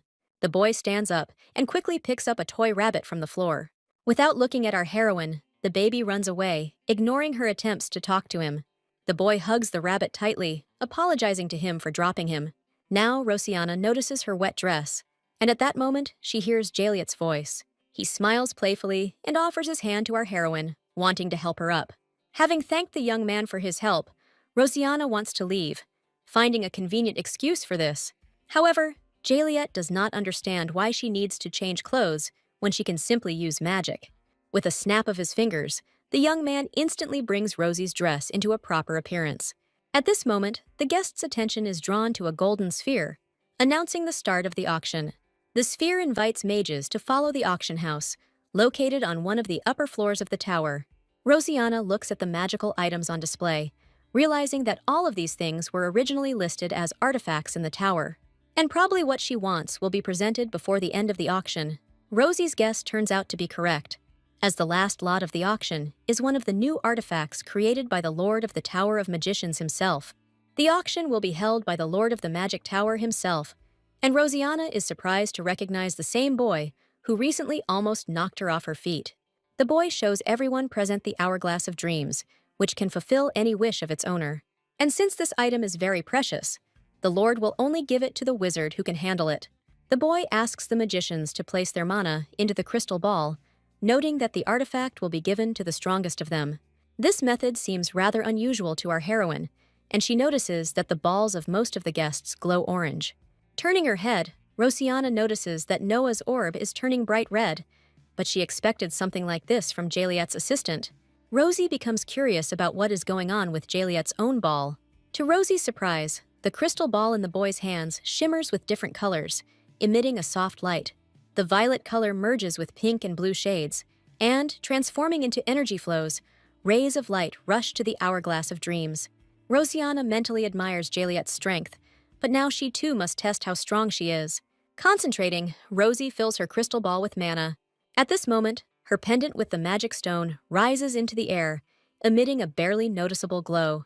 Suddenly, a stream of energy bursts out of the stone, rushing towards the toy rabbit that the Lord of the Tower is holding in his hands. This stream seems to suck in another stone, which decorates the bow tied around the rabbit's neck. Rosianna doesn't understand what's happening, and the next moment, the ball in her hands cracks, crumbling into small pieces. The released energy fills the entire space of the auction room, and the Dreamwatch seems to be fed by it, shuddering and jumping in place. The next moment, our heroine notices a huge magical seal that has formed over the clock. The Lord of the Tower watches this with admiration, doing nothing. Suddenly, Rosianna is blinded by a bright white light, and she immediately closes her eyes. Rushing upward, the released energy reaches the topmost floor of the tower. A magical seal is also formed over the coffin of a wizard, sealed by a master. When she opens her eyes, Rosiana doesn't understand where she is, but this place doesn't look like an auction room. Suddenly, our heroine feels someone gently touch her cheek and hears the voice of her sister from a past life. Rosie realizes that she is back to the evening when her mother and sister congratulated her on entering university. Her sister even wanted to sing a congratulatory song for her, and Rosiana couldn't help but smile, remembering how warm her relationship with her family was. Rosie's mother was confident that her daughter would successfully graduate from university and become an excellent teacher. However, much more important than Rosiana's admission was her birthday, which was celebrated on the same day. The memories of this happy and carefree day stung our heroine painfully, and she could not hold back her tears. And soon a tragedy occurred, because of which Rosiana left the world in which she was born. The injuries sustained were incompatible with life, despite all the efforts of doctors. Rosiana still remembered well the loud scream of her crying sister, leaning over her bed. All these scenes flash before Rosie's eyes, and at the last moment she sees an orange amulet covered in bright red hieroglyphs. At this moment, our heroine hears the voice of a woman with copper hair, ordering her to break the shackles of sleep. With an effort, Rosiana opens her eyes and returns to reality. Looking around, Rosie tries to understand where she ended up, because this strange place does not look like a magic tower at all. Rosiana remembers that just a minute ago she was at the auction, but suddenly the magic ball broke and a strange magic funnel appeared. Suddenly, Rosie notices an open portal that resembles a body of water. However, the next moment, similar portals appear everywhere, completely confusing Rosiana. However, if she got here by entering one of these doors, there is a chance that there is someone behind at least one of them. Entering one of the portals, Rosie notices a young man lying on the floor. But the young man is clearly delirious, repeating over and over that he is the master of the magic tower. Taking a closer look, our heroine notices that the mana is gradually leaving the young man's body. Rosiana searches for a way out, exploring portal after portal, but this venture is not crowned with success. At this moment, Rosie remembers the ring that Jaliet gave her. He himself received this ring as a child, and Rosiana knows that with its help, one can summon the High Lord, but only once. Rosie touches her pendant, and the ring immediately begins to glow with a dim light. Concentrating, our heroine calls out to the High Lord, but nothing happens. Rosiana does not understand why the magic did not work, but soon realizes that Jaliet, like other wizards, confuses sleep with reality and cannot wake up. She needs to find a way to solve this problem, and suddenly, an idea comes to Rosie's mind. In teleportation, two participants are important, but she can simply swap them. If Jaliet can't teleport to her, she will go to him herself. However, Rosie fears that under such conditions, only part of her body may teleport. Rosiana has no right to make a mistake, and after checking everything several times, our heroine teleports to Jaliet. The teleportation is successful, and Rosie breathes a sigh of relief when she notices that all of her body parts are in place. She looks around in search of Jaliet, and suddenly notices a boy lying nearby. The boy is fast asleep, and his body seems to be entangled in some strange black ropes growing out of a black puddle. The ropes hold his body tightly, and, running to Jaliet, Rosiana tries to wake him up, but the boy does not wake up. Rosie tries to break one of the ropes, but she can't do it no matter how hard she tries. However, her attention is soon drawn to a small gray creature that appears next to Jaliet. It looks like a small slime trying to bite through one of the ropes. To Rosie's surprise, the creature manages to do this, and it seems to her that the slime even knows how to rejoice. But the next moment, the rope grows together, restoring its original shape. The creature clearly wants to help Jaliet, and our heroine guesses that this is not an ordinary slime. Turning to the slime, Rosie asks if he knows how to get out of here. Slime nods in agreement, but Rosiana realizes that she can't leave Jaliet here. She asks the slime if she can free her friend if she tries her best. Slowly crawling towards Rosie, the slime says that it is dangerous, and the problem lies in Jaliet's dream. He suffers from a nightmare caused by a black shadow, and can only wake up if he achieves his goal. Rosiana wants to find a way to help him, and asks the slime if she can get into Jaliet's dream.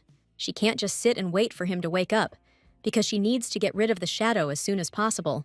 Nodding, the slime notes that there is indeed one way to help Jaliet. Without saying a word, the slime transports itself and Rosiana into the boy's dream, and our heroine again closes her eyes from the bright light that hit her eyes. As the light fades, Rosie tries to figure out where she is this time. She finds herself in Jaliet's dream, but first she has to find him himself. Sitting on Rosiana's shoulder, the slime asks the girl to hurry, and she nods in agreement. Rosie sees many portals, but she needs to find the only correct one. Concentrating, Rosiana tries to catch Jaliet's energy and follow it. After passing through the portal, our heroine finds herself in someone's luxurious bedroom. Suddenly, she notices a child hiding in a blanket and clearly frightened. Rosiana doesn't understand what kind of child this is, because she only came here because she felt Jaliet's energy.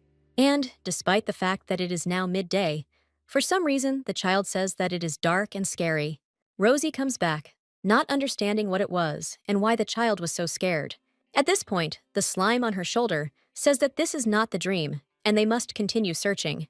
Rosiana sees many different portals, but, having sensed Jaliet, she chooses only one of them. Rosie finds herself in a room filled with sunlight and sees a boy reading a book on the windowsill.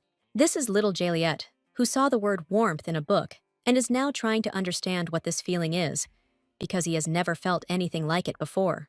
Suddenly, another boy appears in the room, but Rosie doesn't know who he is. Seeing the stranger, Jaliet gets scared and immediately jumps off the windowsill.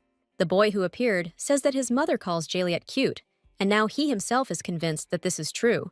His name is Ivan, and he is Jaliet's older brother, but their meeting must remain a secret, because their father did not allow the boys to see each other.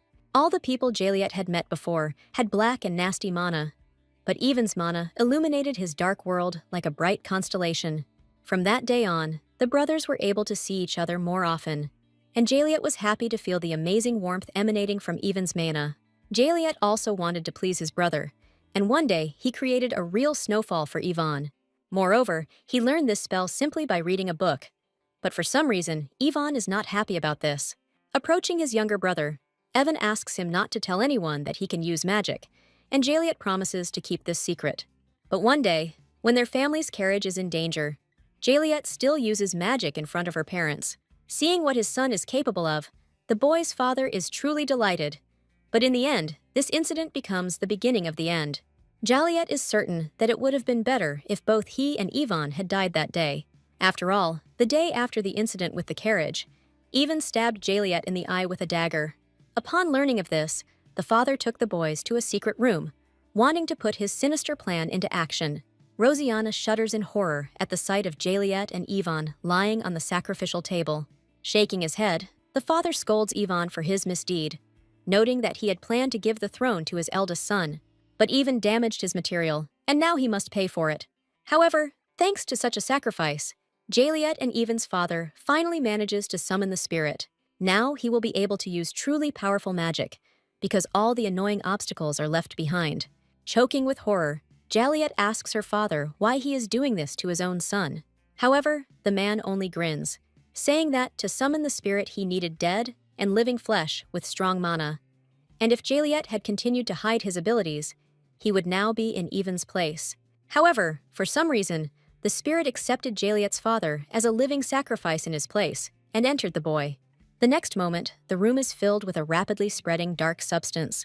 Turning around, Rosie sees Evan clutching his brother's throat, but his face has somehow turned into a strange black goo. Our heroine assumes that this eerie scene is part of Jaliet's memories. However, the slime says that these are not memories, but a nightmare that prevents him from waking up. Jaliet is sure that death at that moment would be a liberation for him, because now, as soon as he closes his eyes, all this happens again and again. However, the elder brother was worried about Jaliet even in the last moments of his life. None of this would have happened if Jaliet had not used magic on that fateful day. However, the boy does not understand why Ivan wounded him and believes that his brother could really hate him. But now, Jaliet has no one to ask all these questions, although he feels guilty every time Ivan strangles him in his sleep. Hearing these words, the slime realizes that all this time, Jaliet's nightmare was himself. He is the remnant of his older brother's mana, and when the spirit entered Jaliet, Ivan entered his body along with him. Now the spirit wants to take over Jaliet's body, but he is strong, and therefore fights back against the spirit. And although Ivan tried to find a way to stop this, he failed. Now the spirit is taking on the form of Ivan and tormenting Jaliet, and the slime wants to put an end to it. Because while Jaliet is here, his nightmare becomes reality, which means that the spirit can absorb him or even kill him. Slime wants to get rid of the spirit, but then Jaliet will forget about its existence. But this is even for the best, because then he will be able to live without regrets. The nightmare is directly linked to Ivan, and if he disappears, then the nightmare will disappear too. However, Rosianna does not consider this the only correct way out, because although Jaliet is tormented by a nightmare, the memories of Ivan are precious to him. Most likely, Jaliet himself would not want to get rid of them if he had the opportunity to do so. Slime cries bitterly, saying that he only wants his brother to be happy. Rosianna thinks that Evan should tell Jaliet about this, because if he knows the truth about his brother's feelings, the nightmare will stop tormenting him. But Evan doesn't know how to do this, because he is just a grain of manna. All this time, the slime was hiding, having forgotten who he was, and he was able to go so far only thanks to our heroine. Without a body to inhabit, Evan will disappear the moment he enters Jaliet's dream. But Rosianna offers him to inhabit her own body.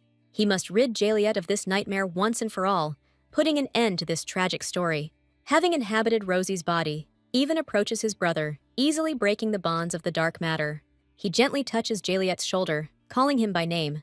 Jaliet doesn't understand why Evan doesn't kill him, but Evan says he could never do that. Now his little brother is suffering because of him, and Evan wants to ask for forgiveness for this. Moreover, Evan never wanted to hurt Jaliet, but Jaliet does not understand why his older brother is apologizing to him, since he was the one who died that day. Moreover, all this happened because Jaliet could not keep his mouth shut, but Evan believes that his younger brother is not guilty of anything and does not hold a grudge against him. After these words, the space seems to clear, and Jaliet and Rosianna find themselves in a spacious stone hall. Seeing that the boy opens his eyes, our heroine is very happy about it. Looking into Rosie's eyes, Jaliet cannot hold back his tears, because he was finally able to get an answer to the question that had tormented him for many years. When Jaliet finally comes to her senses, Rosianna asks how her conversation with Evan went. Jaliet smiles happily and thanks Rosie, because everything went well only because she agreed to help his brother. Moreover, the boy still feels a piece of Evan's mana in Rosianna, and the girl guesses that Jaliet's older brother has not yet left her body. Evan warned our heroine that after she absorbed him, he would use all his remaining powers and disappear. But Rosie is glad that this has not happened yet. Looking around, Jaliet notices that the space they are in is quite unique. It's as if they are in another dimension, but it's a magical illusion caused by the division of space, and so he and Rosianna are both here and in the auction house at the same time. Rosie wants to get out of here, and Jaliet offers her to destroy the magic. However, they are unlikely to get away with it, and the tower itself may collapse, so Rosianna quickly abandons this idea. Then Jaliet suggests that our heroine find the owner of this spell, that is, the Lord of the Magic Tower himself. Our heroes decide to use teleportation and return to the ballroom. At this point, they find themselves too close to each other, and, embarrassed, Rosianna reminds the young man that they need to hurry. Jaliet didn't sense any energy in the auction house, but he sensed it at the top of the tower. The Lord is likely in the room located directly above the auction hall. Rosie realizes with horror that Jaliet is talking about the very room mentioned by the master. But it seems that Rosie has no other choice, and she will still have to enter it, despite the teacher's warning. Frozen in surprise, Rosianna sees an open coffin and a long-haired man standing next to it, who has bewitched the Lord of the Tower. Not believing her own eyes, Rosie recognizes the man as Master Asil, and upon hearing her voice, the teacher immediately looks around. At this moment, somewhere very far away, a portal opens, burning with a bright red light. Coming out of it, Marquis Schwarlin smiles broadly, sighing with relief. He has finally found what he has been looking for so long, and with the wish-granting crystal in his possession, the Marquis plans to make everything he has dreamed of for so long come true.